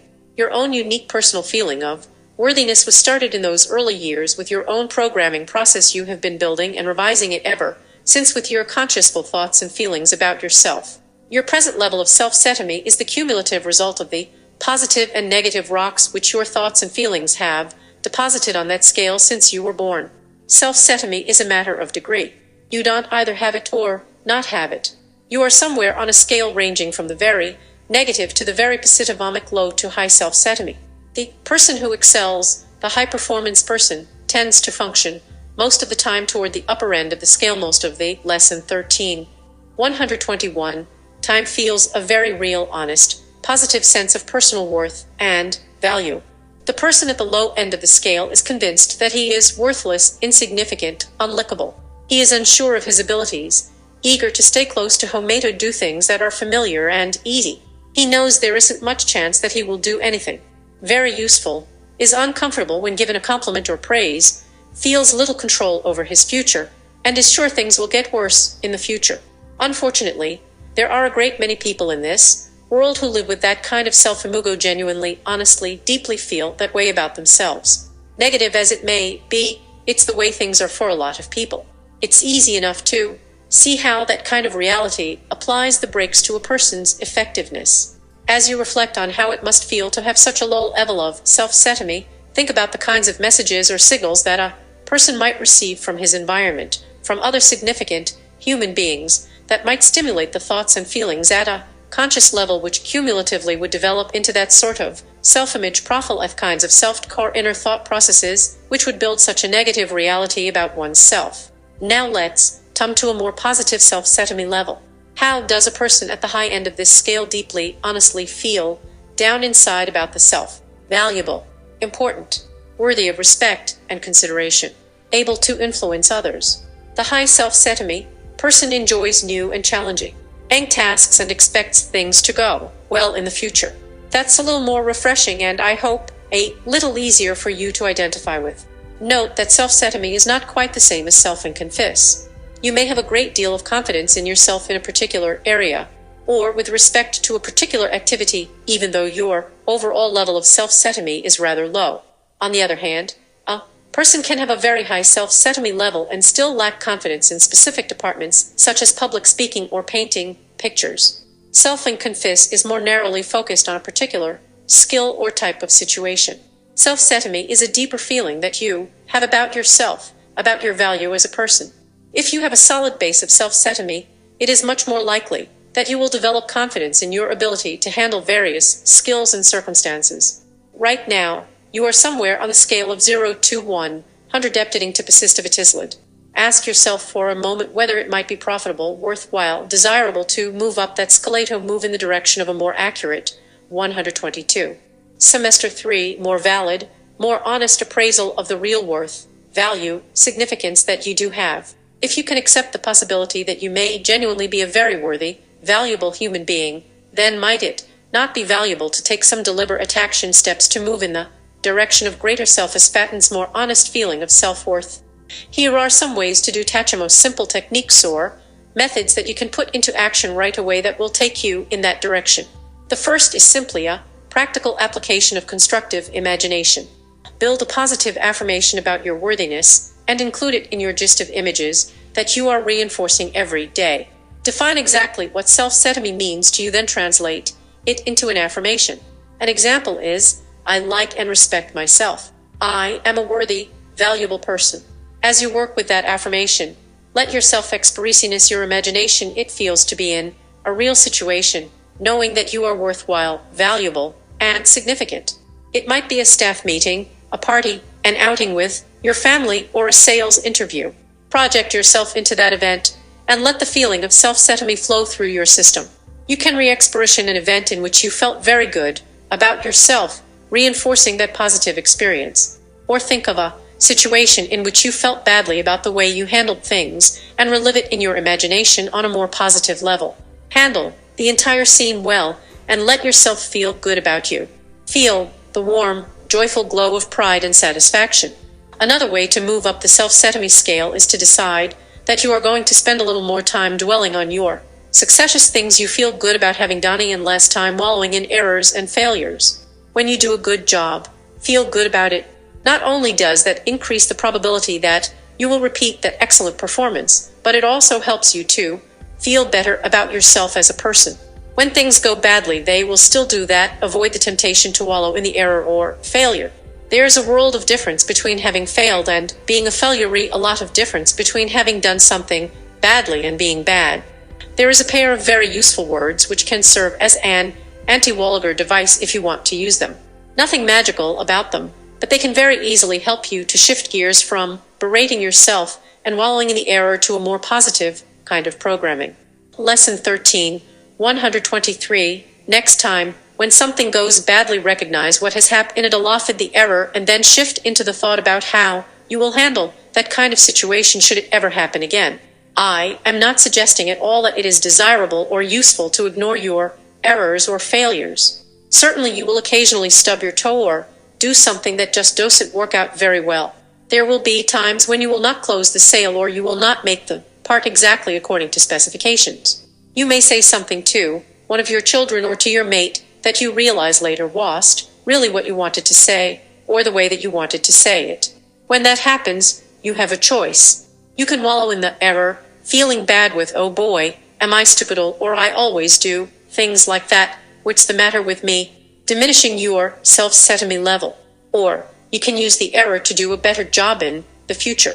Instead of wallowing in how awful it was or how dumb I was or how clumsy I was, look at that particular situation and think, well, that didn't work out very well. Next time, here's how I'll handle it differently. Program the system so that should that same kind of event come up again, you are ready to handle it in a more productive, more effective manner. Well, you are tempted to hang the negative label on yourself. There is another useful phrase which can help you to remind yourself of the fact that you are constantly changing. Up until now. Instead of, I just can't make speeches, it will be more accurate and more helpful to change to, up until now, it hasn't been easy for me to speak to groups. You are constantly changing. And there is no reason at all why the way that you have done things in the past will be the way that you will do them in the future. Allowing your thoughts and feelings about yourself to move in a positive direction is particularly important the last few minutes at night, just before you go to sleep.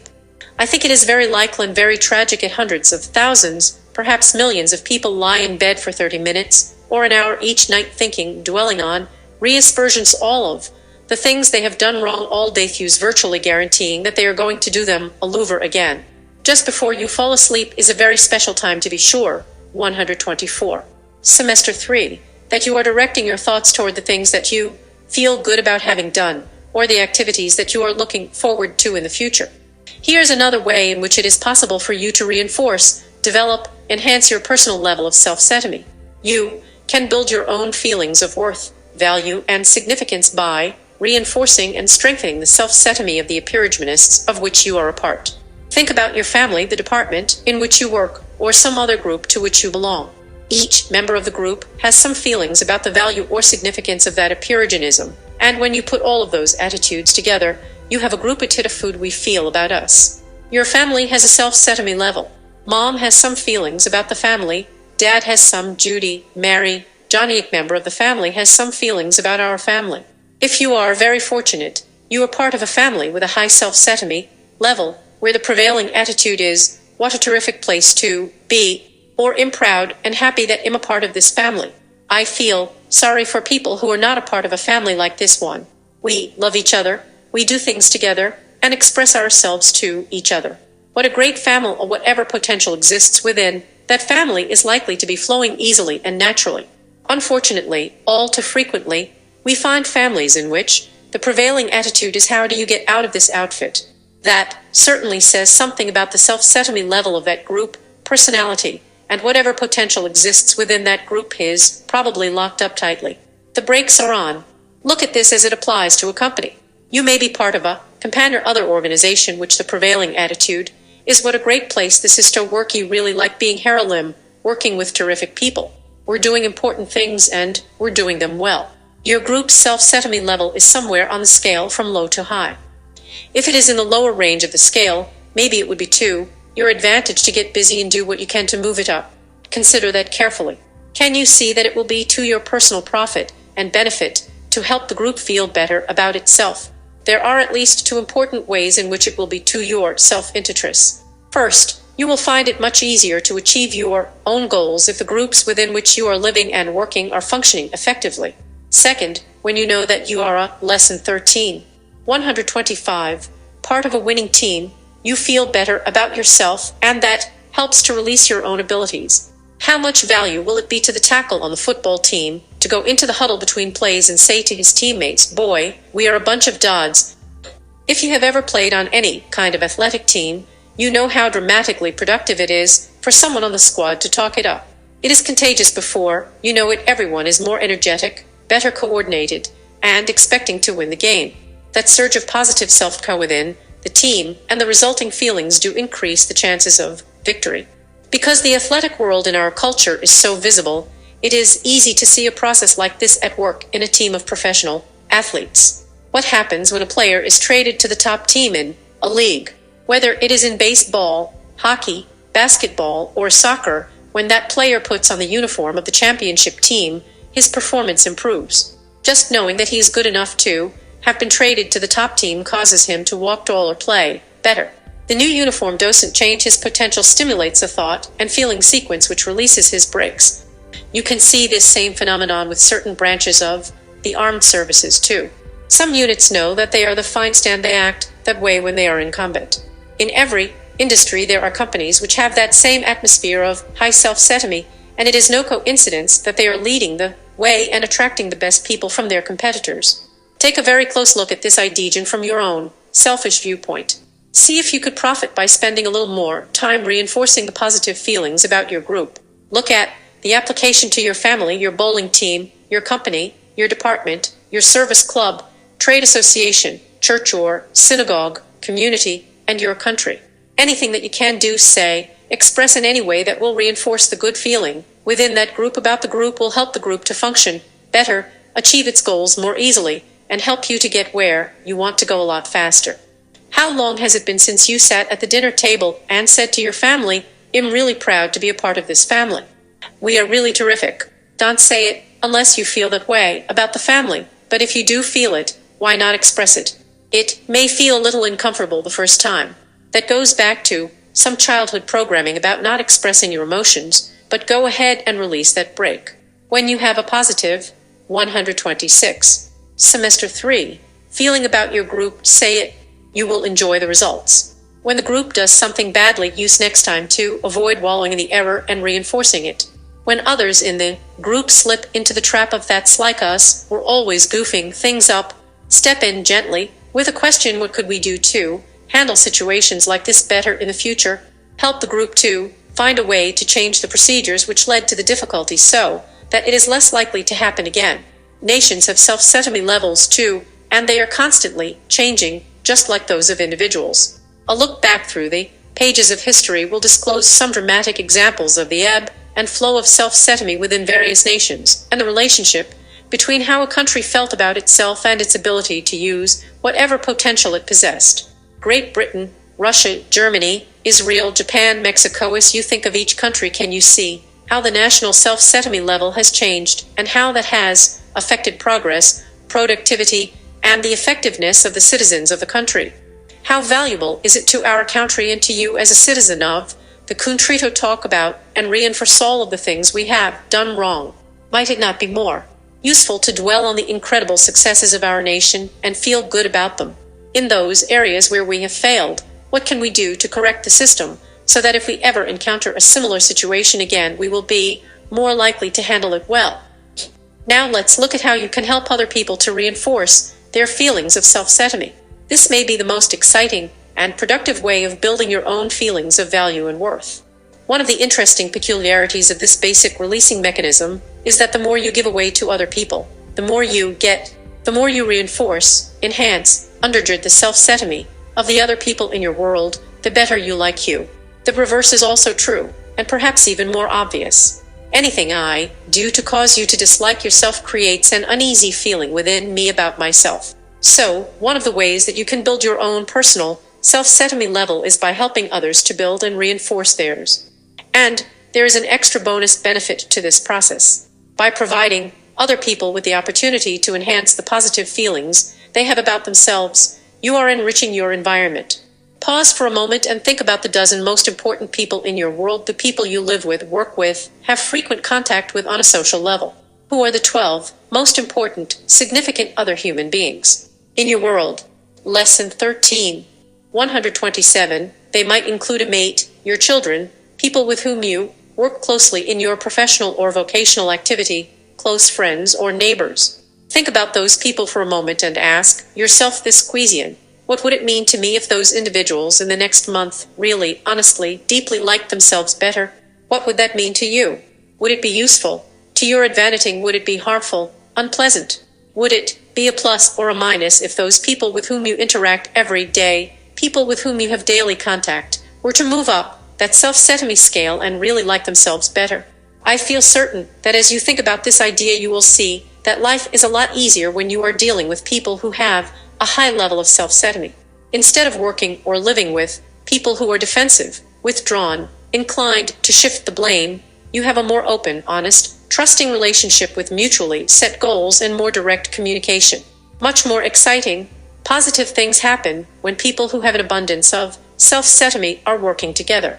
Try this. Set yourself a project in the next month. Pick out specific people with whom you have regular, frequent contact, and decide that you are going to do whatever you can to help those individuals to genuinely, honestly, feel better about themselves.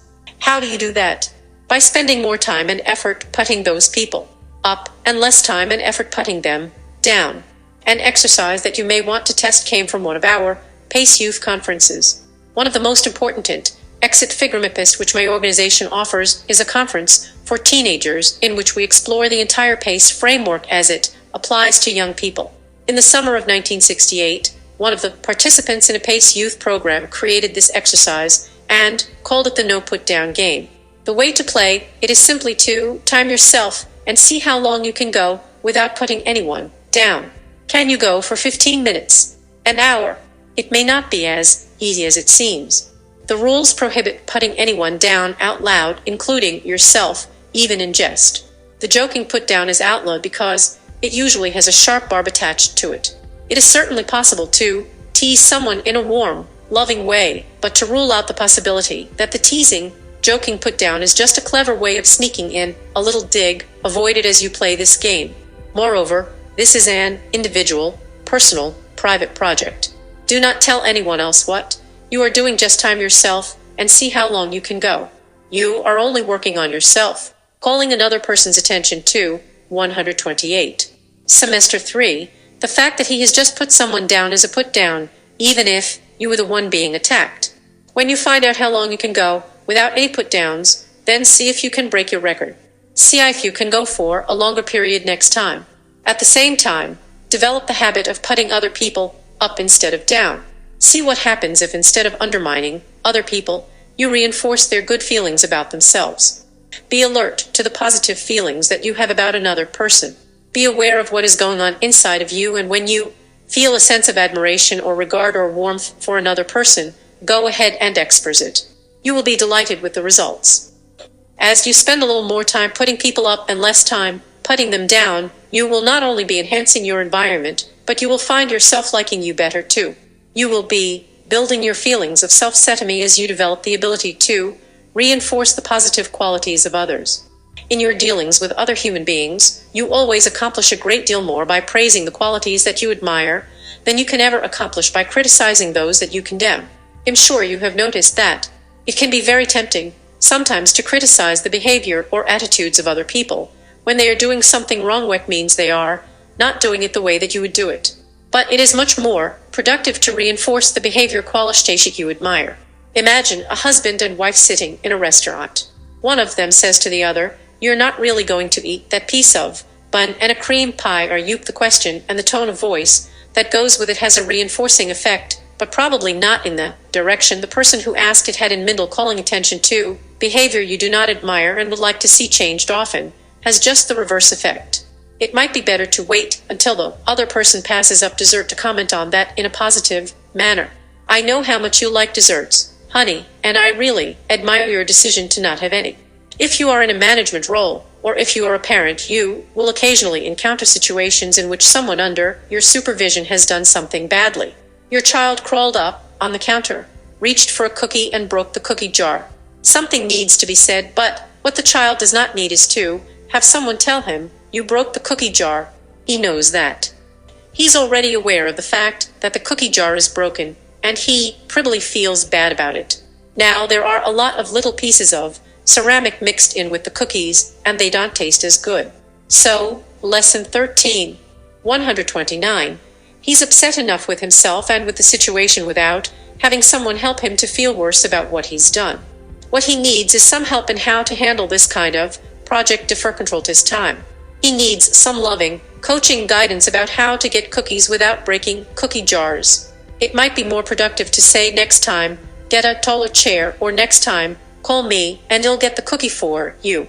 Sometimes a question can be valuable. "That didn't work out so well, did it? How could you handle that differently the next time you want a cookie?" A sales manager might say to one of the salespeople, when the telephone rang in the middle of your presentation, you lost your momentum and never quite got back on track. Next time a phone call breaks your stride, how can you handle it better? What can you do to get back on track and close the sale? In many cases, it will be desirable to give your opinion about something which might work well next time. Above all, be sure to discuss the activity or the behavior, not the person. The coaching kind of helpfulness on the part of a manager or parent is more likely to be in the category of a next time message and an expression of opinion rather than advice. Before we leave self-setomy, there is one other puzzle it will be valuable to examine. What about the person who has so much self-setomy that you can't stand him? I suspect that if you really think about that person, the one who is always bragging and boasting about past accomplishments, you will probably find that you are not dealing with someone who has an overabundance of self-setomy. Chances are that a person who blows his horn all the time is pretty near to the lower end of the self-setomy scale.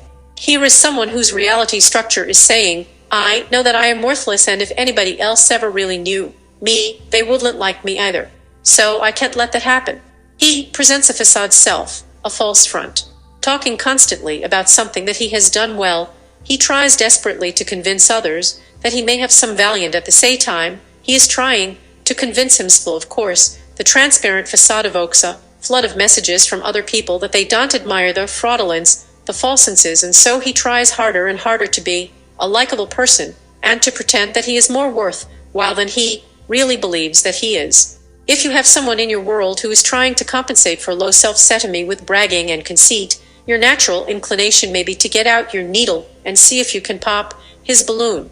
When someone is blowing his horn all the time, there, 13, semester 3, seems to be an almost automatic urge to whittle him down to size.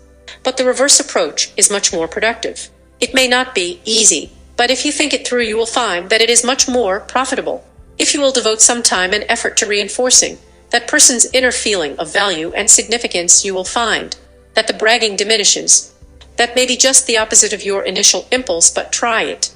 When you run across someone who seems to be trying very hard to impress everyone, look for something that the person does that you feel good about. Find something that you can genuinely, honestly, sincerely compliment. Not flattery, but something about that person's taste in shoes, the idea he presented at the staff meet entitled you admire, and express that positive feeling to the person. Express your admiration instead of reinforcing the low self-setomy by reacting negatively to his bragging.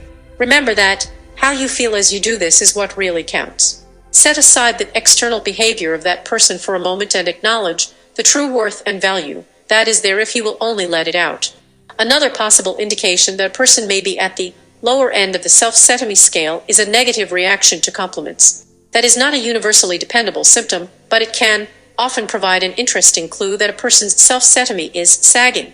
When you admire a person's clothing, saying, "That's certainly an attractive jacket you are wearing," the response of, "Oh, this old thing," may tell you something about how he feels about himself effectively if the jacket is obviously brand new. When a person is uncomfortable about a compliment, what is probably happening in his mental system is, "I know I have terrible taste, and here is someone telling me that my jacket is attractive." The conflict between what he is perceiving and his reality is uncomfortable. Sometimes people don't wait for the compliment to run themselves down. "I'm sorry that I look so awful today," or "I'm sorry the house is such a mess." You might not have noticed if they hadn't brought it up. So one possible signal which can tell you something about a person's self-setomy is his response to a compliment. If you say to a person with very high self-setomy, "You really did a fantastic job on that project," surely what will her response be? Probably a simple "thank you," or perhaps "thank you. I appreciate your saying that. I feel pretty good about it myself." Praise is more acceptable to the person with a solid sense of personal worth, because it is consistent with what he knows and feels about himself. Your life need not be a succession of 24-hour vacuums, nor must you live in an emotional dungeon any longer. Dr. Maxwell Maltz, Lesson 14, How to Win Your War Against Negative Feelings. Maxwell Maltz is one of a very small group of experts who will make a second appearance in the University of Success. This semester on the power of your thoughts would not be complete without him. For many years, as one of the world's most renowned plastic surgeons, Dr. Maltz had studied the personality changes that took took place in his patients after he had removed their scars or deformities through plastic surgery. Many who had lost their self-respect and pride because of what they considered their ugliness immediately developed a good image of themselves after surgery and became happy, confident human beings. But many others still felt as inferior, dejected, and hostile as they had been before their operations. The change in their physical image, according to Dr. Maltz, meant nothing to them, so weak was their concept of themselves, as Pioplazo weak was their self-image. Out of his observations came several popular books, among them Creative Living for Today, from which this lesson is taken so that you will understand how to tackle your life situations healthfully without allowing prejudice against yourself to eat its way into your mind. Dr. Maltz considered this to be possibly the most valuable book he had ever written.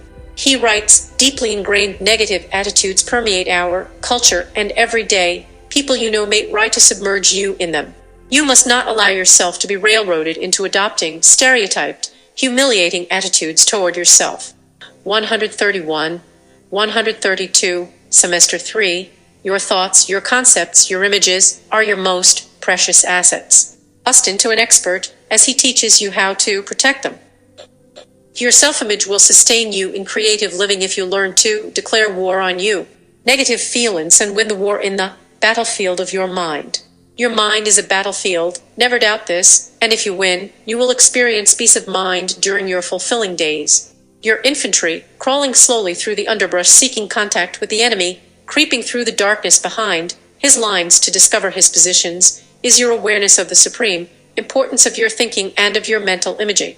Your Air Force, equipped with the latest jets and tactical striking force, is your adoption of an active philosophy, your setting of goals, your use of your success mechanism. The build-up of your air power is your work to strengthen your self-image, your picture of yourself, your concept of your own worth. Your Navy cannot transport your troops to victory, however, until it has located your great ending, your failure mechanism. Before you can go forward in this war, you must discover this mechanism of self-defeat and root it out of your mind. Does this comparison of your thinking with war make you smile? It shouldn't. It shouldn't at all. In our troubled world, so many people's minds are full of misery. To scoop this misery out, to expose the cancerous thoughts to the light, then to crush these morbid ideas and replace them with happy concepts and imagestis often requires a war. A very vital war. One with apologies to Woodrow Wilson, to make your mind safe for happiness. Many years ago, Edward Bulworthen said that the pen is mightier than the sword, and this saying is now almost everyone's cultural heritage. Today, with the strident advances made in the knowledge of the human mind during the last 100 years, we can say that a person's thoughts, his images, are mightier than guns. So let us declare war on our negative feelings, on our failure mechanism. But let us resolve that our basic aim is destruction only of negatimators, that peace and happiness. Lesson 14, 133, then goals. Goals in full living. Years of creative living, without fear.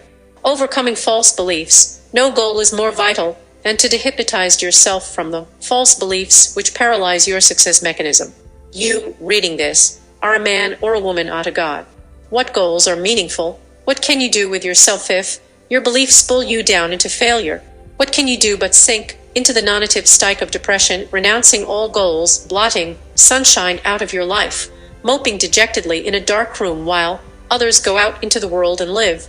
In creative living, you must dehypnotize yourself from your false negative beliefs about yourself. The word dehypnotized is not too strong because so many people have beliefs which are unshakable, which must be jarred out of them, which only a forceful countergustus can uproot. Their beliefs, so often absurd, cement inferiority complexes formed of unfortunate early experiences and ridiculous misinformation. The results are sad. Do you believe that your life will be empty because you are an inferior person who has never done anything worthwhile and never will? Do you believe that you should suffer to atone for the mistakes you've made? Do you believe that life has no meaning for you because a loved one has passed away? Do you believe that the only way to live in an atomic age is to spend every day worrying about a nuclear holocaust? If you think along these or similar lines, you are harboring false beliefs. Granted that you've known tragedy and that you have your faults, you are still hypnotizing yourself with false negative ideas. Worse, you are torturing yourself with them. You are crucifying yourself. Even your worst enemy might be kinder. In my 60+ years of tenure in this funny world, I have learned some of the most amazing things. One is that people who are completely objective in appraising political trends or medical conditions or stock market movements or mechanical gadgets or other people are often totally blind to the irrationality of their false beliefs about themselves. Not only that, consider 134. Semester 3.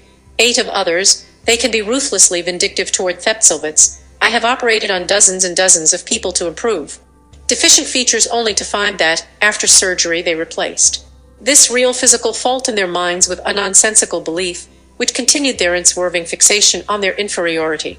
Their negative beliefs varied their movement toward failure was the same kind of mechanism. But your negative, false belief about yourself is true, isn't it? Steve's is laughable and Betty's is idiotic, but yours is true. Is this what you think? Then let me tell you a story. Victory over the African bug many years ago, shortly after I opened my office to start practicing as a plastic surgeon, a tall black came to see me. Over 6 feet 4 inches tall, he towered above me. He complained about his lip. I examined him. I'll call him Mr. R. His underlip protruded somewhat, but I could find nothing wrong with it, and I told him this. Mr. R. said that it was not his idea, but his girlfriend's. She had told him that she was ashamed to be seen with him in public because of the protuberance of his lip. I found him a sweet, dignified giant of a man and thought to myself that a woman in love would never be so critical of such a man. When I told him this, he still wanted me to perform an operation on his lip. Thinking that an outrageous fee would influence him to forget about a lip operation, I said that it would cost $1,200. Mr. R. said he couldn't afford such a fee and bid me goodbye, thanking me and bowing in a most courtly manner. But the next morning he was back, a little black bag in his hand. He dumped its contents on a table. Bills poured out, hundreds and hundreds of bills. $1,200 worth of Bilsh's life savings. He offered them to me most graciously to pay me for operating on his lip. I was shocked, a little sad too, because I didn't want to deprive him of what was for him a huge sum of money. I told him that I had asked him an exorbitant fee so that he'd give up the idea of a lip operation that he didn't need. But when he said that he wanted plastic surgery and would go to another doctor if I wouldn't accept him as a patient, I agreed. Lesson 14. 135. To operate were for a smaller fee, and on condition that he tell his lady, love, my fee was $1,200. The operation was simple enough. Under local anesthesia, I cut the superfluous tissue from inside the lip, approximated the rims of the wound with extremely fine silk, and bandaged the lip outside for support. Within half an hour, I was finished. The patient returned a few times to be treated and have the bandages changed. The last one was removed a week later. All the surgery was done inside the lip. There was no visible scar. Mr. R.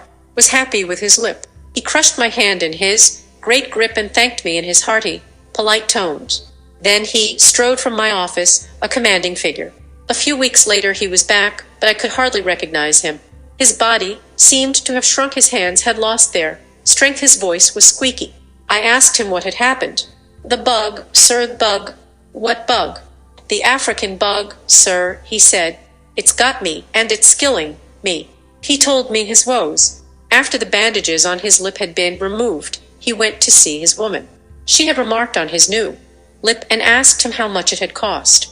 When he told her $1,200 as I had asked, her whole manner toward him changed. Furious, she accused him of cheating her of the $1,200 that should have been hers and told him she'd never really loved him. She cursed him and told him that he would die from this curse. Deeply troubled, R. had gone to his room and lain there for days. Then he thought of the curse. He was an educated man, had received good schooling. Curses and magic were for the ignorant. Still, this woman had held him under her spell from the time he had met her. He figured that if she could put him under a spell, when she didn't hate him, then perhaps she could bring on his death with her curse. Then, running his tongue around, he discovered the horrible thing inside his mouth. Shortly after this, his landlady, concerned that he was just lying in his room, not eating, brought him a visitor, a doctor. R. had told him about the terrible thing in his mouth, and the doctor, examining it, cried out as he removed his finger from the thing in R.'s mouth. It's killing you, he said. The slimy African bug stuck inside your mouth because of the curse that is on you. The tall man, breathing furiously, covered his face with his hands. 136 Semselers 3. It is really in your mouth? I asked him. Yes, sir. He told me about how the doctor tried to help him drive the African bug away with liquids, pastes, and potions, but the curse was too strong. Nothing could destroy the African bug. All he could think of was the African bug. Fear of the African bug kept him awake at night. It burned inside my lip. Your lip? Yes, sir. Inside my mouth. You didn't say your lip before. I examined it, that it. He nodded. Should I get rid of it? Please, sir. Filling a syringe with Novocaine, I injected it in his lip. After the Novocaine had taken effect, I removed the African bug with the knife and forceps. It took a second. I showed Mr. R the African bug on a piece of gauze. It was no bigger than a grain of rice. Is that the bug, sir? He looked disbelieving. It's just a bit of scar tissue which formed on your lip where I removed the stitches after the operation. Then there was no African bug. I smiled. Mr. R stood up. He seemed to have regained his full height. In that instant a rich smile spread over his face, and his voice boomed out again as he thanked me in his usual gravely courteous way, bowing as he left. There was a happy ending to this story. It arrived in the mail. R, enclosing a snapshot of his childhood sweetheart whom he had married, sent me his regards, and in a postscript laughed at African bugs. In the picture he was a smiling, handsome giant of 30 with straw egg with a lovely girl beside him. What is your African bug? This story points a fascinating moral.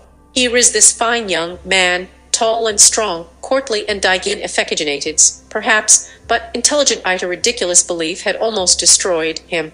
His fear of the African bug is so ridiculous that you may laugh and ask, how can this possibly apply to me?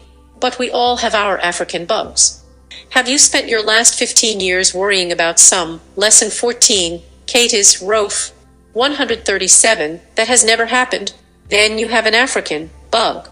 Do you constantly criticize yourself for talking too much or not talking enough or talking incoherently? Is your self-bomb so severe that your conversation has become contrived and dead? Then you have an African bug. Are you so worried about money that nothing else matters to you? Do you watch your savings account like a Silas Marner, suffering acute indigestion every time you must make a withdrawal, worrying over every dollar that is wasted? Then you have an African bug. All these African bugs must be brought to light and exposed for what they are: negative beliefs that pull us down from our true level as human beings, offensive obsessions that disfigure our self-images, that destroy our aspirations for the happiness that is our reasonable expectation. As in the case of Mr. R, they have a hypnotic effect which must be cancelled out. They cause failure. We must wage a relentless war to exterminate them.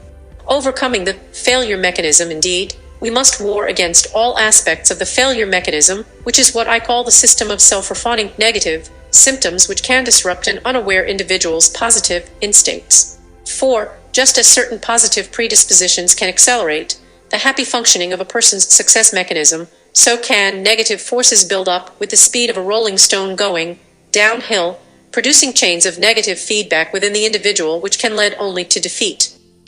I like to spell out the components of the failure mechanism, since I feel that this aids people in remembering them. Frustration, aggressiveness, insecurity, loneliness, uncertainty, resentment, empty and winstoris are the elements of the failure mechanism. These are the enemy. Its weapons of destructiveness are horrifying. Let us consider them one by one so that we may penetrate through camouflage to their effect on the human being. 1. Frustration. We feel frustration when we fail to achieve important goals or to satisfy basic desires. Everyone feels frustrated now and then because of our imperfect natures and the complex nature of the world. It is chronic frustration which is a 138. Semester 3, symptom of failure. When an individual finds himself caught in a pattern of repeated frustrations, he should ask himself why. Are his goals too perfectionist? Does bulk his aims with his own self-requisites? Does he regress to his feelings as an infant when frustration plus crying resulted in satisfaction?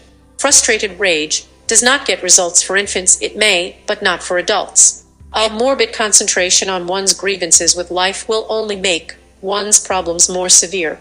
Far better to focus on one's successes, to gain confidence from seeing oneself winning out. Then, one can forge ahead in life. 2. Aggressiveness. Frustration produces aggressiveness misdirected. There is nothing wrong with aggressiveness, properly channeled to reach our goals, we must at times be aggressive. But misdirected aggressiveness is a severe symptom of failure, following on the heels of frustration, contributing to a vicious cycle of defeat. It is usually linked up with the setting of inappropriate goals which the individual cannot achieve. This leads to frustrated rage which the person discharges wildly in all directions like a mad dog gone berserk or fireworks sputtering into the night. Innocent parties become targets to a person trapped in the frustrated cycle. He may snap at his wife for no reason, bawl out his children, insult his friends, antagonize his co-workers. Furthermore, his rage will increase as his relations with people deteriorate, causing still more frustration and more blind lashing out. Where does this dreadful cycle end? The answer lies not in the elimination of aggression, but in properly channeling it toward the achievement of goals that will bring satisfaction, reducing the unbearable buildup of frustration. The frustragist person must see that he can act to reach successes for himself. 3. Insecurity. This is another unpleasant feeling used based on a feeling of inner inadequacy. When you feel that you do not meet your challenges properly, you feel insecure. Often, however, it is not our inner resources that are lacking. The trouble lies in our setting of perfectionist standards. The insecure person is frequently quite competent but living with impossible expectations. He tends to criticize himself constantly. His feelings of insecurity cause him to trip himself up so that he falls pathetically short of his true potentials. 4. Loneliness. We are all lonely now and then, but I refer here to the extreme feeling of being separated from other people, from yourself, and from life. This is an important symptom of failure. Indeed, it is one of the leading failure areas of modern civilization. The commonness of loneliness is enough to fill one's lesson 14. 139. Heart with unending sorrow. To know that God's creatures can be so estranged, this is very sad. 5. Uncertainty. This failure symptom is characterized by indecisiveness. The uncertain person believes that if he does not make a decision, he is safe from the criticisms he might receive if he took the chance and was proved wrong from the consequences of a decision he made that backfired.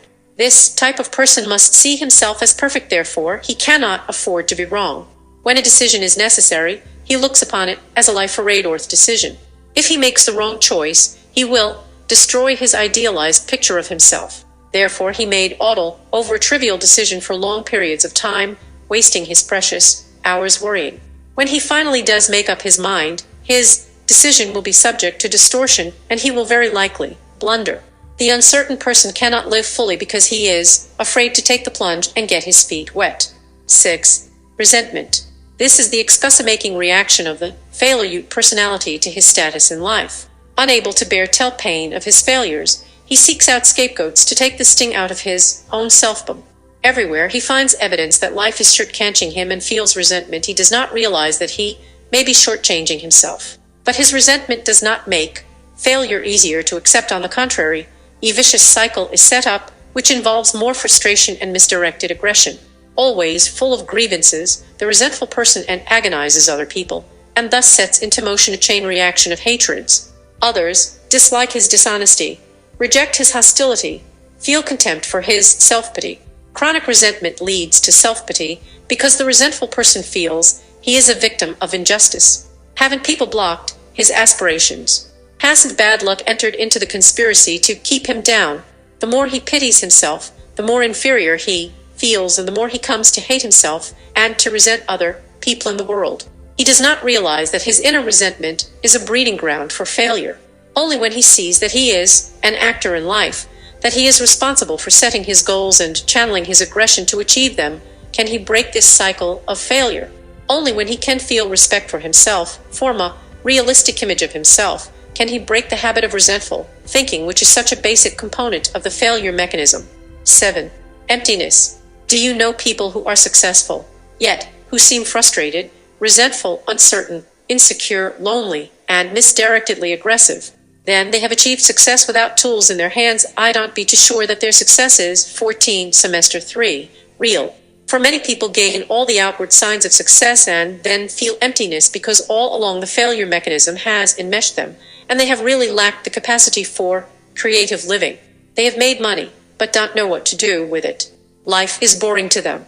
They travel here and there, but nowhere can they escape their feeling of emptiness. They feel empty in New York or Paris, they would feel empty on Mars. They have given up on creative goal-striving. They avoid work, shun responsibility. When they wake up in the morning and see the sun, they do not see their opportunities for enjoying the day. Instead, they worry about what they can do to pass the time. Emptiness is symptomatic of a weak self-image. Having achieved success, the empty person feels he is a criminal because he thinks he has stolen something that he does not deserve. Thus he feels guilty and turns his victories into failures as he repudiates his creative faculties. His sense of emptiness symbolizes the total operation of his always present failure mechanism. These are the elements of the failure mechanism. These are the enemy. I have spelled them out for you so that you can remember them easily. Now, what can you do about them? How can you win your one great war? Rising above failure, to win the war against your enemy, your fuel, your mechanism must first be able to pierce the disguises behind which it hides. Plausible rationalizations and seemingly logical thinking may obscure its functioning.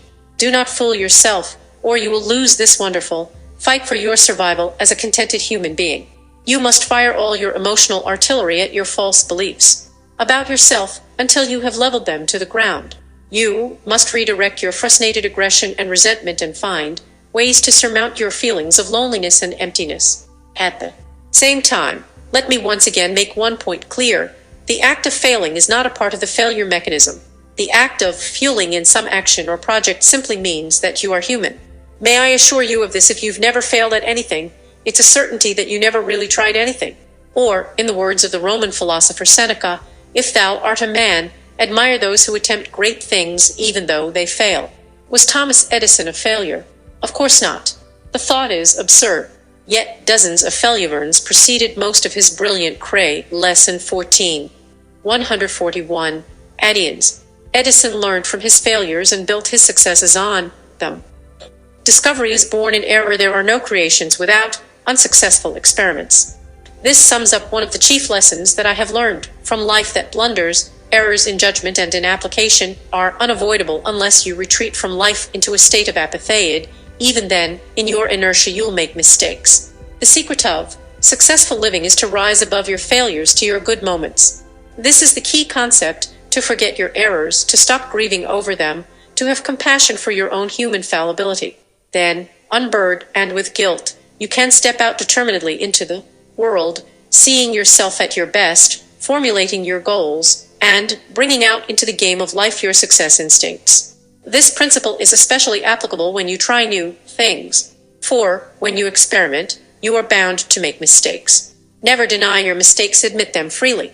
But learn to minimize these mistakes, to be as tolerant toward yourself as you would be toward a friend, or you must throttle your experimentation. Then you can rise to your true potential as a human being and make each year the enriching vindication of your individuality that it should be. Every day examine the negative beliefs which pull you down. Do you feel that you are stupid? Are you obsessed with the feeling that you are ugly? Or do you destroy yourself with the allegation that you are weak, unmasculine, unfeminine, undeserving of anything good? These are a few choice areas for self-tory. I don't know what negative beliefs you use to undermine yourself. You must ferret them out for yourself. Your exercise is this: let's think about these self-citrusing thoughts and see if we can do something about them, even if you're positive that you are just no good, because I assure you that your thinking is irrational. Irrational thinking has run Besser down through history. We have had medicine men, alchemists, gold rushes, haunted houses, expeditions after a fountain of youth, not to speak of the brutal wars that have bloodied the pages of history books. For many years, there were outrageous beliefs about women thought to be witches. 142. Semester 3. Witches were burned in Europe. Joan of Arc was executed as a witch, and in the United States, we had the shameful episode in Salem, in which a number of witches were put to death. Yet, sad to say, many of us did treat ourselves as if we were witches. In examining your accusations against yourself, let's see if you are not being unfair. If you castigate yourself as stupid, on what do you base this charge? Granted that you've been unwise, perhaps many times, have you never been wise? Have you never been shrewd? Have you never been intelligent? Then your self-reticence is basically self-maputionally. What it comes down to is that you feel you have no rights. You believe in shortchanging yourself. Examine the African bugs which plague you. There might be a grain of reality to them, used as there was a bit of scar tissue in Mr. R.'s mouth. But are these the devastating indictments that you build them into? No, this is irrational thinking. People are people. The strong are weak, and the weak are strong. Some low-to-do-me people have rare common sense. Some homely-looking women are devoted friends and can look beautiful. Some people with physical handicaps are most compassionate. Some emotionally unstable people are extremely brilliant. Psychologists have found that many adult stutterers will talk fluently when they are talking to children. Some criminals can become responsible members of society if someone will give them a helping hand. These are grays, there are no blacks in hided. But what do you do to yourself with your negative beliefs? You make yourself all evil, all thumbs, all negating. Everyone knows defeat at times. Joe Louis was for years heavyweight champion in his prime. He was almost invincive, a symbol of power. Yet, when he first tried boxing, Louis was bumbling, awkward. Unknown amateurs beat him time and again. In one amateur bout, he was knocked down 9 times in one fight. Now that you've examined your negative beliefs about yourself and are in the process of reducing them to reasonable proportions, let's see if you can't discard them. If you can't, at least maintain them at reasonable dimensions so that you can live with them. Lesson 14. 143. Go to the next step now and repicture a success, one that you're really proud of. Fill your mind with it, see it, smell it, feel it, grab hold of this success picture, and hold it in your mind. When the critical thoughts counterattack, kick them out and come back, once again, with the good self-imgition technicolor. To live creatively, you must win this war in your mind. Don't give up, keep fighting, and chances are you will win. Say to yourself, I shall concentrate on the confidence of my past successes, not on my past failures. One deserve the good things in life. One am the captain of my ship, and one shall steer my mind to a productive goal. Your pacemaker, let your self-image be the pacemaker of your heart, your mind, and your soul. Each day, reactivate your successful instincts until the success habit becomes part of you, until it hypnotizes you, for after all, habit is a form of self-hypnosis. Work hard to banish negative beliefs, to exterminate the seeds of loneliness. Work hard, it is not easy, but you can do it.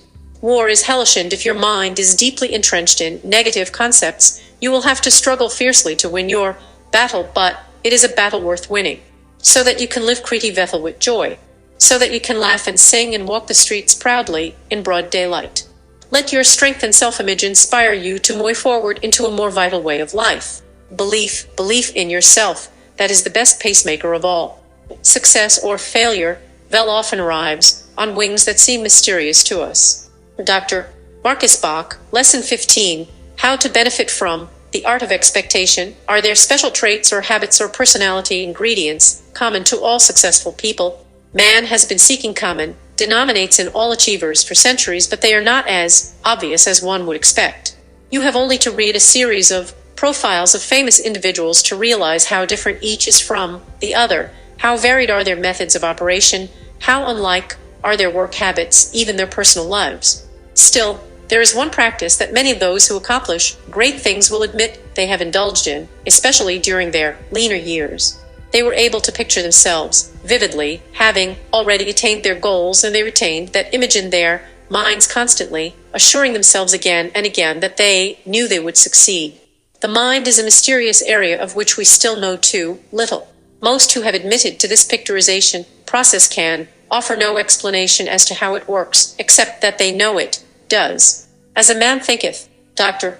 Marcus Bach has been a student of the mind for many years. He is an expert in the field of contemporary religious trends, an author of 17 books, a lecturer, and an authority in the area of international and interreligious relations. Travel with him now in this excerpt from his book, The Power of Perception, on an unique journey of exploration that is certain to provide you with a whole new perception of your life and your future.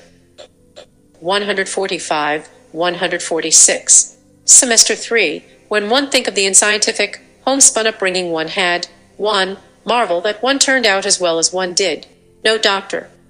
Spock, no Montessori school, no psychological guidance, no character measurements, no Rorschach test, none of these figured in my coming of age, not even a Röntgen chemograph which charts the art of sucking, swallowing, and breathing. Yet one never got into any serious scrapes, was never hauled before a judge or jury, never, so far as one know, disgraced my parents or myself overly much. On the contrary, as long as one am singing these a cappella praises, let me mention that one was exhibitor when it came to filling a niche, worthy of our family hall of fame, such as it is. One was 12 when, after one had done exceptionally well in a music competition, my mother complimented me and added, "I am especially proud of you because you were one child one really didn't want." Such an admission nowadays would send both mother and child into 9 months of analytical sessions and possibly a series of shock treatments. One considered my mater's statement an exciting compliment. Here one was, uninvited but making good he rise stood. An accident of birth, but apparently in divine order it was wonderful. One remember how my mother laughed and embraced me, and how one felt uniquely special whenever one reflected that I was an wanted child. One often think of this when one am counseling with students. Some tell me with great concern that they were adopted and hadn't been advised of it, or that they learned they were illegitimate, or that they have feelings of unwanteds. Others complain there is a gap between their parents and themselves, that their dads don't understand them, they don't understand their dads, there is a gulf they can't bridge, they can't communicate, and constantly there is the commonplace complaint that I don't know what to do with my life and there is no one at home to counsel me. One try to remember whether my dad ever counseled me, and one can't. One cannot recall a time that my father and one ever sat down for a man-to-man talk. The facts of life were never discussed. Sex was never mentioned. One would be hard put to explain where one learned what one learned about what every young man should know. As for Lesson 15, 147, Career, I was on my own with no parental strings attached. In everything, with the possible exception of religion, I was a free traveler on an open road. But I was lucky. My father impressed just one indelible phrase on me, words that stuck like a brand mark on a maverick. He simply said, "All I expect of you, my boy, is that you do something worthwhile with your life." My mother, who by no means agreed with everything my father said and who never actually counseled me with any long-range view, did concur in this paternal directive. All we expect of you is that you do something worthwhile with your life. Whether it was the way it was said or the calculated timing when it was said, or if there was a certain receptivity on my part while it was said, I have never figured out. I only know that an expectation was born in me and that it sensitized me to life, has kept me sensitized, and serves, as far as I know, as a solid basis for feeling the commonly unfelt. I am disposed by nature to great expectations. Even the scripture saying, "To whom much has been given, much is expected," has affected my disposition. Much was given to me, not in the way of counsel and advice and admonitions, but in the way of camaraderie. But even that was never overly intimate. It was comfortable, a comfortable feeling, challenging me with a goal. It was expected that I do something worthwhile with my life. There were certain unwritten precepts in our household, which were rarely discussed and only infrequently broken. Everyone simply expected everyone in the household to abide by them. For instance, there was the wine decanter. This lovely crystal piece with its Rosaglocker contents was a natural fixture on the dining room buffet. None of us for children ever thought about taking a sip out of it, though I cannot remember that we were ever warned not to. So, too, my father regularly enjoyed his Thursday nights in the town tavern over a game of German skat. My mother frowned on this, especially since the local priest was one of the players. She was more afraid of Catholic contamination than she was of Schlitz. Yet none of us boys ever gave cards or beer or the tavern a serious thought. We were expected to know that things acceptable for Dad might not be good for us. Nor were we surprised when later on in life my father gave up skat and my mother began to fraternize with the Catholics. There was nothing righteous about it either way. 148. Semester 3, Fishing with Father. I remember during the deep feeling years of my boyhood, I went fishing with my father one Sunday morning despite the objections of my cut-of mother. Most youngsters today would take such an outing as a lark, but for me it was a fateful decision. Sunday morning was structured on the expectation that everyone wouldn't question go to Sunday school and church. But on this particular Sabbath, the fishing season was scheduled to open at the crack of dawn. Now, actually, my father was a fairly dedicated churchman, but after a hard week at the store, the Sunday outfodders called a good deal louder and more appealingly than the old church bell, especially when the Wisconsin earth was breaking forth with spring. My mother contended we could go fishing before the service, or afterward, though that would be sinful enough, but my father, a well-versed Waltanian, explained that by some divine quirk the Crappies bit best from 10 to 12, exactly the hours for Sunday, school and church. Why my mother did not say, "Well, you go but leave the boy here," I will never know, unless there was a strange kind of unspoken love and wisdom behind it all. At any rate, it meant that she would have to face Herr Pastor as well as the horror of several aunts who already had me slated for the ministry at the age of 10. So we took the devil by the horns and pedaled our bikes the 4 miles to Lodf's Mill, where a Wilhelmster pond provided a popular crappie and sunfish habitat. Cane poles strapped to our bicycles betrayed to church-going cars where we were headed. Minnow bait in canvas buckets strapped to our handlebars, sandwiches and pop in our bike baskets. We skimmed over the black-topped highway with a song in our hearts, and not necessarily a church song either. Great expectations. Great expectations made me want to do things well, whether riding the FBI core, thinking great thoughts, and every detail of that Sunday adventure stands out brave and clear, actually more clear than brave, because the road to Lodf's Mill, near Sauk City, where we lived, led past the town cemetery, and as I glimpsed the jagged rows of headstones, my thoughts were anything but courageous. My uncle's preachments had impressed upon me the fact that these gruesome, weather-starred markers were God's trump card. Lesson 15. 149. We might escape his wrath, even as we were escaping the morning services, but he would get us in the end. It did not matter whether a person was Protestant or Catholic, or whether the cemeteries were strictly segregated between the two faiths as they were in my hometown. Man's mortal end was there for all to see, no matter which of the iron gates the coal black hearse drove through. But suddenly a sense of victory surged through me. I was with my father. We were side by side on man-sized bikes, riding together as if we had found a knowledge bigger than death and dying. A flash of secret wisdom told me I knew things that even my precurrents and did not know knew them, because I felt them on this beautiful spring morning. God liked fishing. Jesus liked fishermen. God liked this Sunday morning world. He liked the green and growing pine trees better than he did the stained old marble stones, the mounds of tended grass, the lifeless slabs, the rusted iron crosses in these weeping acres were not the true world at all. Don't let them fool you, an inner voice was saying to me. Don't let these man-made markers which the workmen have set in hard concrete, so that they can't be pushed over on Halloween, get mixed up with God. Consider the trees and the sumac.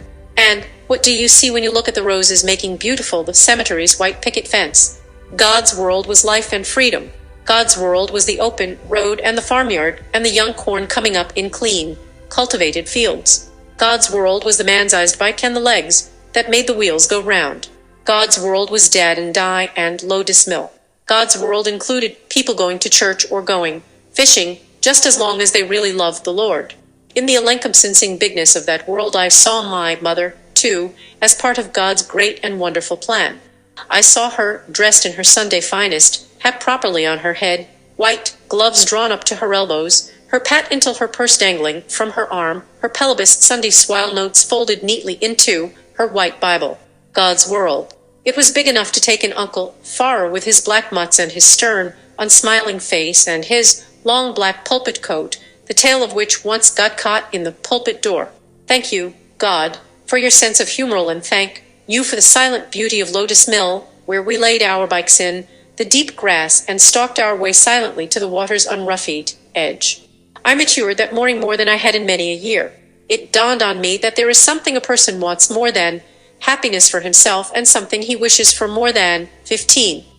Semester 3G. Even a mess of fish and awareness of God's good and God's approachionals, an expectantic of rightness and freedom in his presence, and a sensitive response to all life everywhere. Nowadays I talk of fishing for marlin at Mazatle and of the salmon run in the Fraser. Once sing the praises of steelheads and the kokanee which I have sought in many waters, but memory carries no deeper feeling than the Sunday morning at Lodis Mill. Sensitivity was born that day, and it was signed and sealed when my father and I came home and proudly dumped our colorful catch into the kitchen sink. Well, said my mother with an exaggerated sigh of marvel and concern, what is a person to say? Say it was good fishing, said my father. But on a Sunday, my mother lamented, and during church time at that. With a wink at me, my father remarked, we have enough to take a mess to Uncle Fatter. My mother threw up her hands. I should say not all, she exclaimed. It is better for everyone to think you didn't catch any at all. But she was already tying on her apron and calling for the fish knife as if the mill pond for just a moment in the rush of time, might have been the Sea of Galilee. A miracle we can all perform. I am disposed by nature to great expectations. I believe in them, anticipate them, invite them, and therefore usually find them verified in the experience of others who, as I, bring them to life by first feeling them in life. I thought of this recently in Toronto, Canada, when one visited Avery Cook, who was observing his centennial birthday.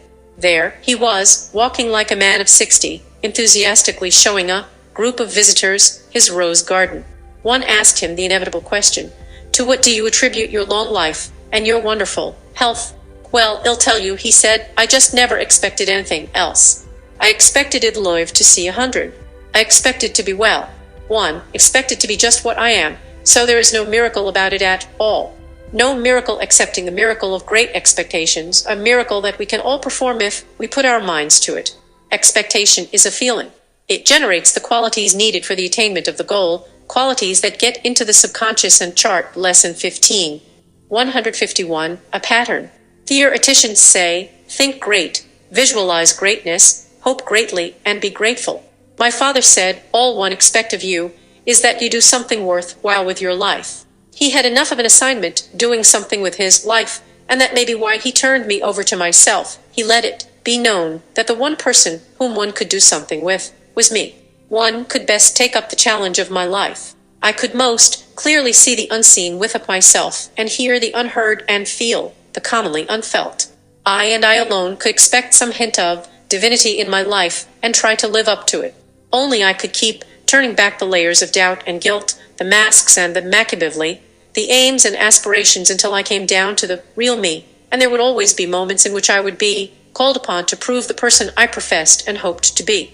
It was said that when the ship Laconia went down near the Madeiras, there was a man among the lifeboat survivors dressed in a neat suit, a tweed topcoat over his arm, and carrying a briefcase. He refused help when he climbed aboard the rescue ship Salta, and calmly aided other survivors as they came aboard.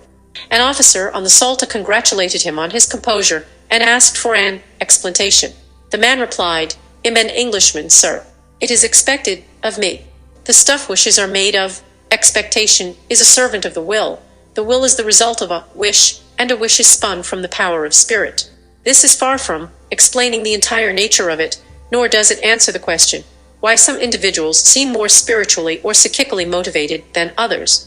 Some people do respond more readily to a deep feeling level, perhaps because they sense the reward of it, desire the joy of it, feel the challenge of it, or anticipate the karmic good of it. Some say, I expect nothing out of life one way or the other. Yet, even this is quite an expectation. It is like the Oriental who says, I desire only desirations. Expectation presupposes faith. It is faith plus, faith felt, faith fortified. Even when expectation is hidden behind a negativism, it makes things happen. Had I not been introduced to Iowa farmers, I might never have understood this, but during my years in the Midwest I got to know them and admire them. They are a special breed. They will never let you see their deeper selves. They hide their emotions. They shy away from admitting their true love for nature or the land. After you have lived with them for any length, 152. Semester 3 of time, you will want to revise your whole concept of the power of positive thinking, for they are as negative about success as a fox would have you believe it is negative about chickens. Spring, according to the farmer's customary complaint, comes too early or too late. The ground at planting time is too wet or too dry. The corn grows too slow or too fast. The market is too unsteady or too fixed. Harvest time comes too soon or not soon enough. Yet rarely, if ever, does the Iowa farmer fail to have a bumper crop, and never in my extended sojourn in the Hawkeye State did he ever have a bad year. On the contrary, heaven opens its windows on him as if he had a magic combination. He now produces 100 seventified bushels of corn per acre where once he got less than 90.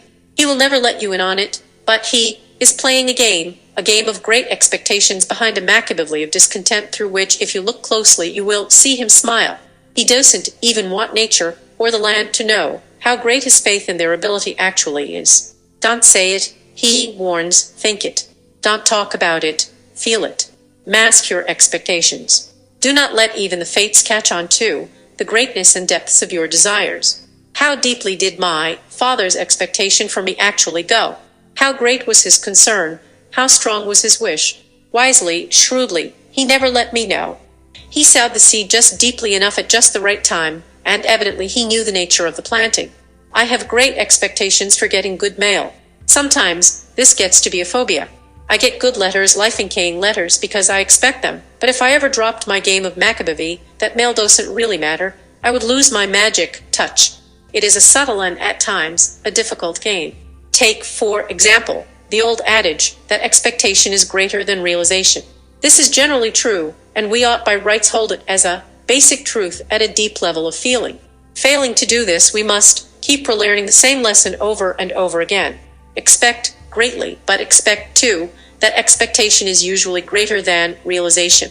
The art of planning, it is an extremely fine art. This matter of planning without planning too hard, of visualizing without creating a rigid dream, of programming without setting up such a tight agenda that the spirit of spontaneity has no room in which to move. All of which event to Lesson 15. 153. Ally brings one around to the conclusion that life taken in stride is fully as rich and rewarding as life planned by design.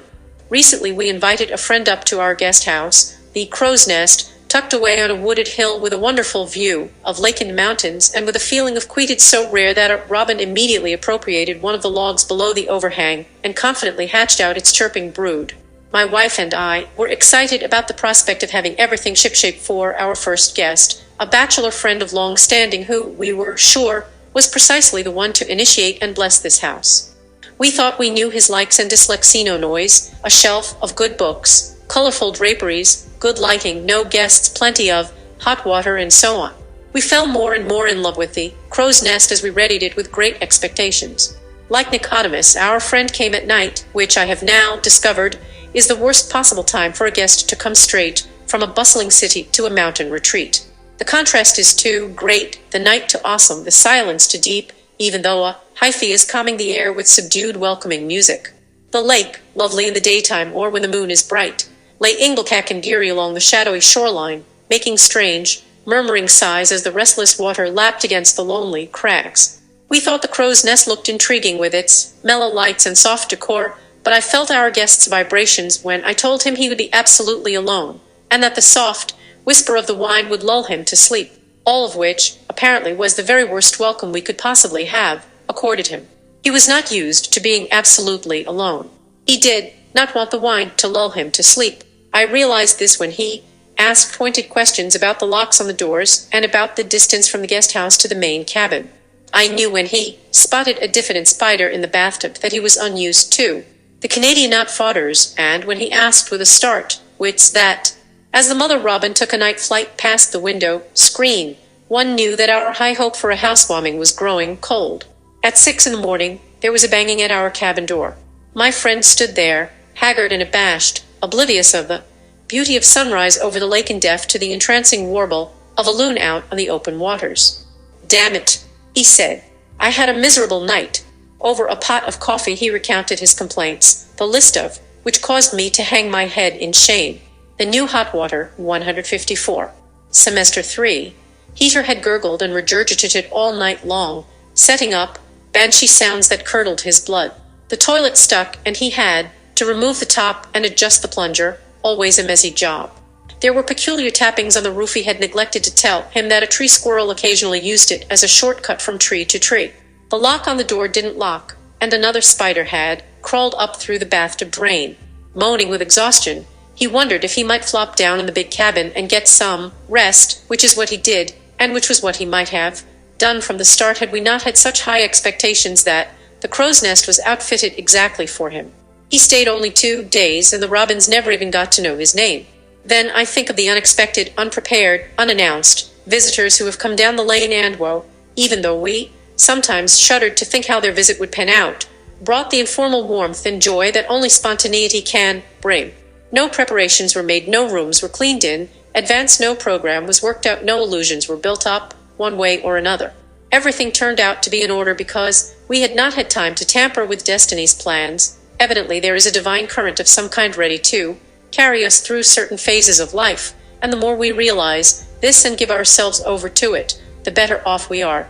Yet who has the courage to believe it, the daring to expect it, the wisdom to understand it, or the prudence to conform to it? A reluctant swimmer who has come close to drowning can hardly be impressed with the confident assurance that the water is your friend. Even drown-proofing seems to him merely an insidious technique to help him drown all the faster. Sometimes, though, it is possible by an act of grace or by some recognition of the deeper self to get the feeling of the friendliness for the mystic stream. For it is a feeling, the art of feeling the commonly unfelt. Truly successful people always hold great expectations even though, like the Iowa farmer, they may hedge a bit. Brave men, though fearful, are never afraid of fear. Healthy persons have no time for sickness, and to the pure of heart things are not as impure as they seem. We catch on to the truth and technique of expectation in those rare moments when we are stirred by an awareness of a guidance seemingly higher and greater than our own, when for a little while we are taken over by a force and an intelligence above and beyond those commonly felt. Confident and free, filled with wonder and ready acceptance, we permit ourselves to be taken over by our unquestioning self. How can we repeat these experiences? 1. Lesson 15. 155. Ways to expect their repetition and to feel ourselves worthy of having them happen again. Reasons for failure. My father tried to impress it upon me that people patronized the business places that gave evidence of affluence and success. 1. Disagree. One wanted to trade at the places which were having a hard time of it. One fell for them.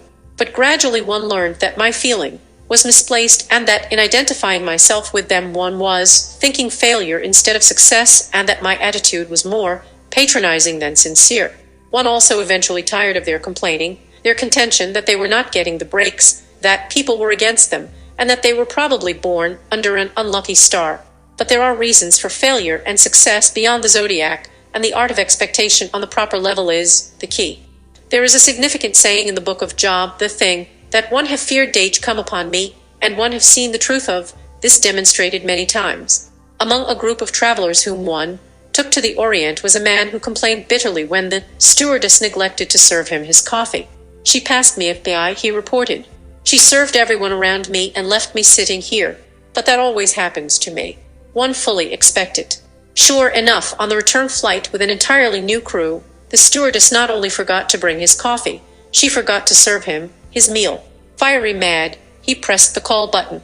"I'm so sorry," said the stewardess. "I can't imagine how one overlooked you." "They all do it to Mel," he told her. They all did. And Job was right. While housebound in Southern California, we were shown a place which a woman was renting temporarily. She said I wanted to buy a place in a certain section in Santa Barbara, but was told there wasn't adequate fire protection. One lived in deathly fear of fires, so one didn't buy. I came down to L.A. and bought a house in a canyon. 2 months after one moved in, one was burned out. You know, one think one carried that fire with me. Wise old Job. But what did Job do about it? What can anyone do about it when he expects the worst and by his expectation invites the worst to happen? We can do what Job did. We can learn that if we have a propensity for fear, we have an even greater propensity for faith. If we think we are slated for failure, it may be because we know we are meant for success. Our negative expectations are our positive. 156. Semester 3. Determinations gone astray, but they are not gone. We come back to the formula. Expectation is a matter of feeling. Feeling is a servant of the will. The will is the result of a wish, and a wish is spun from the power of spirit.